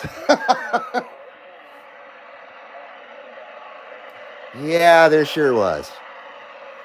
Wow, how long have we been going here? 234 minutes, 18 viewers still. Thank you, guys. I appreciate it. I haven't even been paying attention. 30 thumbs up. That is fantastic. Thank you for all the thumbs up. I certainly appreciate it, and the algorithm appreciates it too, I'm sure. There once was a man from Boston. Chuck Norris' daughter lost her virginity, and Chuck Norris went and got it back. Good for Chuck. Chuck can unfuck. If anybody can do it, Chuck can do it.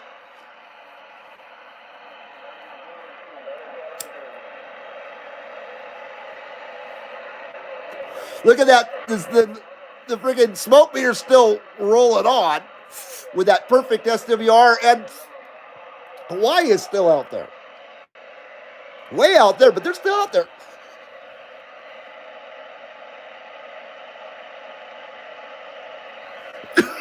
Oh, shit the bed.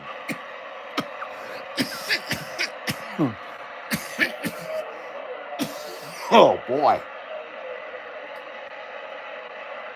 So I'm working on some more videos for you guys to have stuff to watch in between shows and stuff. I've been working hard to make content.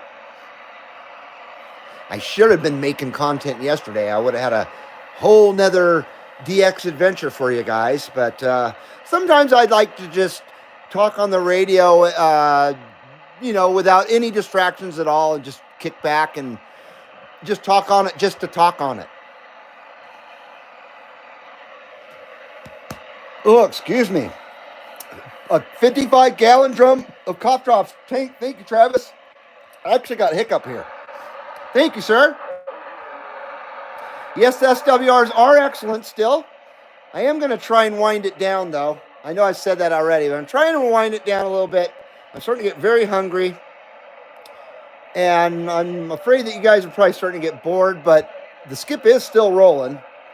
Has anyone tried the new burgers at Arby's? I don't think so.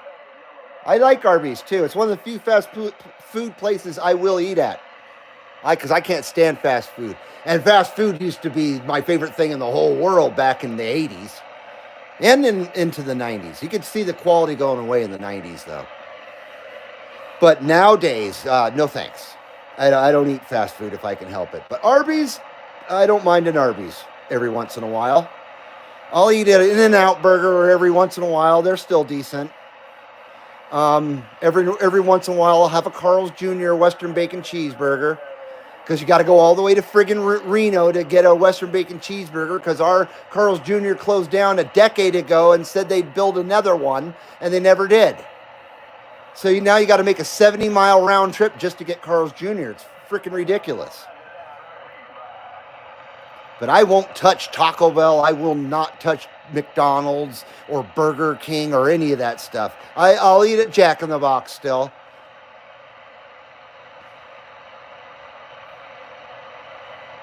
Cowboy says, I haven't been to Arby's in years.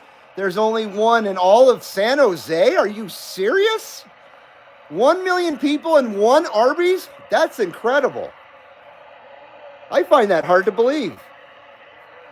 Especially down there in commie land down there, no offense, with all due respect to you.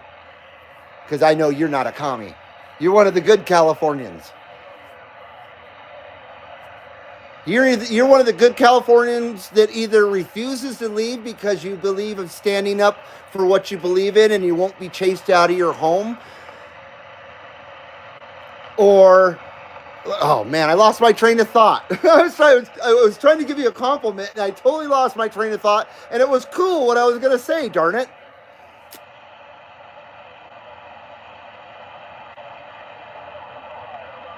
So you're either one of those people, Californians, that refuse to move because you won't be run out. Basically. That's probably what you are, huh, cowboy? Or you can't afford to move. That's what I was trying to say. Or you simply just can't afford to move and you're stuck. Or there's just really nowhere better to go because there really isn't. The whole country's a mess.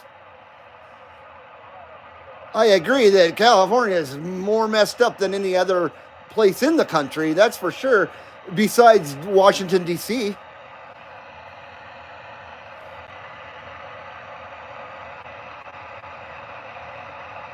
Yep. I loved growing up in Southern California. When I grew up when it was still America.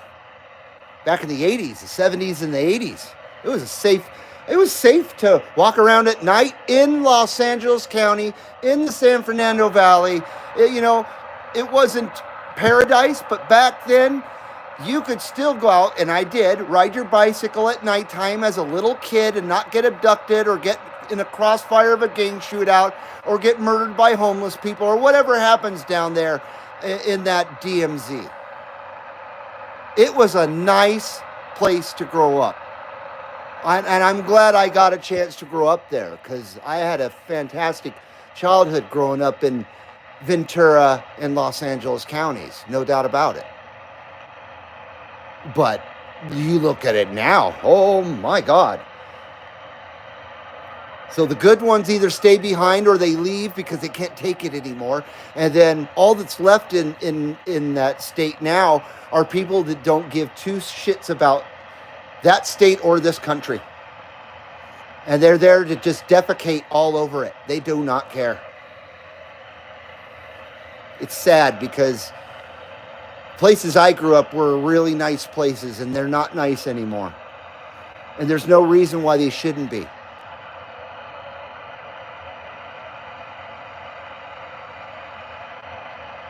And it's happening here, of course. The ones that want to bring their bullshit with them, oh, they've come here. There was a time when, back in the 70s, 80s, even in the 90s, when people would visit family or here in Carson City, and they would, other kids would meet up with other kids, and these kids would be from Sacramento or Bay Area or whatever, and they would make fun of us kids here in Carson City and call us hicks and just wholly put us down. And none of these people wanted to live here in Hickville, Carson City. There's nothing here for us Californians. There's no Starbucks, and I call it fuck bucks. There's no fuck bucks and all the other stupid, goofy shit that's in Cali-fruitcake land, right? But no, all of a sudden it's the place to be for them because they've destroyed where they're at now, and they've come here to just start over and destroy where they're at now. That's what they do. They destroy. The ones that leave California and have any respect for where they're going, they go to that place and they assimilate the best they can, and they don't say the dreaded words. The most rude fucking thing you can say to a Nevadan is, I just moved here from California. That's the rudest thing you can say to a real Nevadan. And I've been here 35 years. I'm a real Nevadan, even though I'm born in California. And I have a right to say that. I'm a Californian born. So I have a right to say it. I've earned my right to say that we don't want them here. We don't want those kind here. We want the ones that, if they do happen to leave California for a better place, we want the ones that come here and want to be like other people that are in Carson City and become a Nevadan. Not bring their bullshit with them and their tyranny and their horribleness and their awful society. Don't bring it with you. That's why the whole country hates California.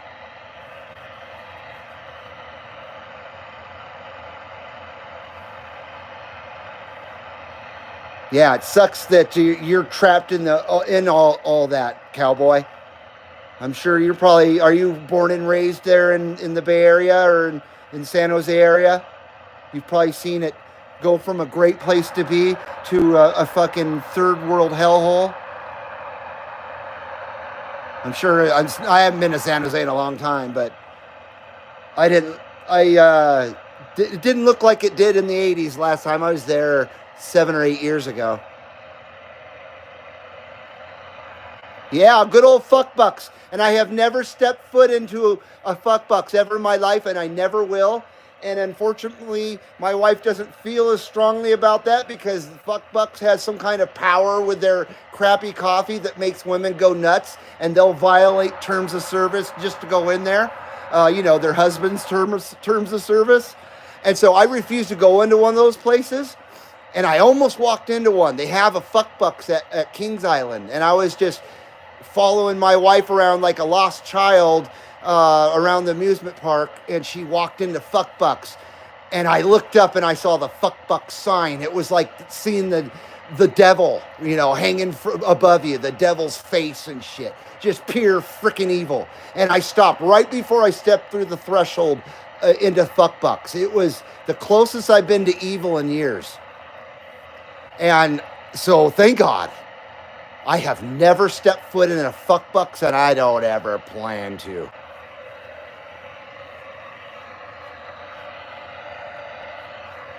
Who's having pork chops? I want pork chops. With shake and bake. It's shake and bake, and I helped.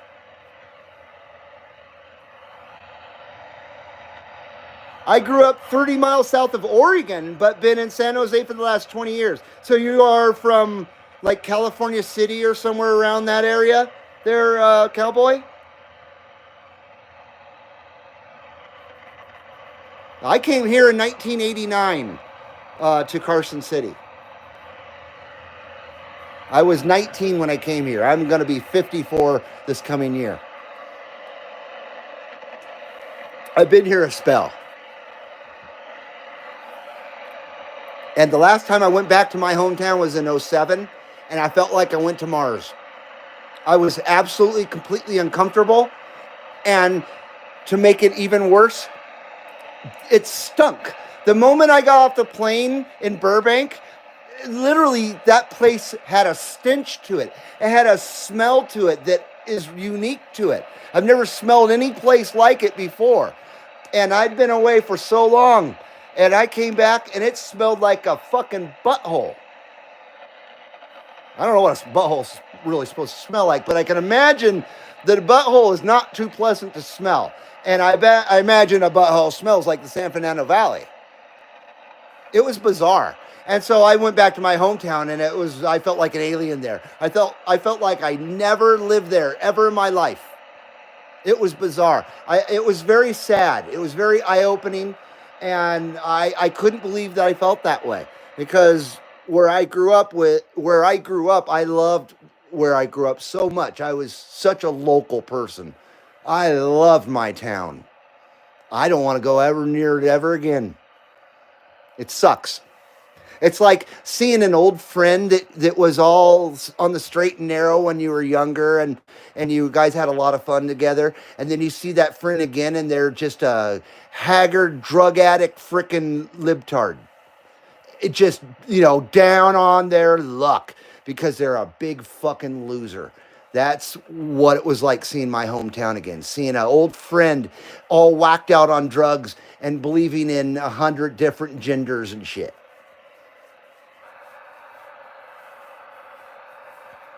Yep. Aren't I awful today? I am just awful today. Weed, California. Oh, you're from Weed. Okay.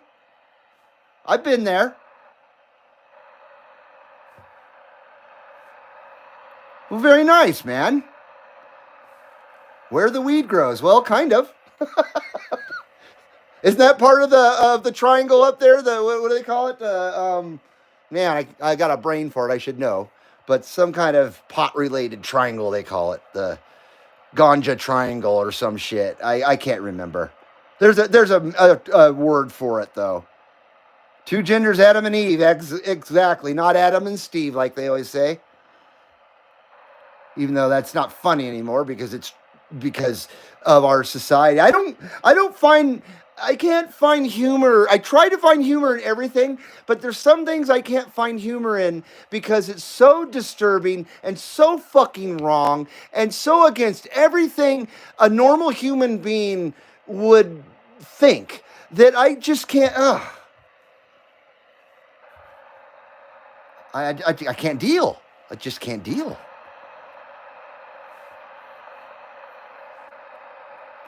My neighborhood was super nice, but of course it got worse, but didn't have many options. But then one day the switch flipped and in my wife and said, "We've got to move," says Standing Stones. And you live out in the middle of BFE, which is really awesome, man. I strive to live as isolated as you, man, someday. I love my house, and I've got a nice neighborhood that we live in now and everything. We've got nice neighborhoods for the most part and all that stuff. We're very lucky. But I don't want to be in a neighborhood anymore. I want breathing room. I don't want to look across the street and see the neighbor's garage wide open every day, all day. It's just a pet peeve of mine. I don't want to look in people's garages. I don't know why it bugs me, but it bugs the shit out of me. And you know what I mean? I don't want to look out my front window and see any kind of house. I want to see trees and a long driveway that goes out into the distance to some road. You know what I mean? That's what I want someday. Emerald Triangle. Thank you, cowboy. That's what it's called. The Emerald Triangle.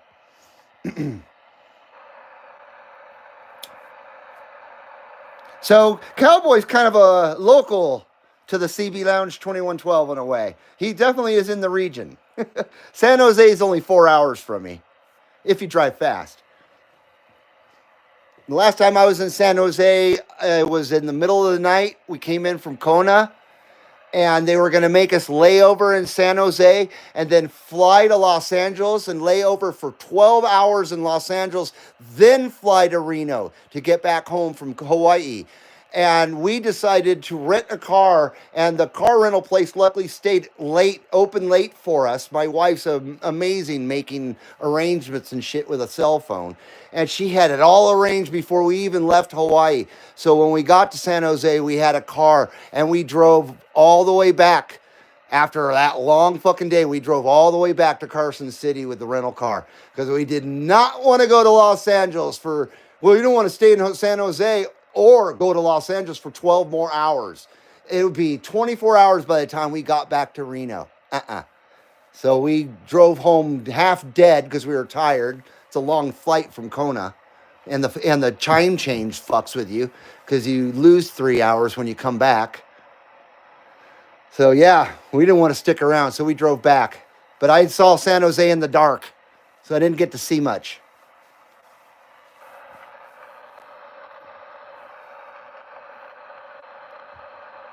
I think Skip is done. And to prevent any further delay of my departure, I'm going to turn it off. I'm not leaving just yet, but we are going to wind it down. I've got to. Even though we have 18 viewers, 252 minutes in, and I wanted to do a long show today, no doubt about that. And I'm glad that Skip hung around, DX Light, as I've been calling it, hung around pretty much the whole time in some capacity. It's pretty amazing, actually. You could tell I'm losing my voice now. I'm at the end of my talking voice. I need that nature's nectar of RC Cola and a Ripa, another Ripa. Farpoint Farms on YouTube, says Trump.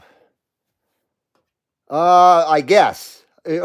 I should back up and see what you're talking about there. Emerald necklace. Gotta find the humor. Can't take life too seriously. You'll never get out alive, says Uncle Hairball. Exactly. Standing Stone says, I just have a decent setup. I have 17 acres across street, 2 large fields, and like 40 acres of woods behind wetlands mix. Dude, that's like paradise. That is absolute paradise to me. My father-in-law, he had a really great setup down in Ohio before he passed away. And he lived like 20 miles outside. Well, maybe not that far. Probably 10 miles outside of the little town that he lived in. And so they were very rural out, and they had their own property. And I just drooled over their house and the beautifulness of the Appalachian Mountains and shit. It's gorgeous down there.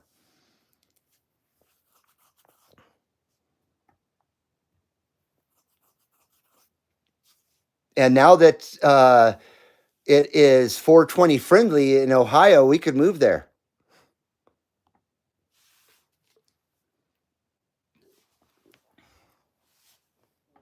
But I don't know, man. There's a lot of nutters in that state. A lot of good people, but a lot of nutters flock to Ohio or gravitate to that state for some reason. Just kind of like New York and California. I guess kind of it is in the Midwest. Maybe Ohio is kind of the New York or the California of the Midwest. I don't know. I would assume Chicago would be, but I don't know. Never really thought about it, actually. But I do watch a lot of police related things on YouTube, and I'll tell you, there is a lot of crazy people coming on those videos from Ohio. I gotta say, holy, not just bad people, but downright dangerous people.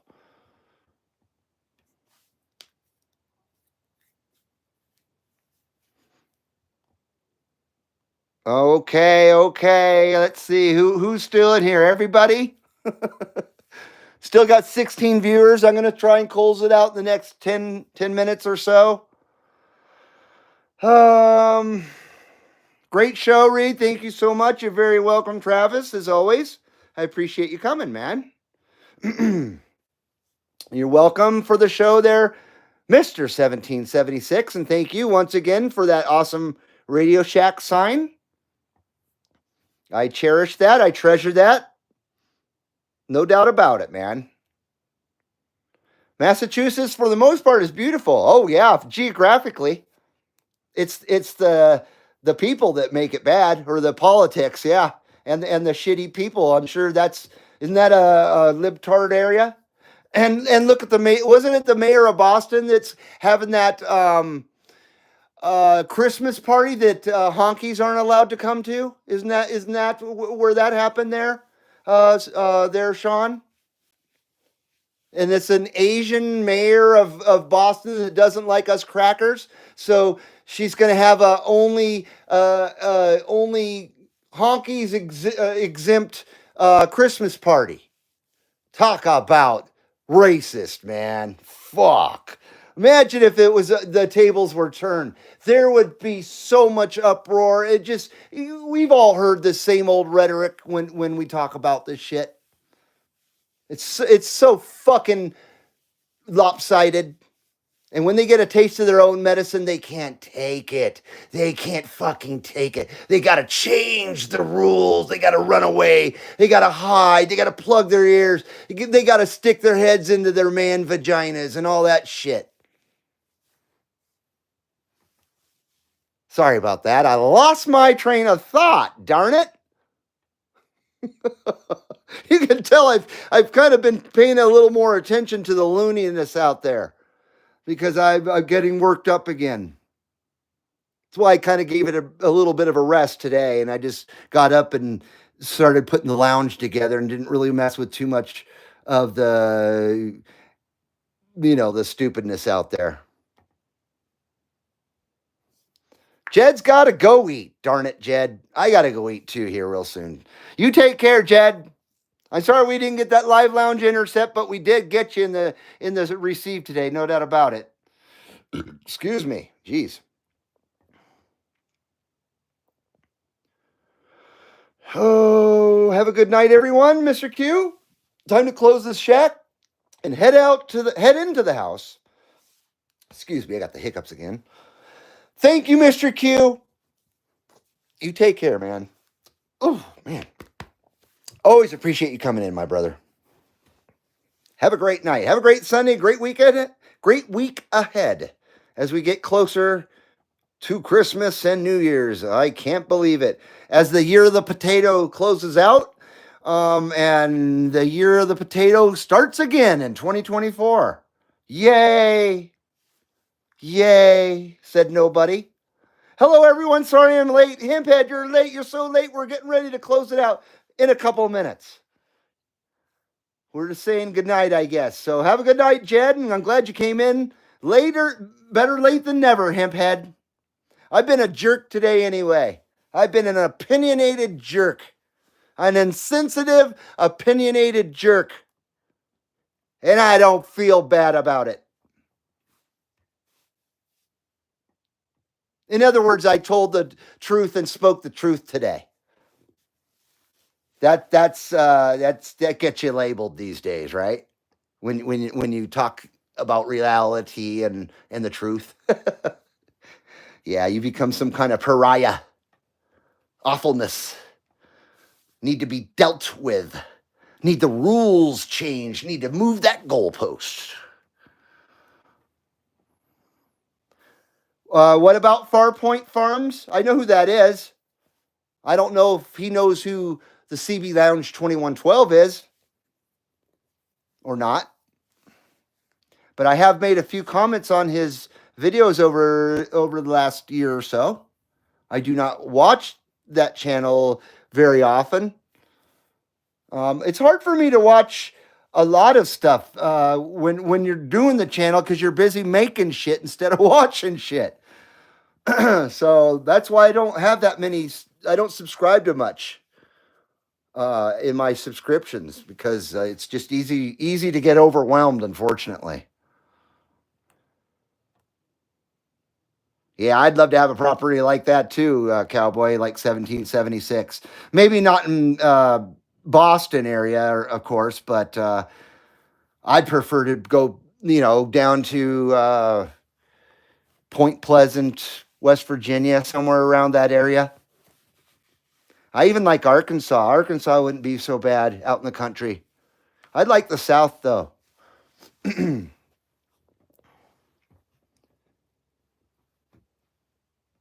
But yeah, if I were to leave the desert, I would go somewhere completely different because I've lived in the desert my entire life.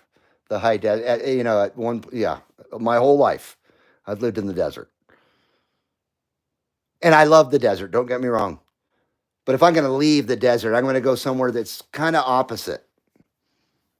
And the Appalachian Mountains is definitely opposite. Now I'm in the high desert, and I've got mountains, of course. Here I got Lake Tahoe right to my left, and the Sierra Nevada is up to 11,000 feet right out my window here. But I live in a valley in the high desert.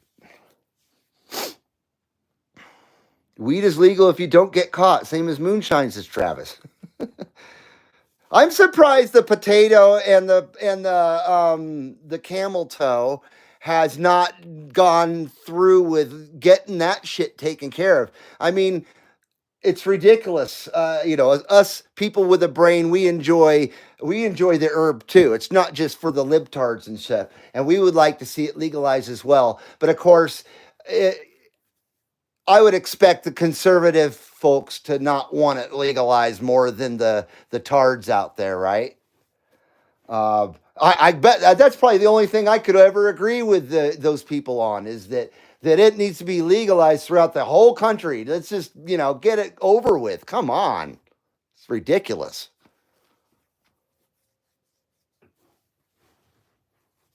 So yeah, it's probably the only thing I could ever agree with those people about. Hello from West Virginia, says Shane S. How ironic. I was just talking about that's where I would like to live someday.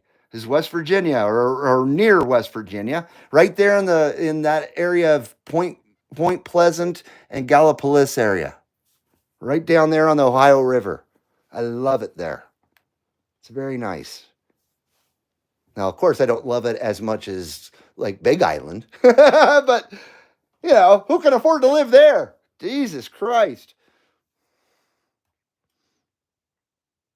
Right on there, Standing Stones. Trump says he knows Mower Junkie, Farpoint Farms does. Oh, okay. That's cool. I've gotten Mower Junkie on my receive a few times. I think he got on the show once or twice, I think, over the last year or so. He sure has a great channel. Yeah, we like Mower Junkie, no doubt about it. Mayor Wu, there you go. Standing Stones. That's that piece of shit.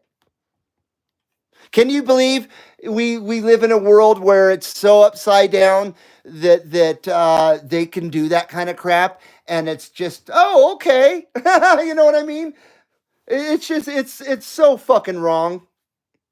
You people, these everybody wants to be treated the same until they're all equal, and they just divide themselves because that's just how it is. But to do that kind of thing blatantly as a mayor of a major city like Boston, my God. But I don't have any respect for Boston, with all due respect to you, Stan. Boston is the Los Angeles of the East Coast. Boston has got all the fruits and nuts.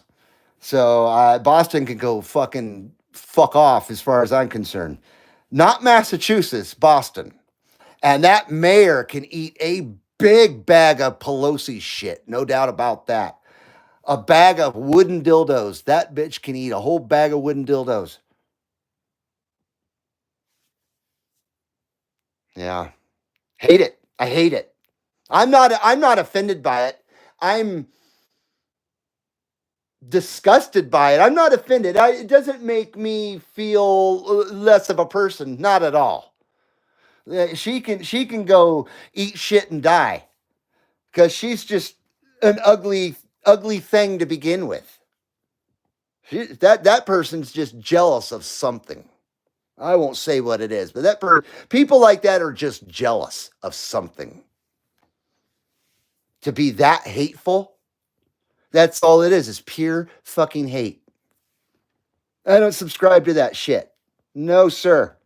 And why should these people allow to behave like this is beyond me. Because this society hates their own country and they hate the majority of the folks that live in this country. They hate the predominant folks of America. They hate us. They hate everything we stand for, and they're jealous of everything we've accomplished. That's why. Because they'll never amount to shit.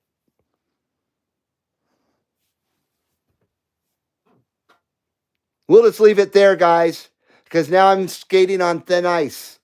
The thin ice of McBlythe. You know what that's from? I bet you do. Wow, I'm way behind too. So sorry about being a mean guy.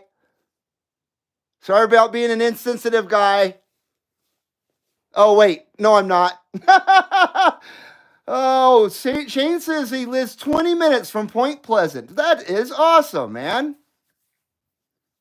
I was in that area in 2019, was the last time I was there. My father-in-law lived there, and of course, he's passed away since then.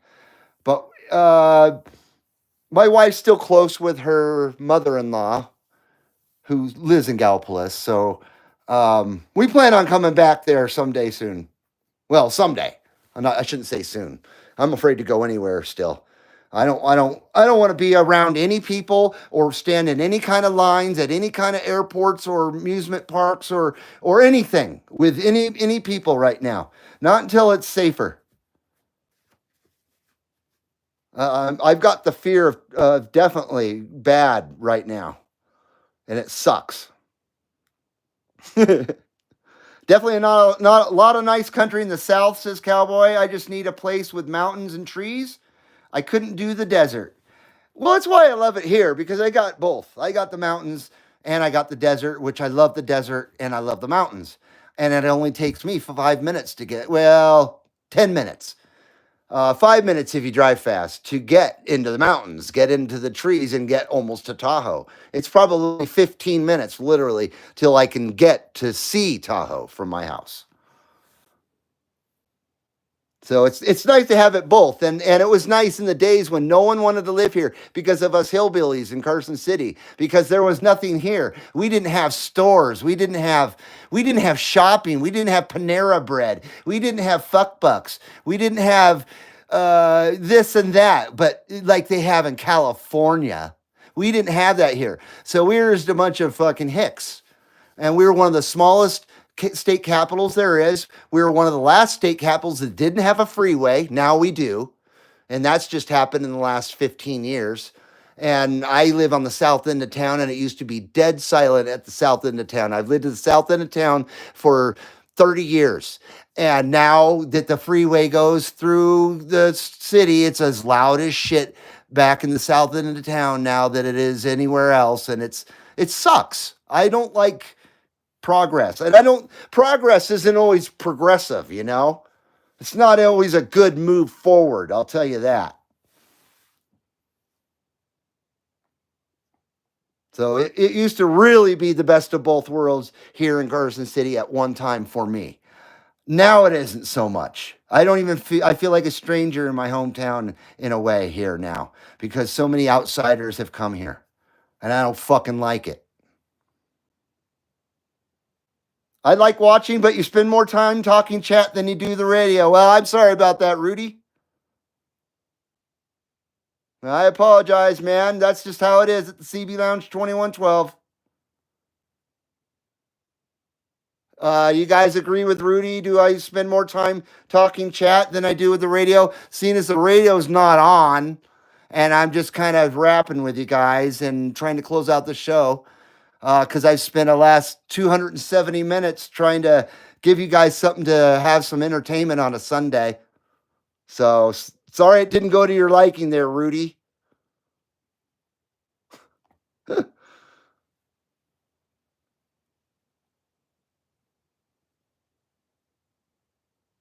I guess I'll get out of here, boys. I'm not conducting my show correctly.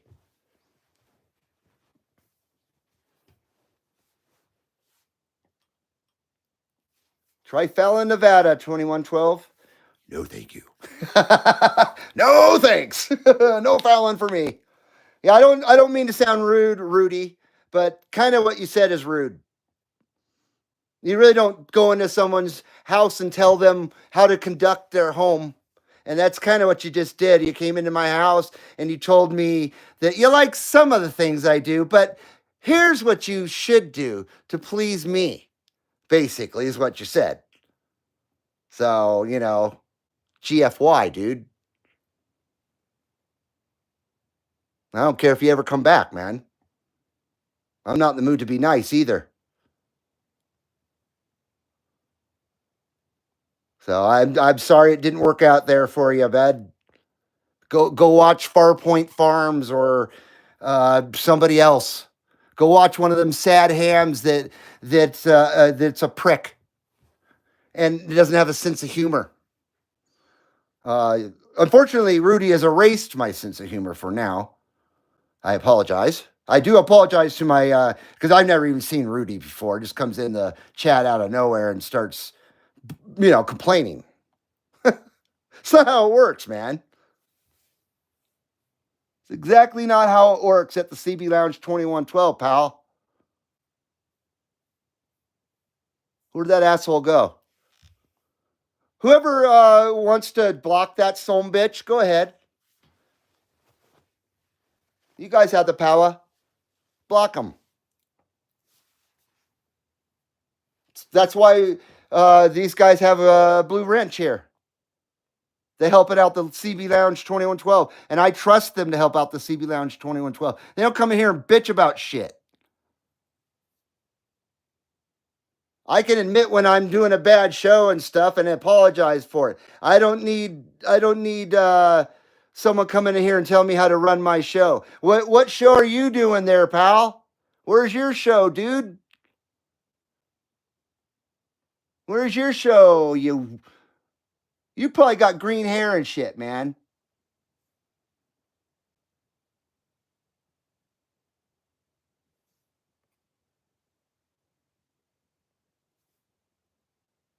See ya.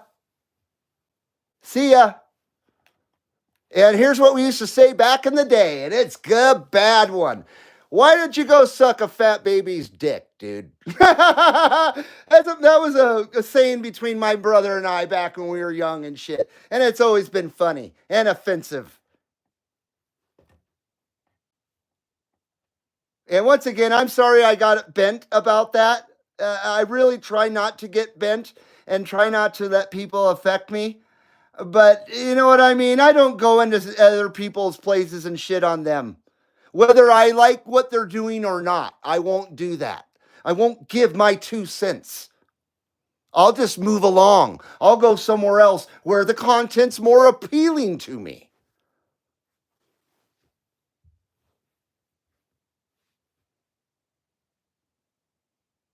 But that's what happens when you got a man vagina, I guess. Makes you makes you say things that you really shouldn't say. Yeah, we blocked him. He gone. He gone.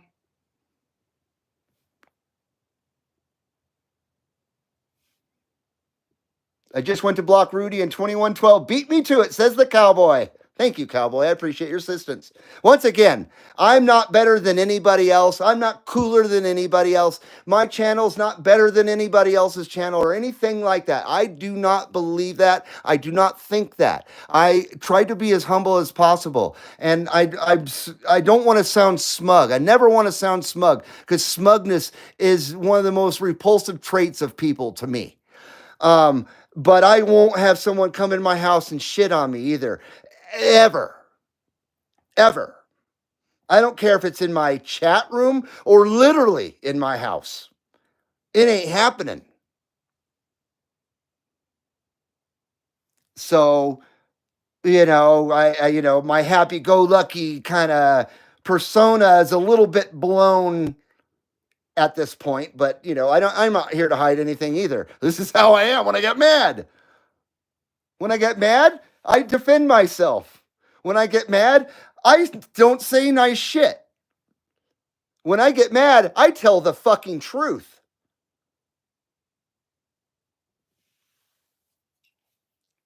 Not that I'm always correct either. Certainly not.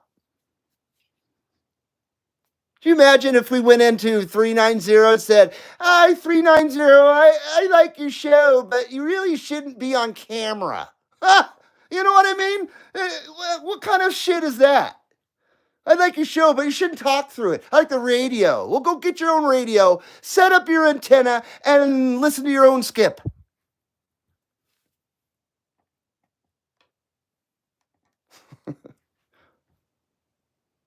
Anyway, darn it. I tried never to let people get the best of me, but you know what? I'm kind of at the end of my rope with motherfuckers. I really am. I'm not in the mood to be nice to anybody that doesn't mean to be nice to anymore. I'm just not, it's just not in me anymore. I don't feel like being polite to people that don't deserve to be polite to. It's that shit's over with. And that's what all of us Americans need to take the gloves off and stop being nice. Niceness isn't getting us anywhere. Doesn't mean you go looking for trouble. It doesn't mean you start things. But I'll tell you what, if trouble comes to you, you stand up for yourself and you tell it how it is. And you don't let any of these fuckheads out there tell you otherwise. Ever. And that's the point I'm at now. I've had enough of all of them, all of their stupid protests and all their social bullshit warrior crap. I'm tired of all of it. I'm at the end of my rope. I can't take it anymore.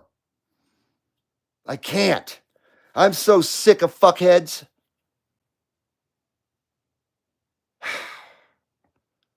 Damn it.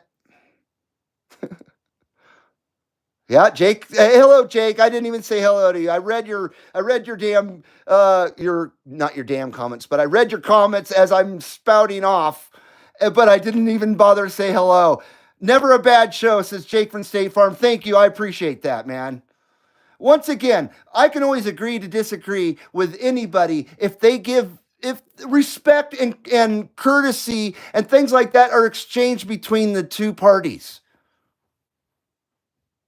But that doesn't happen anymore. If you don't agree with somebody, they are your enemy now. That's how it works now. No one agrees to disagree anymore and still be cordial and friendly and things like that. No one can suck it up anymore. And I'm not talking about us. I'm certainly not talking about that us. Or you guys, once again, would not be here at the CB Lounge 2112 with me still, especially now after my Rudy came along, because Rudy brought out the bad side of me that I don't like to share with people because you know what I mean. It's not being positive, and I want to be positive, not negative. But also, I'm not gonna have motherfuckers step on me. I'm not your stepping stone, man. I'm not your freaking clown to entertain you either, dude. You can go get a song and dance from the Obamas, palsy. Go contact them. Have old Michael swing his old schlong around for you. Maybe he'll bang it into you if you go over there for the live session, pal. Backdoor Barry will come out in a skirt. And they'll do a little Christmas show for you there at their house, the House of the Dead Chefs, the House of the Drowning Chefs. They'll do a little Christmas thing. You can get a little Christmas jingle from them, a little jingle from the Obamas there. They're so entertaining.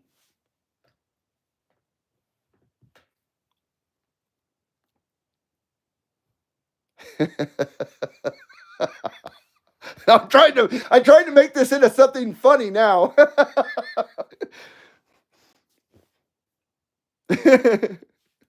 Craig says, I totally agree with you, Reed. It's time to push back with their own fucking games. Amen to that. Amen to that. It's trying to show them that they are just delusional idiots. And we're not going to give in to your delusional thoughts because science fact makes the point otherwise. You can't argue with science fact. Now, but that's why we're kind of at the point we're at because us nice people are still being nice. We need to stop being nice anymore to the right people. We need to still treat the ones that deserve it with respect and dignity and niceness and all that stuff. The ones that deserve it, absolutely. But the ones that come looking for trouble, I'm sorry. The gloves are off. There's no need to be nice to them, not from the very beginning. And that's where I hate Kid Rock because that dumb son of a bitch, he got out a freaking pew pew and shot up all those stupid beer cans in front of the cameras and talks a whole gang of shit about how we need to boycott these retards out there and give them a taste of their own medicine. And then 2 weeks later, or whatever, a few months later, here he is talking with Tucker Carlson, and he's saying, I think that we need to stop with the boycott. I think they got the message. I think we need to start drinking that beer again. I think they learned their lessons.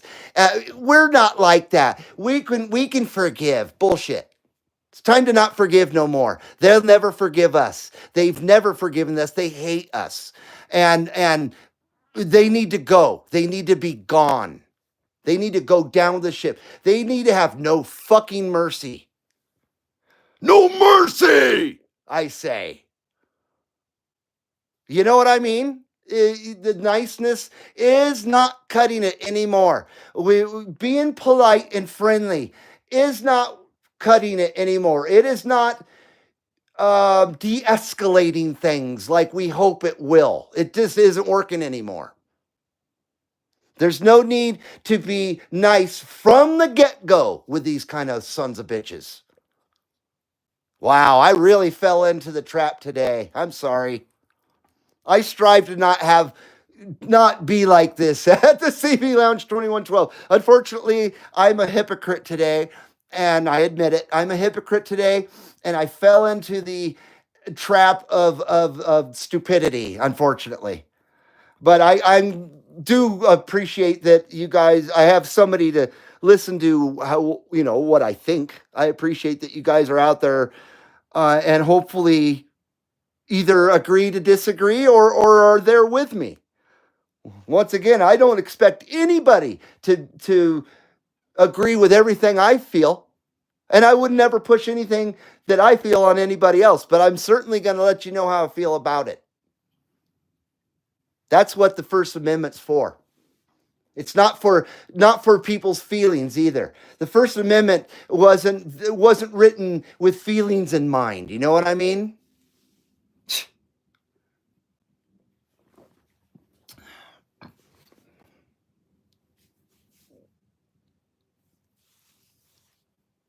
People need to grow up and grow a pair. I totally agree with you, man.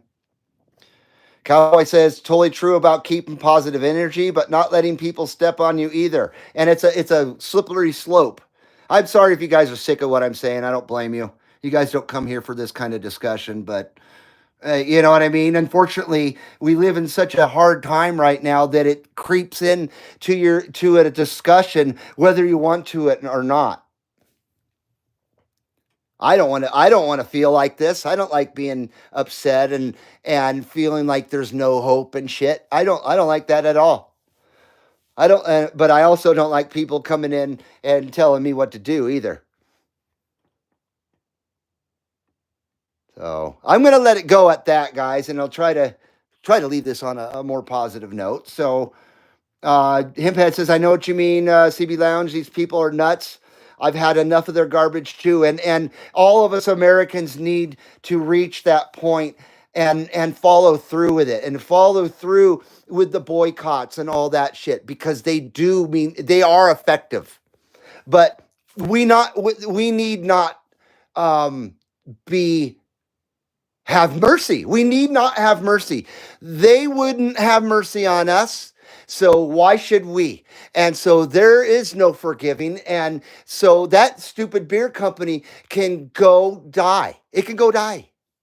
We don't need them anymore. There's plenty of local people that can make better stuff for you to take its place. You don't need that corporate crap anyway. We do have choices still. And where you choose to spend your money and who you choose to uh, patronize counts for a lot these days. That's for sure. It's impossible not to spend money and give them your money to the wrong people, but you can sure avoid it if you can.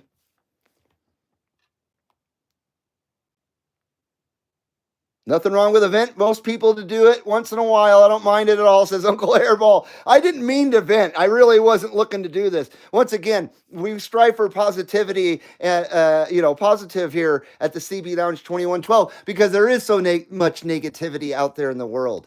And I try to keep the CB Lounge from it. And unfortunately, I've started paying attention to what's going on out there. I think I was better off just ignoring and having my head up my ass about everything. But then I don't feel good about that because I feel like I'm uninformed, basically, and vulnerable. It's a slippery slope because I don't want to know about the stupid looniness that I have no control over whatsoever, but just causes me severe anxiety. And that's what all this is for. It's to destroy all of our mental health and everything that we normal people stand for. The whole way we live our lives, our culture basically, culture of normalness. They want to tear apart. They want it to be ludicrous, ugly, insane, evil, devilish. They want all that because that's what they are. Because they're kid fuckers. That's why.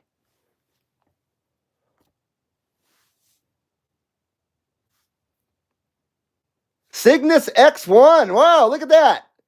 Very, very cool. Hello, Cygnus X. Cygnus X1. Fantastic freaking handle there. Kid Rock got caught at an event with a pussy light in his hand, is why he said what he said. I think they gave him money too, dude. And that UFC guy, I could care less about UFC, but unfortunately, all this little thing revolves around the UFC and the Dana White guy. I didn't know about him until recently because I don't care about UFC or any of that shit. But, where Mr. 47's at, I'm going to follow and see what he's doing. And Mr. Carlson as well. But yeah, I think Mr. Cock there, Mr. Phony Boy, with his tannerite in his beer boxes. He says there was no tannerite in there. Bullshit. I think he's a sack of shit, and I think he's just whatever's clever kind of guy. It's not like he ever had any talent anyway. It's not like his music was good. That guy's been a dope since day one. I've never liked that dumb fuck. Yeah, he can go away forever. He's a fake patriot. Kid Rock is just that, a fake fucking patriot. He goes where the money goes, just like the Tards. He's no better than them. No better than them. He's just, like I said, he's whatever's clever. He's riding the side of the stronger side. You know what I mean? Whoever's winning, that's the side he'll be on. Dumb fuck. I hope he gets a pussy beer enema every night.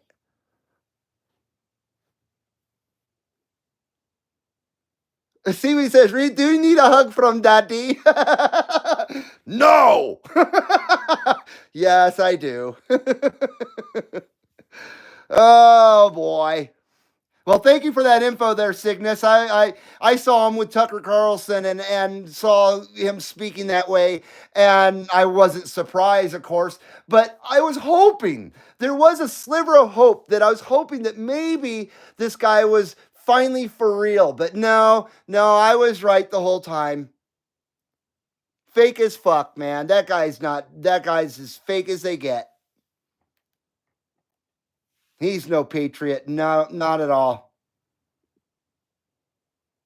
He needs to leave the country with whoever says they're going to leave the country if 47 gets back, which he will. God help us. Now my chest hurts. I think it's because I'm so fucking hungry. Oh my God, it's almost 7. I have got to go, boys. My chat just blacked out, says Jake. Oh no, for real? Are you just kidding? You're pulling my leg, I hope. Yep, there's video of him holding a pussy light. Zoomed in, says Cygnus X1. No surprise at all. None whatsoever. And once again, he didn't flip flop because he got caught with that can of beer. He flip flopped because they gave him money to do that. That guy doesn't have any integrity or anything. Money is all that guy cares about. 4 hours, 51 minutes of me talking over the radio. I wonder how many thumbs down I'll get this time. It seems every time someone comes in and gets butt hurt by the way the format is at the show, winds up probably leaving a thumbs down, which I really don't care because it still counts as a view. Ha ha. Wow, I'm walking the slippery slope of what you shouldn't talk about and stuff, and I don't like being that way. And that's another reason why I try to avoid this type of discussion as best I can. Just keeps my channel in a safer place and keeps this, the positivity going as well. But unfortunately today, I dropped the ball. I apologize to my real loungers here. I do apologize. I know you guys don't come here to hear me rant about stuff. But on the same token, I know you don't disagree with me as well, or you wouldn't be here. But yeah, I don't mean to rant to you guys. I really don't. I apologize for that. I don't apologize for my points of view. I just apologize for ranting. Because that can get old. Nobody can agree on politics. That's why you try not to talk about it. You know what I mean? But that's you could back in the day agree to disagree and still be friends with people and not have any animosity. Because ultimately, at the end of the day, you still are both Americans sharing the same space in the same country, and you should agree on that you both love your country the same. But it's not like that anymore.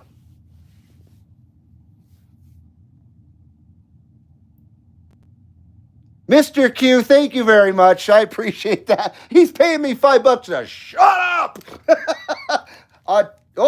What happened? Oh, I shut everything off. Oh, hold on, dude. Let me turn everything back on. I shut the system down here. Mr. Q, I apologize. Mr. Q, UDX165 with that $5 super chat. Thank you very much, sir. You really don't have to pay me to shut up, but I appreciate it anyway, my friend. Merry Christmas, Mr. Q, UDX165 with that $5 super chat. Here on the super chat, excitement. Speaker system. SCESS, the SES. Thank you, Mr. Q. There we go. I didn't realize that I had shut off the SES right along with the radio there. They're both on the same power supply. Thank you, Mr. Q. I appreciate that, sir. Absolutely. You're very kind. Boom. Thanks, donate, says Foxman. Boom from Uncle Hairball. Now, if I'm lucky, I might get out a few times for duck season, says the cowboy. You get out there in God's country, man, where there ain't no people. Unless you bring them with you, the right ones. Exactly, you know what I mean? Don't get me wrong, I don't hate people. I just hate certain people. I'm not prejudiced, though. I hate everybody equally. Remember that. I'm not paying you to talk, brother, Mr. Q says. I only take gift cards in the mail, says Foxman. I just don't like drama. I don't like drama either, Foxman. Not at all. Not at all. I don't want to participate in the drama at all if I can help it. Sometimes drama, unfortunately, comes knocking at your door and it's unavoidable. Such is life, right? Power supply question I might have asked before, Uncle Hairball says. Sure, go ahead, man. Shoots. I am going to step out real quick and see what my wife is up to and check the status. I will be right back. I guess we'll turn the radio back on just so it's not silent in here.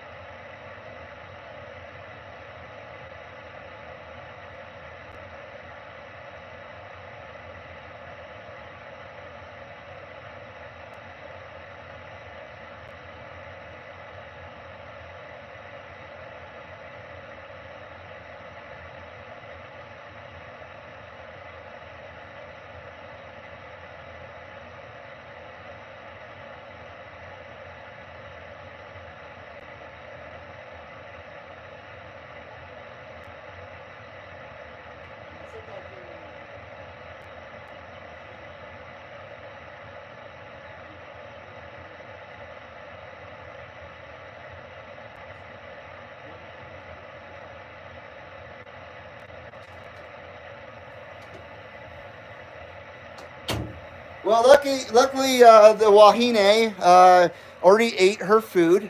She fixed spaghetti and chili, which is one of my favorites. So I'm stoked to have that. So I got spaghetti and chili waiting for me out there, or as they say in Ohio, because that's the only place I've ever heard they call chili with no beans hot dog sauce. I only learned that like 10 years ago. So we are back for a couple more minutes. I am hungry. All I've had is a granola bar. It's the same old story. I ate a granola bar at noon, and I haven't had anything since besides Ripa's and RC Cola. But we keep it hard. That's how I do it. I keep it hardcore. I still am hardcore. I may be old, but I'm still keep it hardcore. Jake from State Farm, we got a boom shalaka laka. Look at that, a boom shalaka laka. Thank you, Jake from State Farm. Attention loungers, attention CB loungers. We have that $10 super chat from Jake from State Farm, and we are celebrating Jake from State Farm's first super chat on a live stream. Look, it says it right there, right below it. And he says, boom shalaka laka. From Jake from State Farm, thank you so very much, and we are wishing you a very Merry Christmas and Happy Holidays, Mr. Jake from State Farm. We sure appreciate you being here at the CB Lounge 2112. Thank you very much, sir, for your graciousness and your kindness. Jake from State Farm with that super chat here on the Super Chat Excitement Speaker System. Cess. Right on there, Jake. Thank you, brother. Thank you very much. I appreciate it, man. Merry Christmas, dude. And boom shalakalaka, right back at you, man. Very nice. Very, very nice. Yeah, I appreciate your guys' kindness like you wouldn't believe. And it's not because it's a monetary thing or anything like that. It's the kindness behind it that counts more than anything. And I really mean that.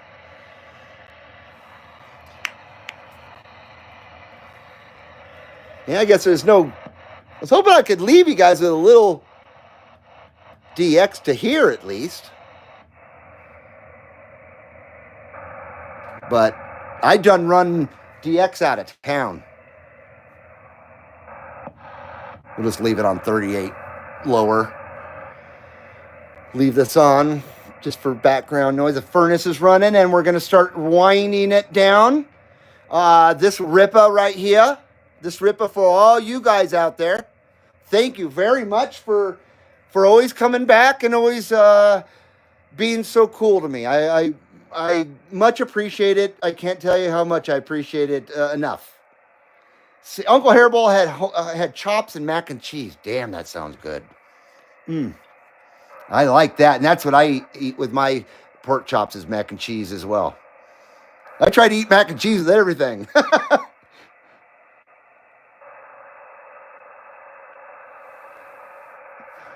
Oh, I'm sorry if I missed more chats out there. Apologize. What was the power supply question? I have a 40 amp power supply out of this camper. Will it run a mobile and a 150 watt amp? I would probably guess to say yes. Catalyst says yes. Arctic Vanilla, how you doing? Arctic Vanilla says Pelosi's lunch. Rip us. I do. I got to go collect Pelosi's lunch. It is Sunday. That's when we collect Pelosi's lunch. You may not get max power, but it'll run them both. I agree with Catalyst right there. I think that's best put right there. I think that's great advice right there. You may not get max power, but it will run them both. But I personally prefer to, but if that's all you got, you're still good to go. And if your amp is switchable and you can turn the power down a little bit, you might be best to do that and just run it at, 75% or whatever, if that's possible.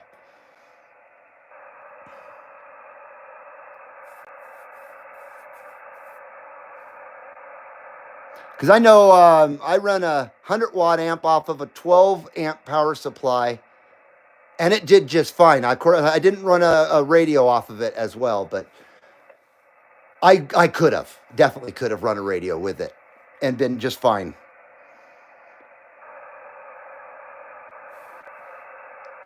Oh, did I do that? Cheers? I didn't do that. Cheers, did I? I didn't do that Ripa. SWR is getting a little whack, though. Probably because it needs a stir. Stir it up.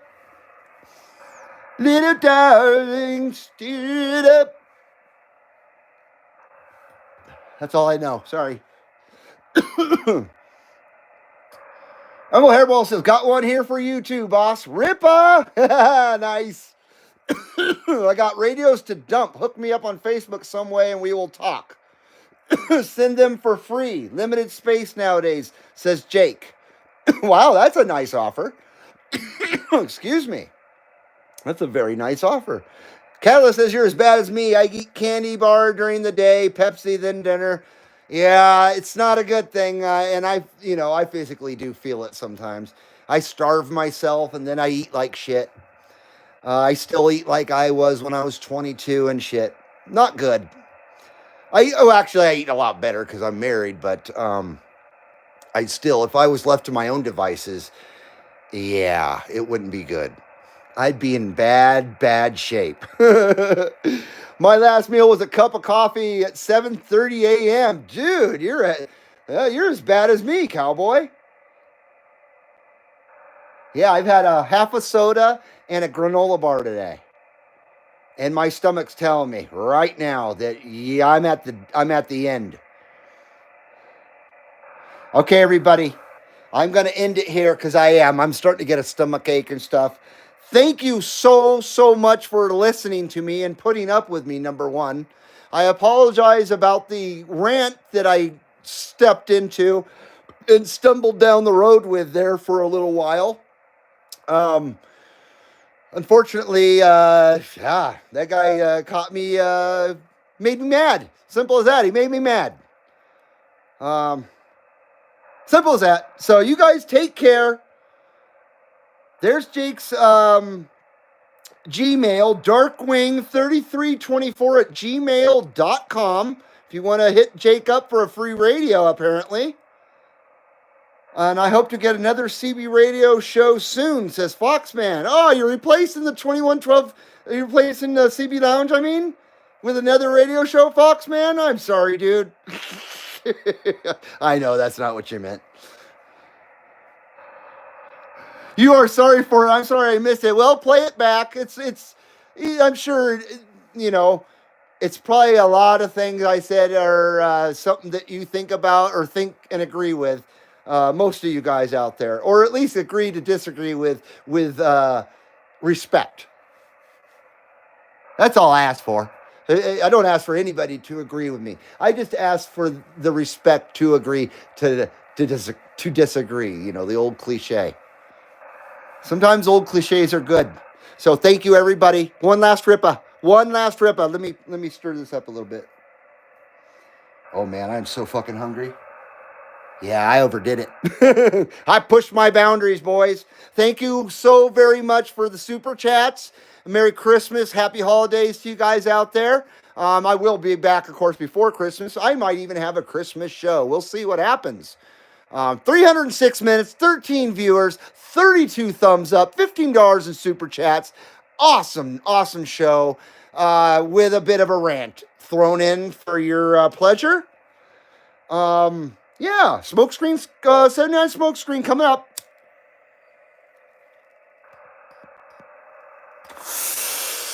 Oh, Ripper. That was a mega Ripper. It was a mega Ripper.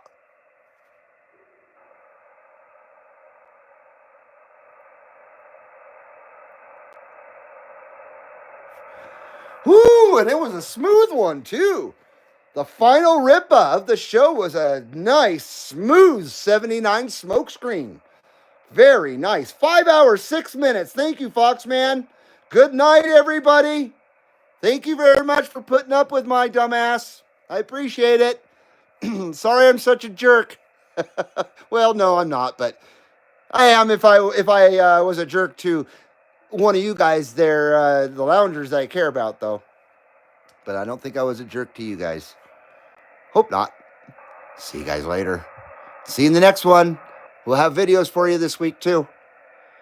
Take it easy, everybody. Take it sleazy. We'll smell you later. Aloha nui loa. And hui ho. We will see you in the next CB Lounge 2112 Live Lounge Videogates. Aloha.